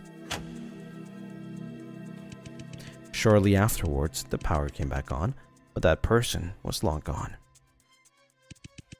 And the hallway that had been spotless beforehand was completely different after the power was restored. The walls and floor were painted red in blood, and the apartment's door, which had previously been closed after half ajar. Holy shit, this is serious. Without thinking much, I pushed open the door of the apartment to check in on my neighbor. I would have called the police. What I saw before me was the most horrible thing I have ever seen in my life. A man on the floor, his body shredded to bits. The room was strewn with pieces of his body and entrails. But that wasn't even the worst part. The scariest thing was, even though his head was completely detached from his body, his mouth was still opening and closing, as if he were desperately trying to catch his breath. Hey, hang in there. I'll call an ambulance right away. But what? I impulsively rushed to help him, even though I knew very well that it was much too late. Just then, some of the neighbors had heard the scream and rushed over, but my attempts to help the victim were misunderstood. What do you think you're doing? Murderer! She's a murderer! Don't let her get away. Oh my god. This is why if I see something like that, like, I just don't get involved, man. I just call the police or call the ambulance, because there's stupid people out there that would like think like, oh my god, it was you, it was you, it was you.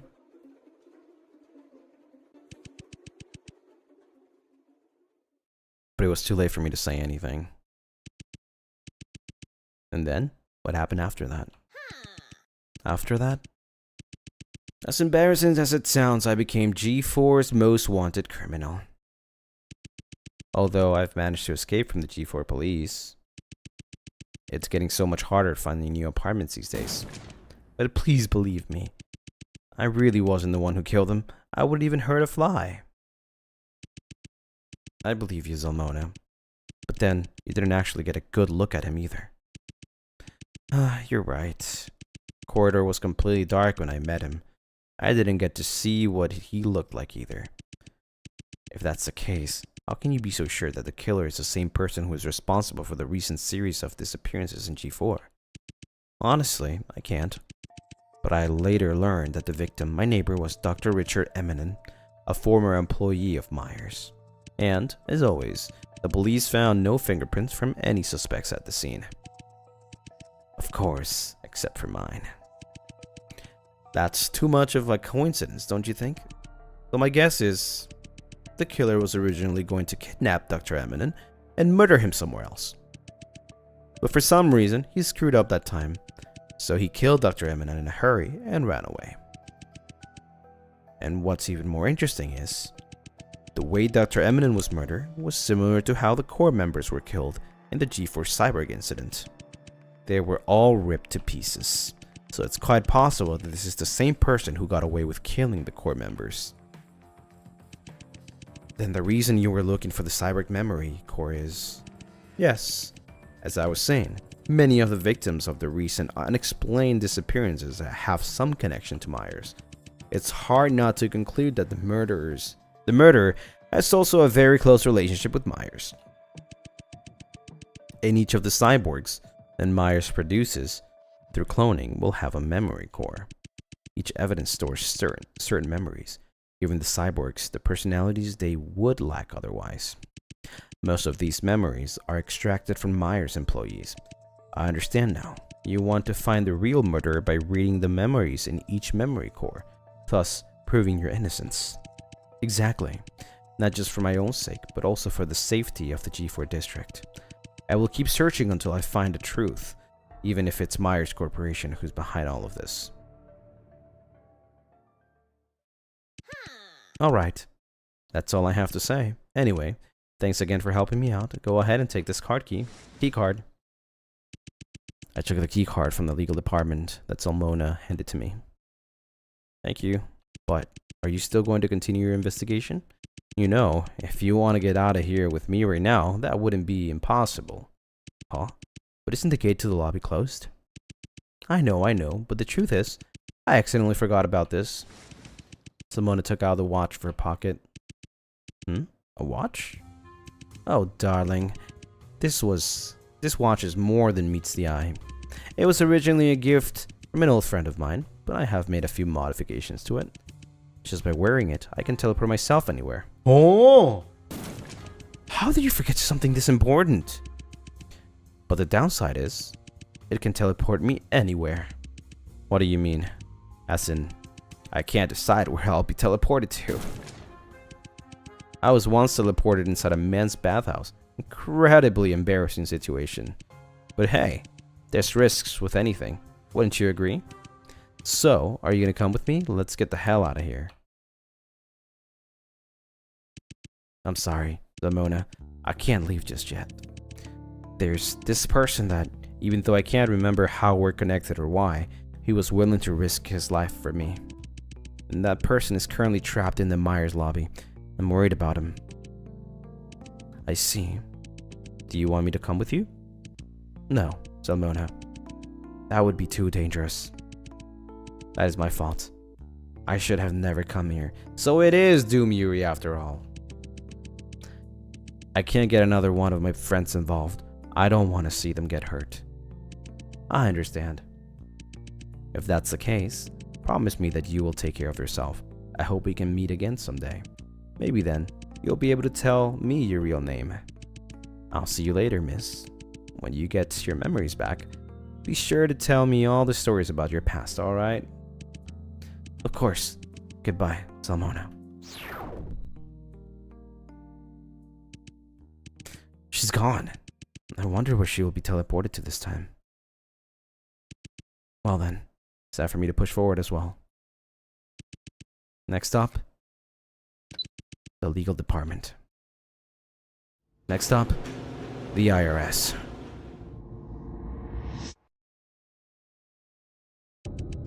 Investigation completed. Successfully located the cyborg's memory core.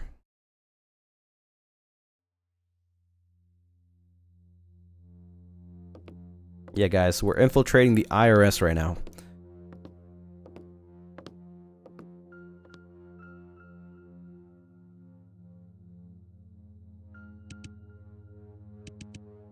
Here we are, the legal department.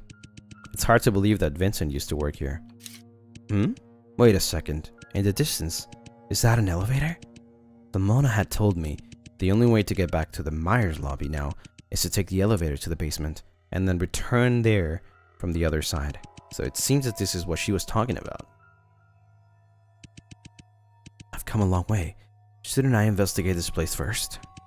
But what's the point? I have now long lost the confidence I had when I was confronting Draco in the Myers lobby. I'm not sure if I want to know the truth anymore. You have to realize, losing your memories could also be a blessing. Countless people are imprisoned by their own memories. They try the best, yet cling at them at the same time. But you, on the other hand, are given a second chance. Isn't that wonderful? I'll be honest, when I'm getting a bit jealous. How did you end up here, Lucy? I regret to inform you that I don't know either. You do know! You're lying to me right now. Well, you lied to me then, I guess. Can we skip this part? Like, I thought we already had this memory. Okay. Yep. We already know this. We know all this dialogue, yep. Vincent, Victor, and Draco. How many lies are they're all around me? Why is it like that? Why is everyone lying to me? Ever since I woke up in that mansion, I have been deceived again and again. Why? Why are all of you lying to me?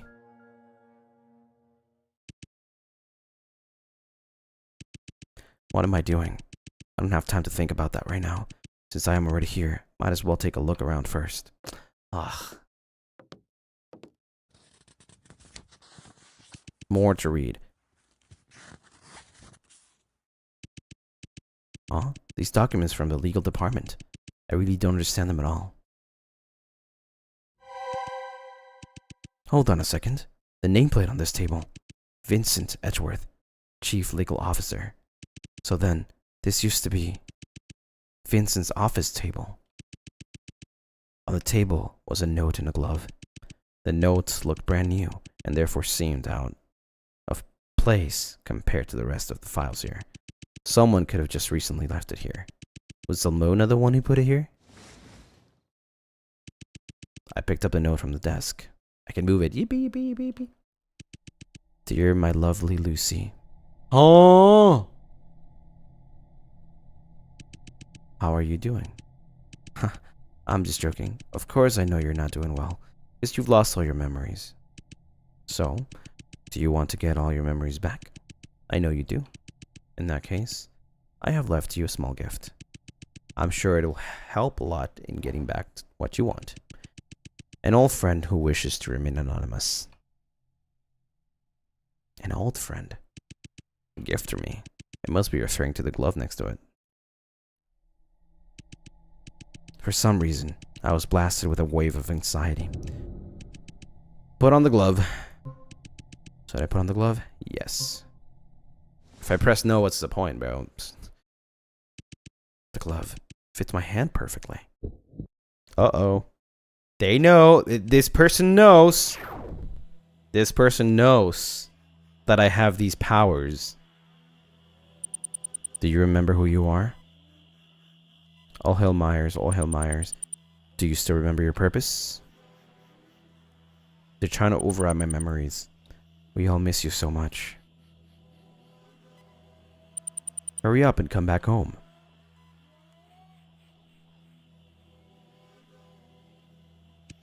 Oh, hey. Hello. Welcome to Myers Corporation. How does it feel to be alive? Pretty good, huh? I know you're still a little confused right now, but that's okay. I assure you that you will soon get used to it. Oh, you're asking what your mission is. My dear, patience. We'll get to that. Where should I start? Oh, you know. I have this old friend who's a little mad at me. A little mad that he wants to murder me and destroy my company. So he has made a weapon. A very deadly weapon. We don't know what the weapon is, but a little birdie told me it had something to do with other people's memories. Ah, pretty frightening, right? So, here's what I need you to do.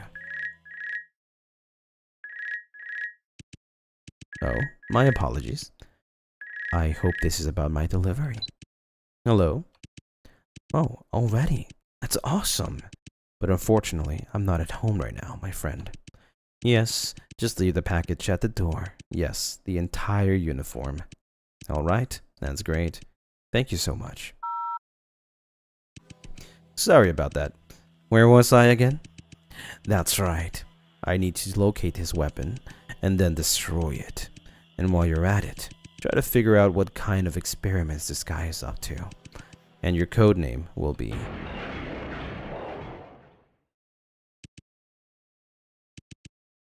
A sudden, tremendous shudder from the legal department snapped me back to reality. What just happened? Suddenly, a man flew through the wall connecting the laboratory to the legal department as if he was thrown by something with full force. Draco? He was slammed into the wall at the other end of the department and then fell to the floor. Is that... Draco? But because of the massive impact, Draco has lost his consciousness. Oh my god. What followed was an inhuman roar from the lab. I could hear the monster approaching steps. Draco! I shook Draco violently, but he didn't respond.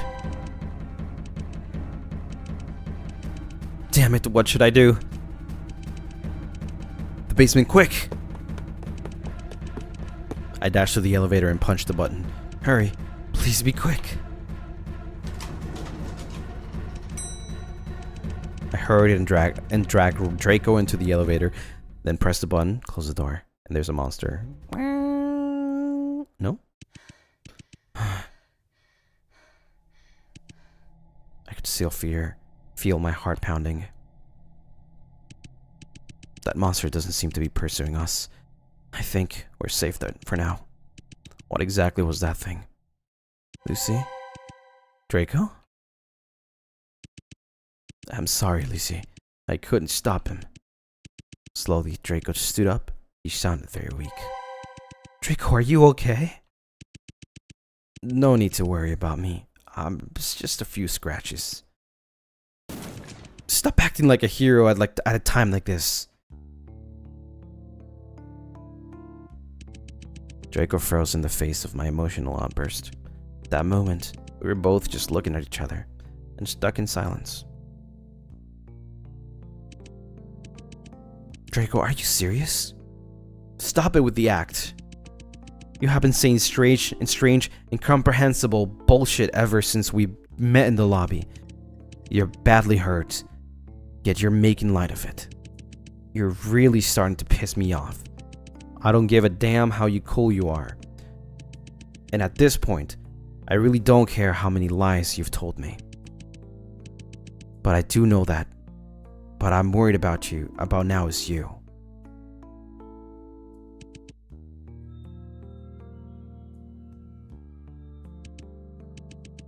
You reminded me of that time. Draco's face broke and began to show a deep sorrow, a sadness that I would never expect to see from him. That time. Lucy, I am sorry. If only I had told you the truth earlier. Maybe things wouldn't be the way they are. Draco, there are times when I ask myself, when we go back in time, but for you, our past is long gone. We can go back. We will. That's what we're here for, isn't it? To search for our past, the past we shared. Even if I've completely forgotten you, I'd like to get to know you again.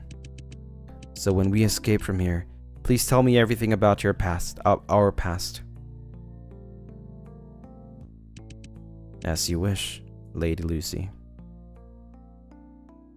But there is a more urgent issue at hand. Where is he right now? What happened there? What the hell is that thing? He's not a thing. He's someone you already know. The truth is,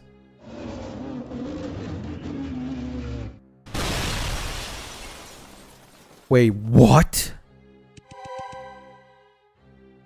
Venora?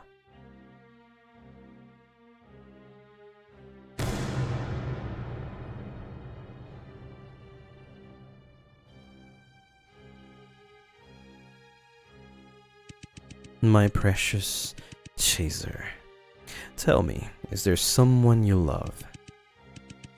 A loved one? My dear Monsieur M, why would you ask such a question? Let's assume one day a disaster were to happen to your loved one. Say they lose their body, but their memories are still intact. Would you still love them like that? Of course I would. No matter what body they change into, they're still them. What a heartwarming answer. Well, let's change the scenario, shall we? Let's say, what if the person you love is physically intact, but has lost all their memories? Would you still love such person? Of course I would. Even if they lose all their memories, I would still love them. Even if they completely forgot about your existence. Even if all the memories you two shared are gone. This would make me miserable, but I would still love them. What an amusing answer. Humans always have been able to entertain me. Well then, since you don't mind them losing their body, and you don't mind them losing their memory, what exactly do you love about them? What you love is merely a self-fulfilling illusion. What you love is a person from your past that no longer exists. The brutal truth is, the moment one loses their memory, they will no longer be themselves, and they will never be able to go back.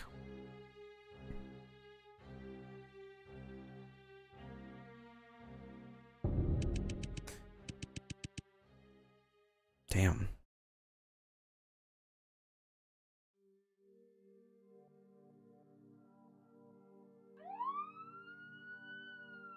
What happened? Are you the new detective? Good to see you here. Oh, that's the real name! Venora! That's our real name. Just call me Venora. Where's the crime scene? I heard the victim was a former employee of Myers.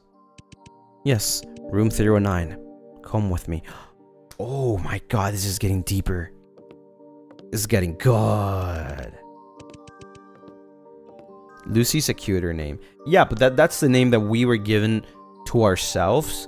But that's because that's the name that we remembered because it was programmed in us, in our memory core or whatever, by the evil guy.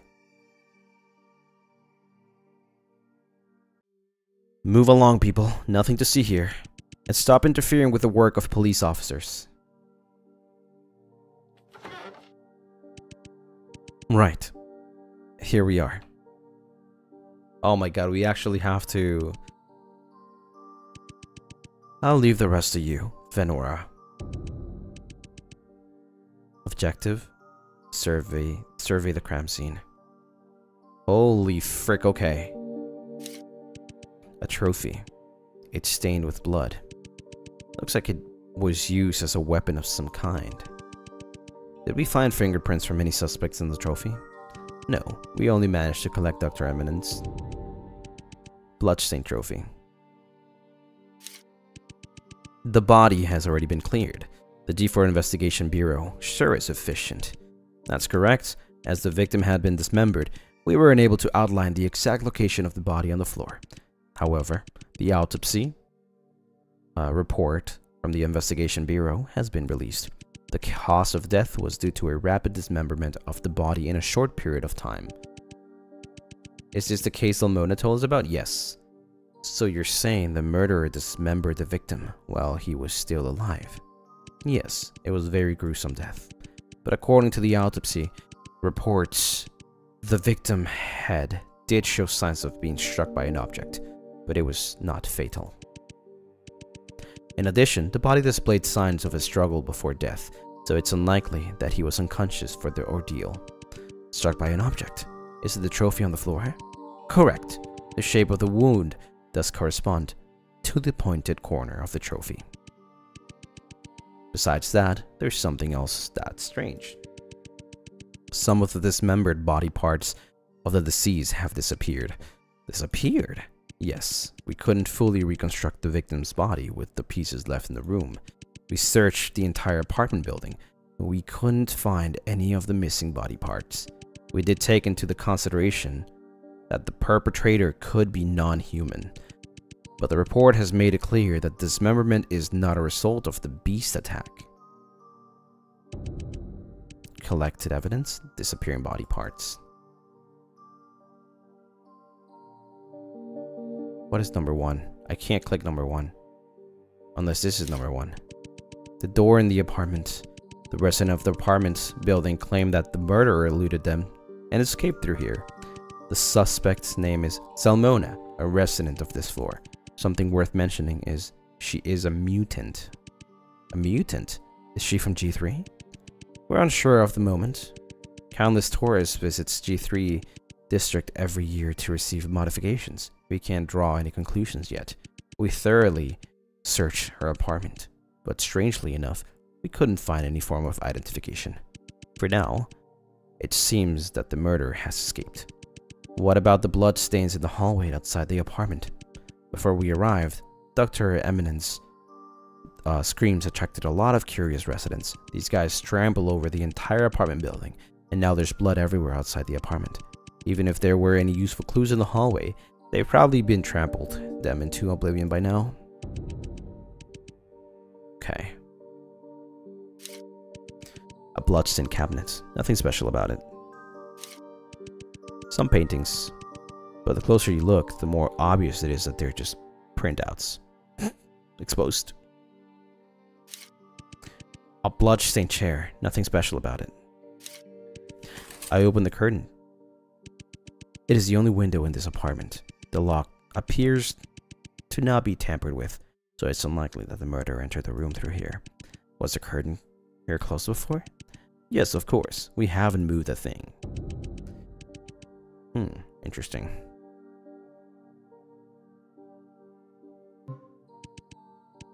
Is there anything I can assist with, Detective Honora?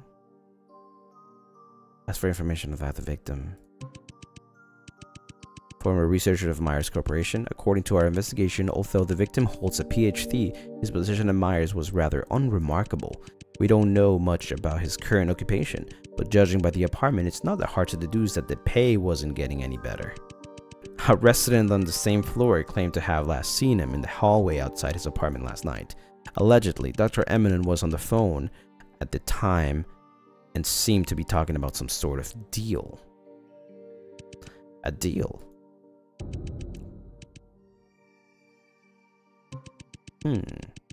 According to our conversations with residents of this building, there was a short power outage in the building around when the crime was occurring. However, after our investigation, it seems the building's blackout was not the murderer's work. It's a mere coincidence. So the victim was killed at the exact time of the power outage. Yeah, so basically this is where things went wrong, and that's why, like, that was its, you know, like, that's why Salmona was able to kind of like witness, in a sense. Correct. Alright, what else is there that I can touch? What else is there that I can touch?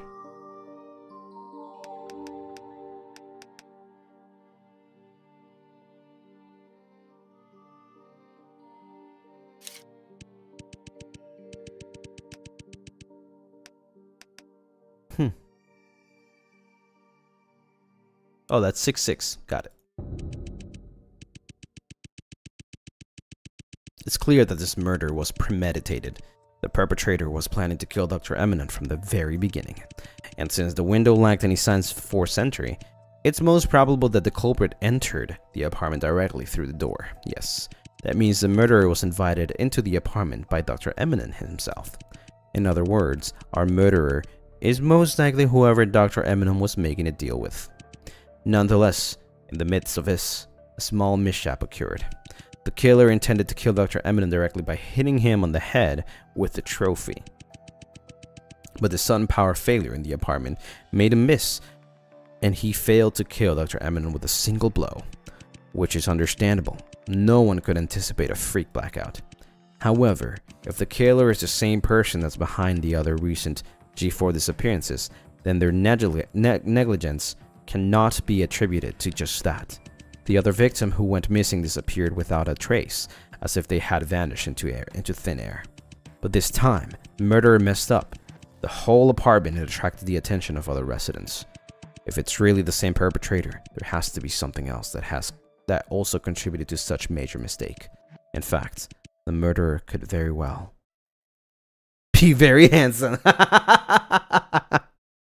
Yeah, of course.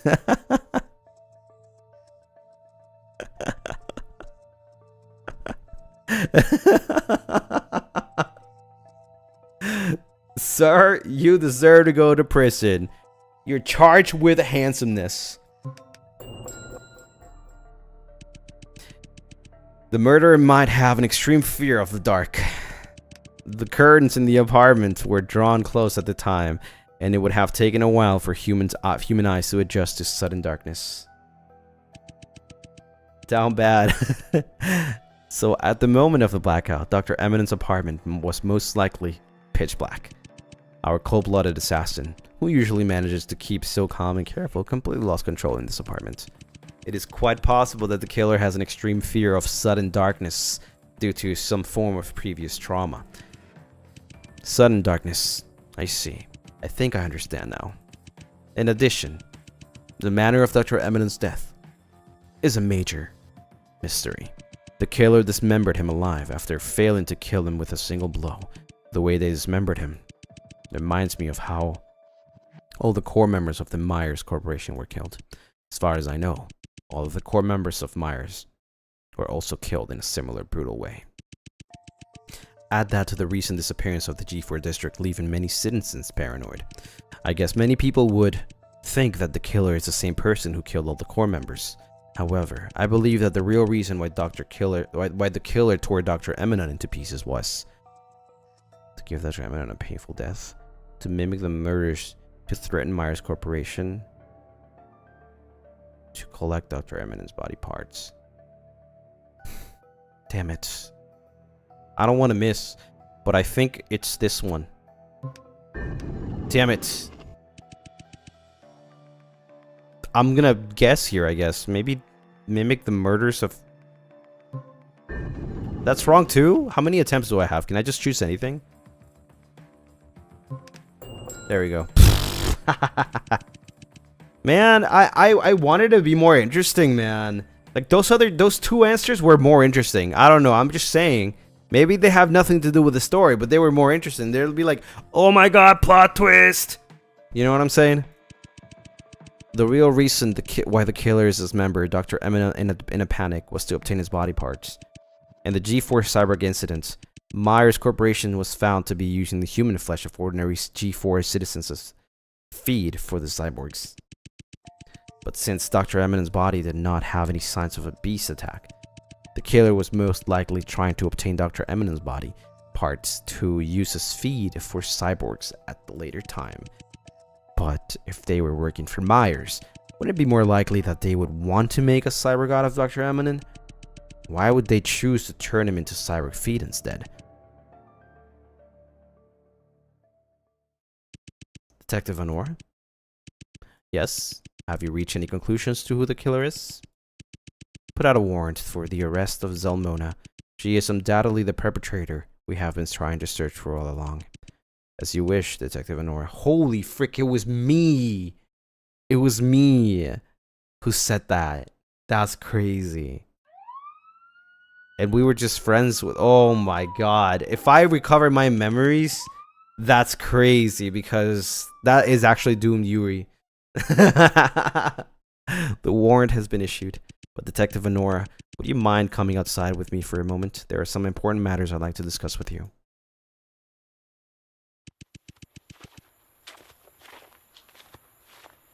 I followed him to the street outside the apartment. It was getting quite late, and the temperature had dropped quite dramatically.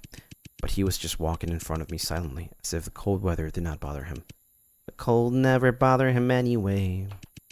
After a while, he finally stopped in an alley there where no one was nearby.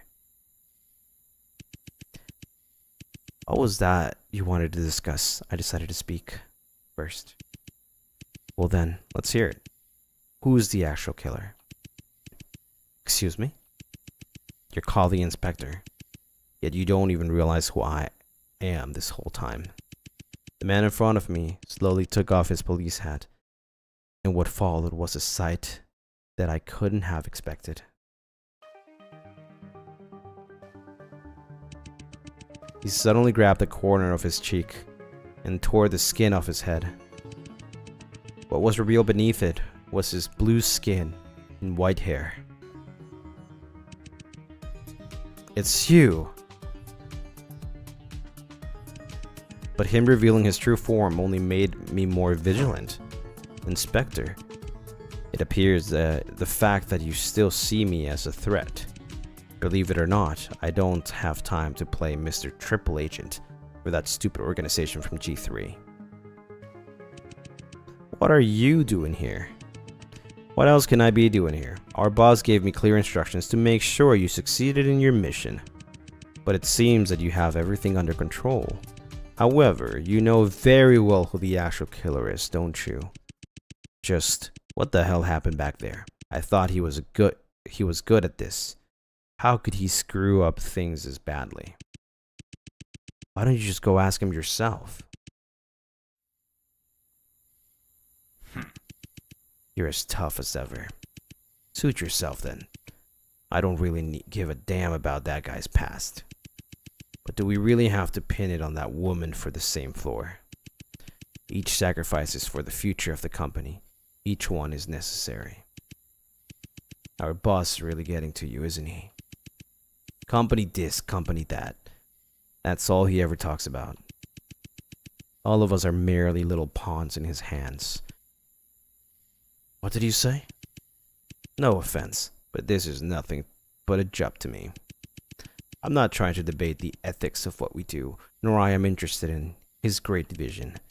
And why don't you use your brain once and think about what you truly want instead of being a slave to this company all day? What I truly want? You know, finding the love of your life, forming a family, that sort of thing. Don't end up like me, an old guy who still doesn't have a single clue what he should be doing in his life. We are a member of Myers this whole time? I thought we were, yeah, from the beginning. Like, that's pretty obvious. It's been an exhausting day. I'll see you later. He was about to turn to leave, but he suddenly stopped again. He once again turned his head at me. Venora? Did you come up with that name yourself? Yes. The ever so gloomy look at his face unusually perked out of nowhere. I didn't think you'd be so good at naming yourself. That's a really nice name. Why don't you keep it for yourself? With that, he put on his police hat again. See you later, Venora. Make sure you report that to the guy on that guy on time. He's kind of anal about that. With that, he disappeared across the street and once again became part of the crowd. Finding the love of my life, starting my own family. Is that still possible for someone like me? What am I thinking? No matter what, a mission here is accomplished. As long as the G4 Investigation Bureau can't figure out who the true killer is, everything will still be under our control. It is time for me to move on to the next destination and complete my next mission. G4 Suburbs, the mansion of Myers, former lawyer and trader, Vincent Edgeworth. It all makes sense now. It all makes sense. Vincent Edgeworth, that name, I remember now. That man is far more frightening than Myers. I've been set up. I have to get out of here. Is that my name I'm hearing, Lucy? Or should I call you Venora? Damn! That's how I actually look. Finally.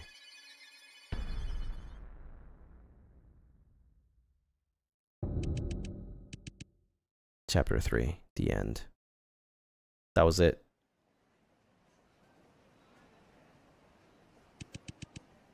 Vincent Edgeworth, is it? Welcome to RMU. Here's the key to your dorm. Enjoy meeting your new roommate.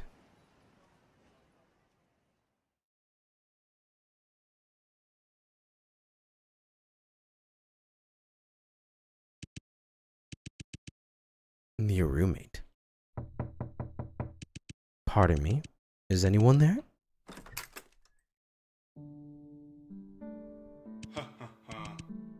Oh, hello there. Pleasure to meet you. You're Vincent, right?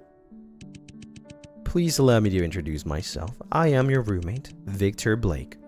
I am majoring in economics. It is an incredible chance of fate for us to meet at each other at this place, don't you think? An incredible chance of fate. Don't make me laugh. Everything exists for a reason. Our life experiences are shaped by our own actions, not fate. If you say so. But that also means there has to be a reason for both of us to be standing here, correct? I'd rather live in a single room. I see you're a pretty straightforward guy, huh? I understand. First day of school is always quite nerve-wracking, isn't it? But you can quote me on this. I'm sure we're going to become great friends. Anyway, shall we start with some simple introductions? Why don't we get to know each other a bit first? Which district are you from, Vincent? The G4 district. G4, is it? Same here.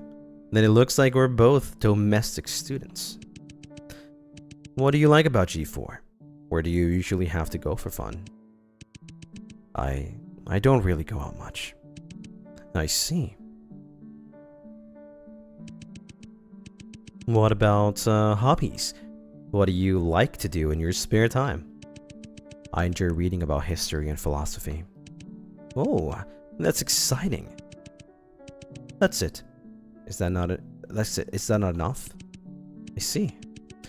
It seems like you've been working pretty hard, huh, Vincent? You think I'm boring? No. Why would I? If anything, I should learn to be more like you. Anyway, I heard there's going to be a freshman party tonight.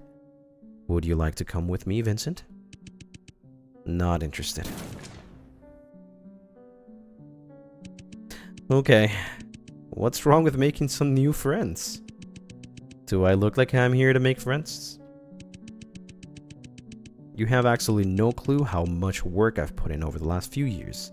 Been accepted by RMU, and it's a well-deserved milestone for me. But all the other idiots here think that just by getting here, it means they've won in life. All the G4 students, and even people from other districts, want to study in this prestigious school. But for those people, those 3 letters of RMU merely serve as a title for them to show off. The true reason for them to celebrate on the first day is that their goal was just to get admitted here. I see that you have pretty high expectations of others as well, huh, Vincent? However, please allow me to disagree with you. You're wrong to assume that those students are celebrating because they believe they no longer need to work hard. Perhaps, for them, RMU symbolizes the beginning of a new chapter in their life. I could care less about what you think. What remains unchanged is that they're wasting their time. But I am different. I know I still have a long way to go. We are the top university in G4 district, and not to mention the most competitive one. RMU acceptance rate is only 4.5%. And because of that, I will cherish my time here even more. I will be focusing on my studies, and only my studies. Nothing else. The competition is far from over. If I dawdle now, it will be no different than admitting defeat to others here. I will only consider myself a success when I get hired by that place. By that place. Well. Let me guess. Could you possibly be aiming for the Myers Corporation? That's hilarious. Are you mocking me?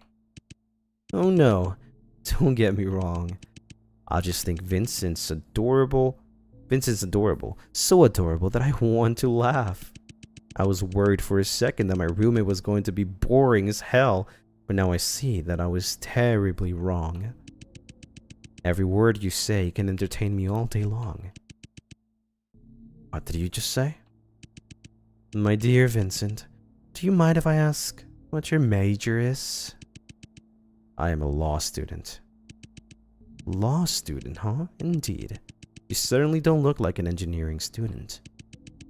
Do you really think studying hard is all you need to do to get into a top company in G4?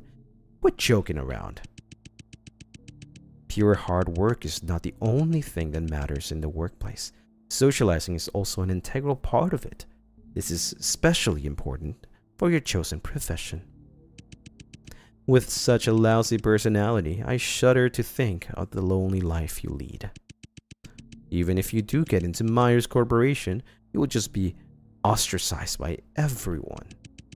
Your co-workers won't like you, and your boss will just think you're useless and incapable of understanding the ways of the world.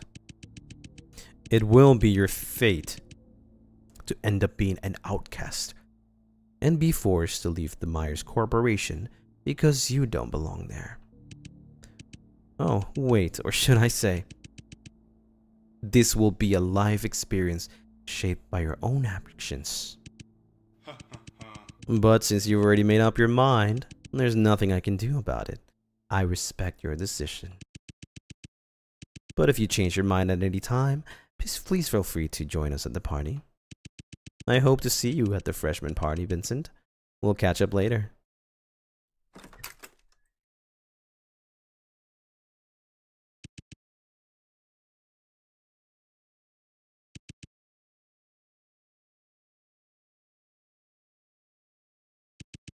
Unforgivable. He had such a sickening smile on his face, and his words were filled with nothing but sarcasm. I resent hypocritical, arrogant scums like him more than those unproductive, good-for-nothing students. Myers outcast. My destiny is mine to decide. I have not asked for your worthless opinions, and certainly don't need a loser like you to mock my dreams.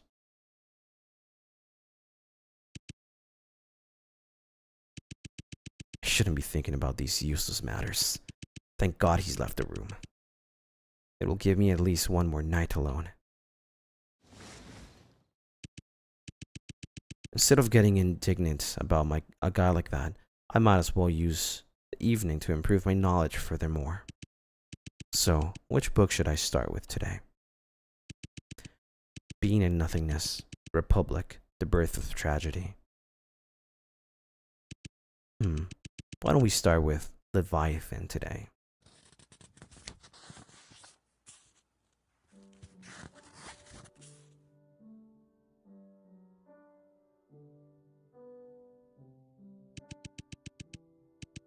And from this diffidence of one another, there's no way for any man to secure himself so reasonable as anticipation, that is, by force or wiles. To master the persons of all men, he can so long till he see no other power great enough to endanger him.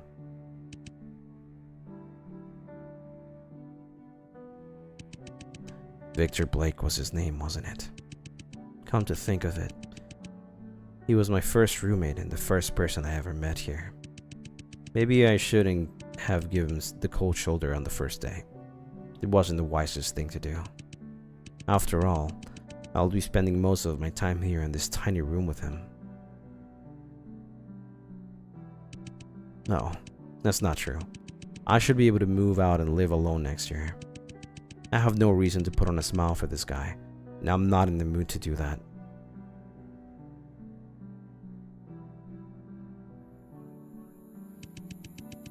Law can never be against reason. Our lawyers are agreed, and that not the letter that is every construction of it, but that which is according to the intention of the legislator is the law.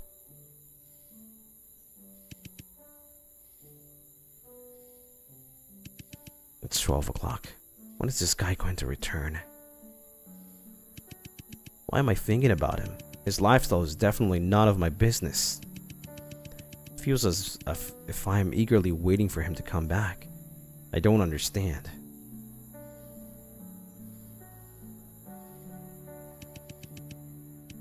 Not that the death of one man, though without sin, can satisfy for the offenses of all men, in the rigor of justice, but in the mercy of God, that ordained such sacrifices for sin as he was pleased in his mercy to accept. It's 3:30 in the morning. This is inexcusable. Victor, on your very first day at RMU, all you do is party until the wee hours of the morning. Where did you get the confidence to speak to me like that?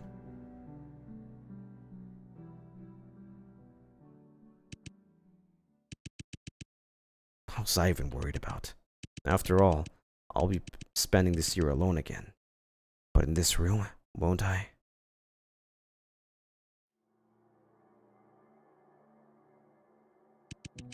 Geniuses are often born in isolation, with a lonely destiny. They often have a tendency for self-abandonment, to abandon everything for their ideals.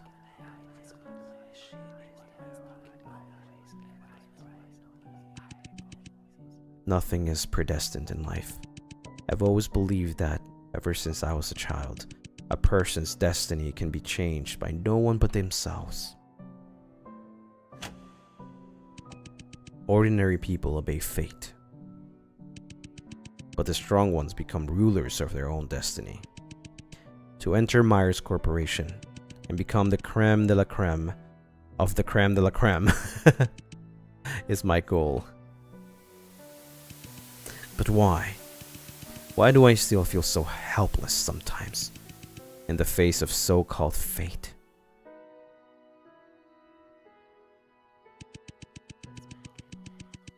The real loneliness is a deep void, an emptiness that will drive you crazy.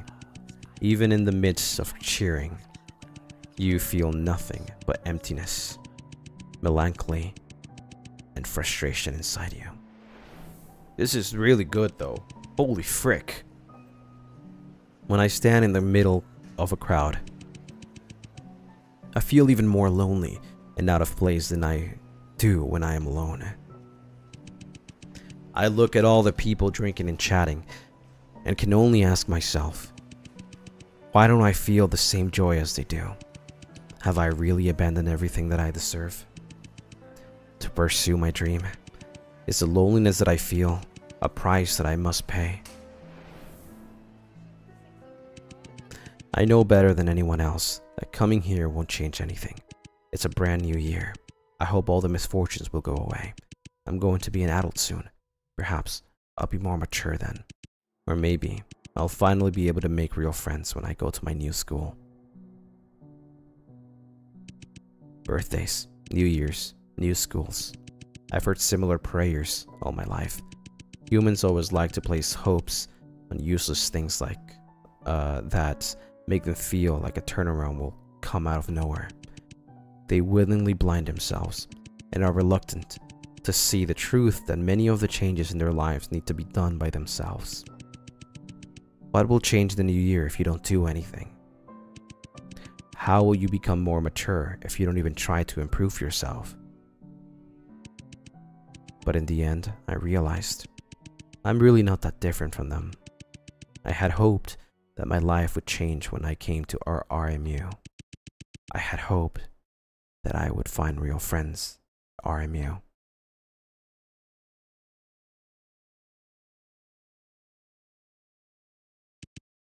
It's 5 in the morning. Looks like I won't be getting any sleep today. Might as well pack up and get ready for the first day of school.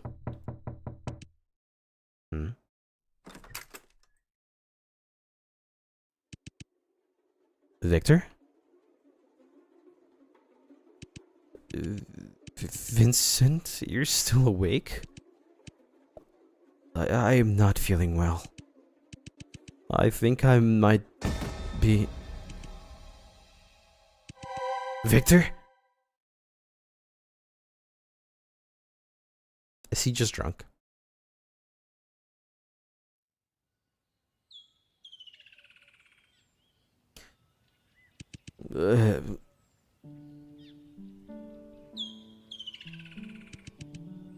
You're awake?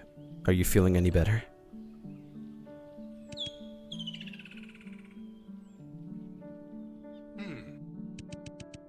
What time is it? How long have I been asleep? It's already noon. Oh God, I've missed all my morning classes. Well, am I supposed to congratulate you? Not only that, but you made me miss all my morning classes as well.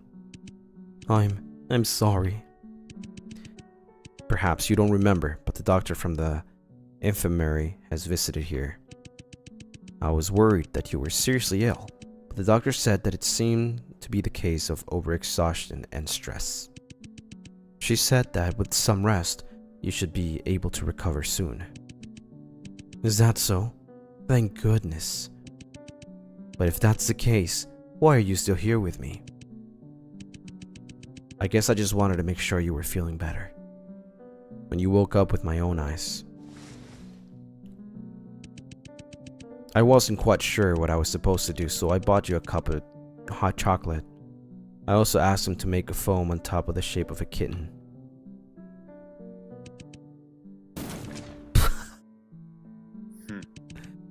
What's so funny? No, nothing. But why, Vincent? After all that I said? To be honest, I'd rather just turn a blind eye to you. I don't want to have anything to do with your life or death. But you're my roommate, so you're part of my responsibilities. I had no other choice. What were you thinking? Ruining your body by partying into the early hours of the morning, the day before school starting. I didn't go. What? I didn't go to the freshman party. Then what were you doing all night? Isn't it obvious? I wanted to get away from you. Get away from me? Am I that obnoxious to you? No, it's because of the things you said. It may not seem like it, but I haven't slept well for days on end.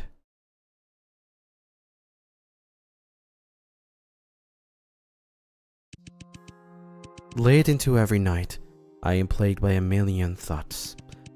I never knew what I was going to do when I got here. Everything about the future terrifies me. My goal was to get accepted to RMU, but a lot of the time it felt like I was just carrying out my family's expectations of me. You have to make us proud. That was what my parents would always say to me. But when I finally got here, I just felt lost and overwhelmed. I made it to RMU. I have succeeded, right? But then what? What happens after that? Why isn't anyone telling me what to do next? It was as if I was standing at the last step of the staircase, but it didn't lead anywhere. And that's when I realized I had not a single clue what I wanted. And then I met you, and that feeling became stronger and stronger. Everything about you irritated me. Your condescending attitude and the way you talked without any consideration for others made me want to punch you in the face. If only that was the truth. One night spent in the cold sobered me up. I was not actually angry with you. I was just disappointed in myself. Because you're different from me, Vincent. You're an admirable person. Unlike me. And many of the students here, you know exactly what you want. You have a clear goal in your mind, and every drop of your effort goes toward it.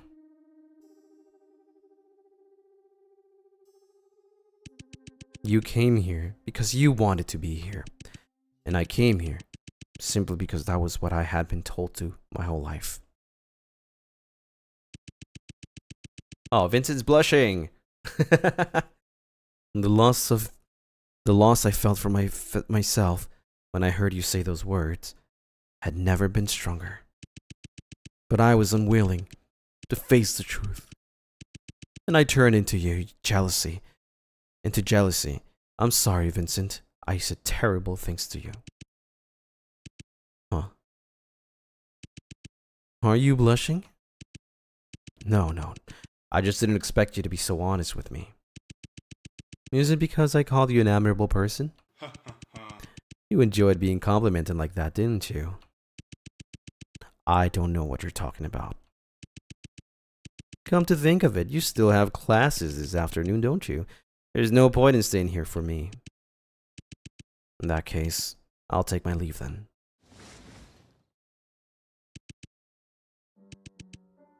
Two more things. First, maybe I don't fully understand how you feel, and I'm not sure what to say to make you feel better. But you're here for 4 years, aren't you? I'm sure you'll find your goal eventually. A goal that's just for you. If all you need is someone to talk to when you're feeling down, I'll be here for you.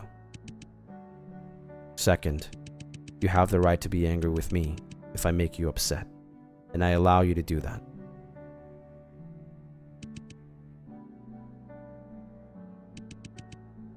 See you this evening, Victor. Wait a minute, Vincent. Thanks for the hot chocolate.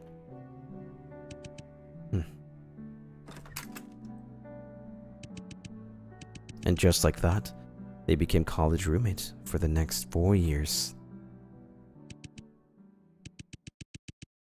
Why exactly are you telling me these? I know who you really are, infiltrator. What you should be scared of is, if Monsieur M finds out, it'll be all over for you. But I know what you want. Believe it or not, to a certain extent, we actually share the same goal. The same goal. Say, want to collaborate with me, my dear infiltrator?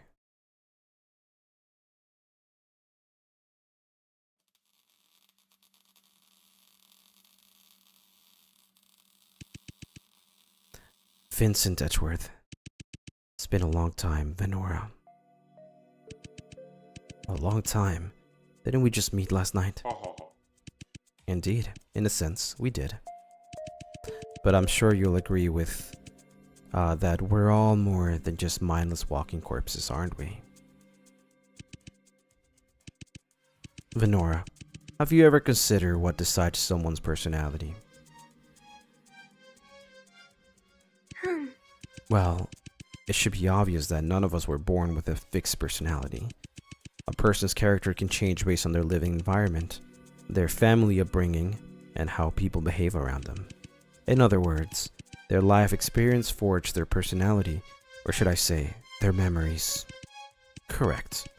That means that depending on the number of memories recollected, a person's demeanor and mannerisms will also change somewhat. And it's obvious to me that the woman standing in front of me right now is not the same person as the one I saw last night. By the way, I must comment, your new glove suits you very well. Nara.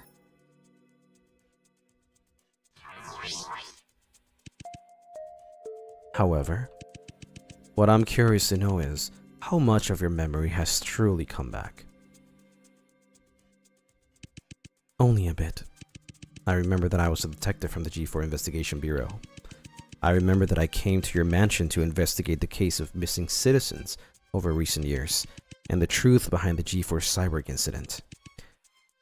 And after that, I don't remember what happened after that. Is that so? That's fine. We should take everything one step at a time, wouldn't you agree? It's certainly not a wise idea to rush things. Vincent, you knew exactly who I was all along. Why were you hiding everything from me? Me? Hiding everything? You've got it all wrong, madam. If I didn't wish to help you, why would I go through all of this trouble to offer you leads? That business card.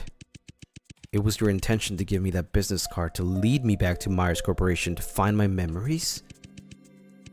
You have a special power in you, don't you? As I expected, you've discovered it as well. You are able to see past memories contained in certain objects. If that's the case, do you even need me to tell you all about your past? Even if I had to tell you the truth while we were in the mansion, that would be nothing more than just a bedtime story for you. It wouldn't have helped you find your true self, would it? In other words, you wanted me to utilize this power for myself, so that I could truly realize my own past. I don't believe anything you say. You have no reason to help me at all. As the former lawyer for the Myers Corporation, you pinned all of the blame on Winston for the G4 Cyborg incident. You were willing to do anything to get what you were after. There has to be another reason for you to do everything you did for me. I don't care what's going on between you and the Myers Corporation at the present time, but what I do know is you're not a righteous person and cannot be trusted. A righteous person.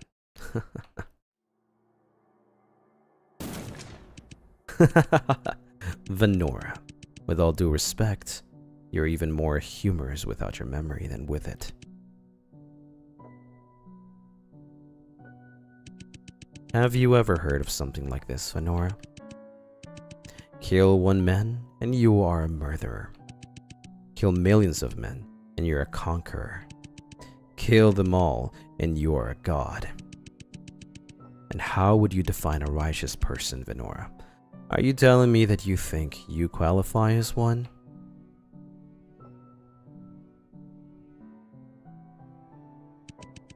In this world, there's nothing that is absolutely right, nor is there anything that is absolutely wrong. The essence of good and evil is really just success and failure, just a matter of different perspectives. All things could be just from one point of view, but may be immoral from another. But that doesn't really matter either. In the end, none of us are entitled to stand for what we think is right and criticize others. Every human being, living and dead, every species has done selfish things for their own benefit. But humans, and only humans, have invented one set of moral concepts after another to justify their self-centered actions. How many things that used to be considered taboo are now acceptable? And how many things that were considered harmless in the past are now unacceptable? Righteous and wickedness, justice and evil. These are all just fabrications created by human society. As time passes, as the ruling groups change, they find that the reasoning of the past no longer justifies their actions today. Time and time again, humans find new justifications and rewrite their norms over and over again in order to label themselves as righteous, to stand in the shoes of an omniscient God, and to judge others by their so-called morality. But these moral judgments about good and evil cannot exist until they are decreed by a society's central authority. Once removed from legal and social constraints, these definitions no longer hold water. What exactly are you getting at? Heroes and villains don't exist. All that exists are losers and winners. Become a winner in society, become the conqueror of the world, and you will be on the right side of history. By the same token, become a loser, and you will be on the side of wrongdoing. It is not up to you or me to decide who is righteous between us. It all depends on who comes out on top, right?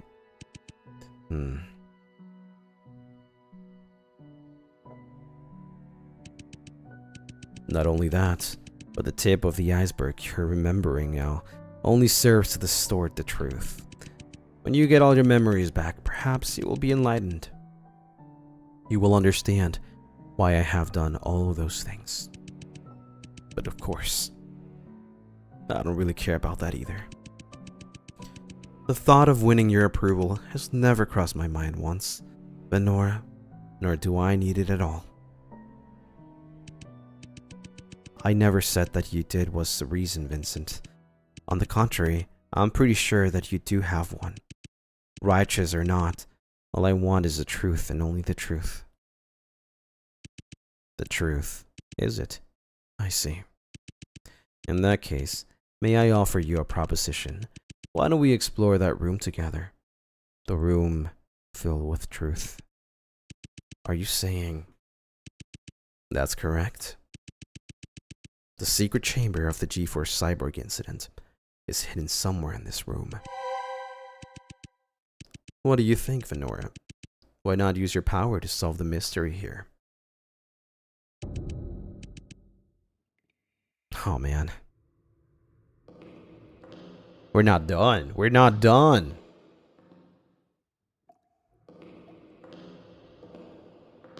I still have this thing. Oh, it's right here. Well. Having cold feet, aren't we? Didn't you want to know the truth, Venora? Or are you in such a hurry to leave? Wait, what? That's not it? Of course, if you have simply changed your mind, I won't force you to stay either. In the end, your past memory have nothing to do with me. Wouldn't you agree? Oh, that's not it. It's a secret chamber, so... What the hell happened here? Interesting. The blood spatters on the walls are fresh. It looks like a fight just happened here before we arrived. Then this must be a fight between Draco and that monster.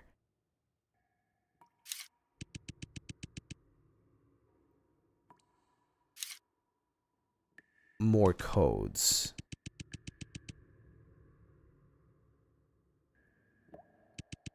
I don't know what to enter yet. I need to gather more clues. Holy frick, man!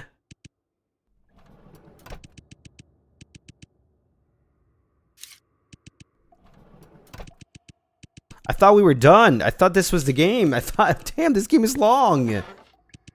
I'm too deep. Actually, how far I am into the game, I feel like I'm almost in the end. But actually not, because we still have to go through the second part, no?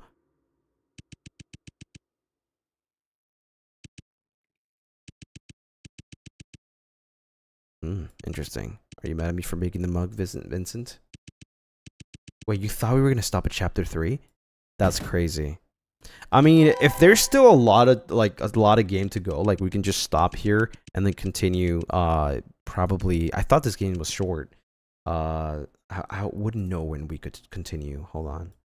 Let me see. Because I can't go for too long because we do have a stream today at 7, right?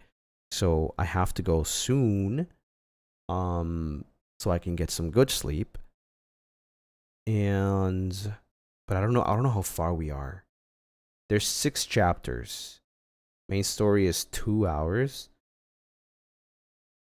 Main sites is 3 hours. Wait, but I'm still in the main story and we've been playing for 5 hours. What do you mean? What do you mean?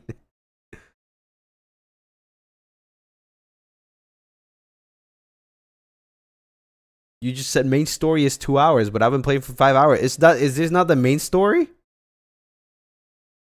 We haven't even finished the main story. What?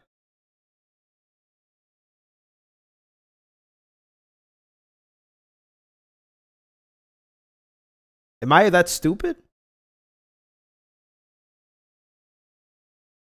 That's crazy. No way. Yeah, no. I'm no weighing right now. I'm actually no weighing right now. Well, I guess this probably calls for a part 2, yeah. It says here overall is 6 hours. Yeah, but like we still have this last puzzle. Plus, we have to do Victor's side right after we beat the game. So, yeah, we can definitely do a part 2. We can definitely do that. Holy frick. Let me go back to Zatsu. Let me save this actually.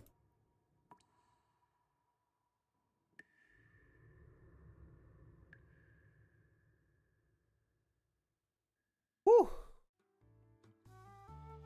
I'm not gonna lie though. I am not gonna lie. This game is crazy fun. It's crazy fun. I didn't think it would be that fun. Like I saw the art and I was like, okay, I'm in. I'm sold. You know, I'm sold. There's handsome characters. I'm sold. But I didn't think it would be this good. Actually, definitely deserves a part 2. And I'm gonna do that. I'm gonna be probably next week though, because tomorrow we have full day. Right stream, and then we have League of Legends on Sunday, so I'll probably play on Tuesday. I'll bring it on Tuesday. Yeah, we can do that. But anyways, I'm gonna go now because I need to catch some sleep so that I can wake up in time for the Room stream. The Room is a another puzzle game, so we're gonna be doing more puzzles. But yeah, thank you everyone for watching. Thank you for being here. Thank you for listening. And I'll see you guys tomorrow, okay? We'll do some more Zatsu tomorrow as well, so no worries. Otsu everyone, Otsu. Don't forget to like, don't forget to check out the merch. It's in the pinned comment. If you're a VOD gang as well, comment something. I don't know, what do you think about the characters, you know? Like, do you like them? Do you have a favorite character so far? Don't forget to comment, like. And yeah, I'll see you guys in the next one. Bye-bye. Johnny.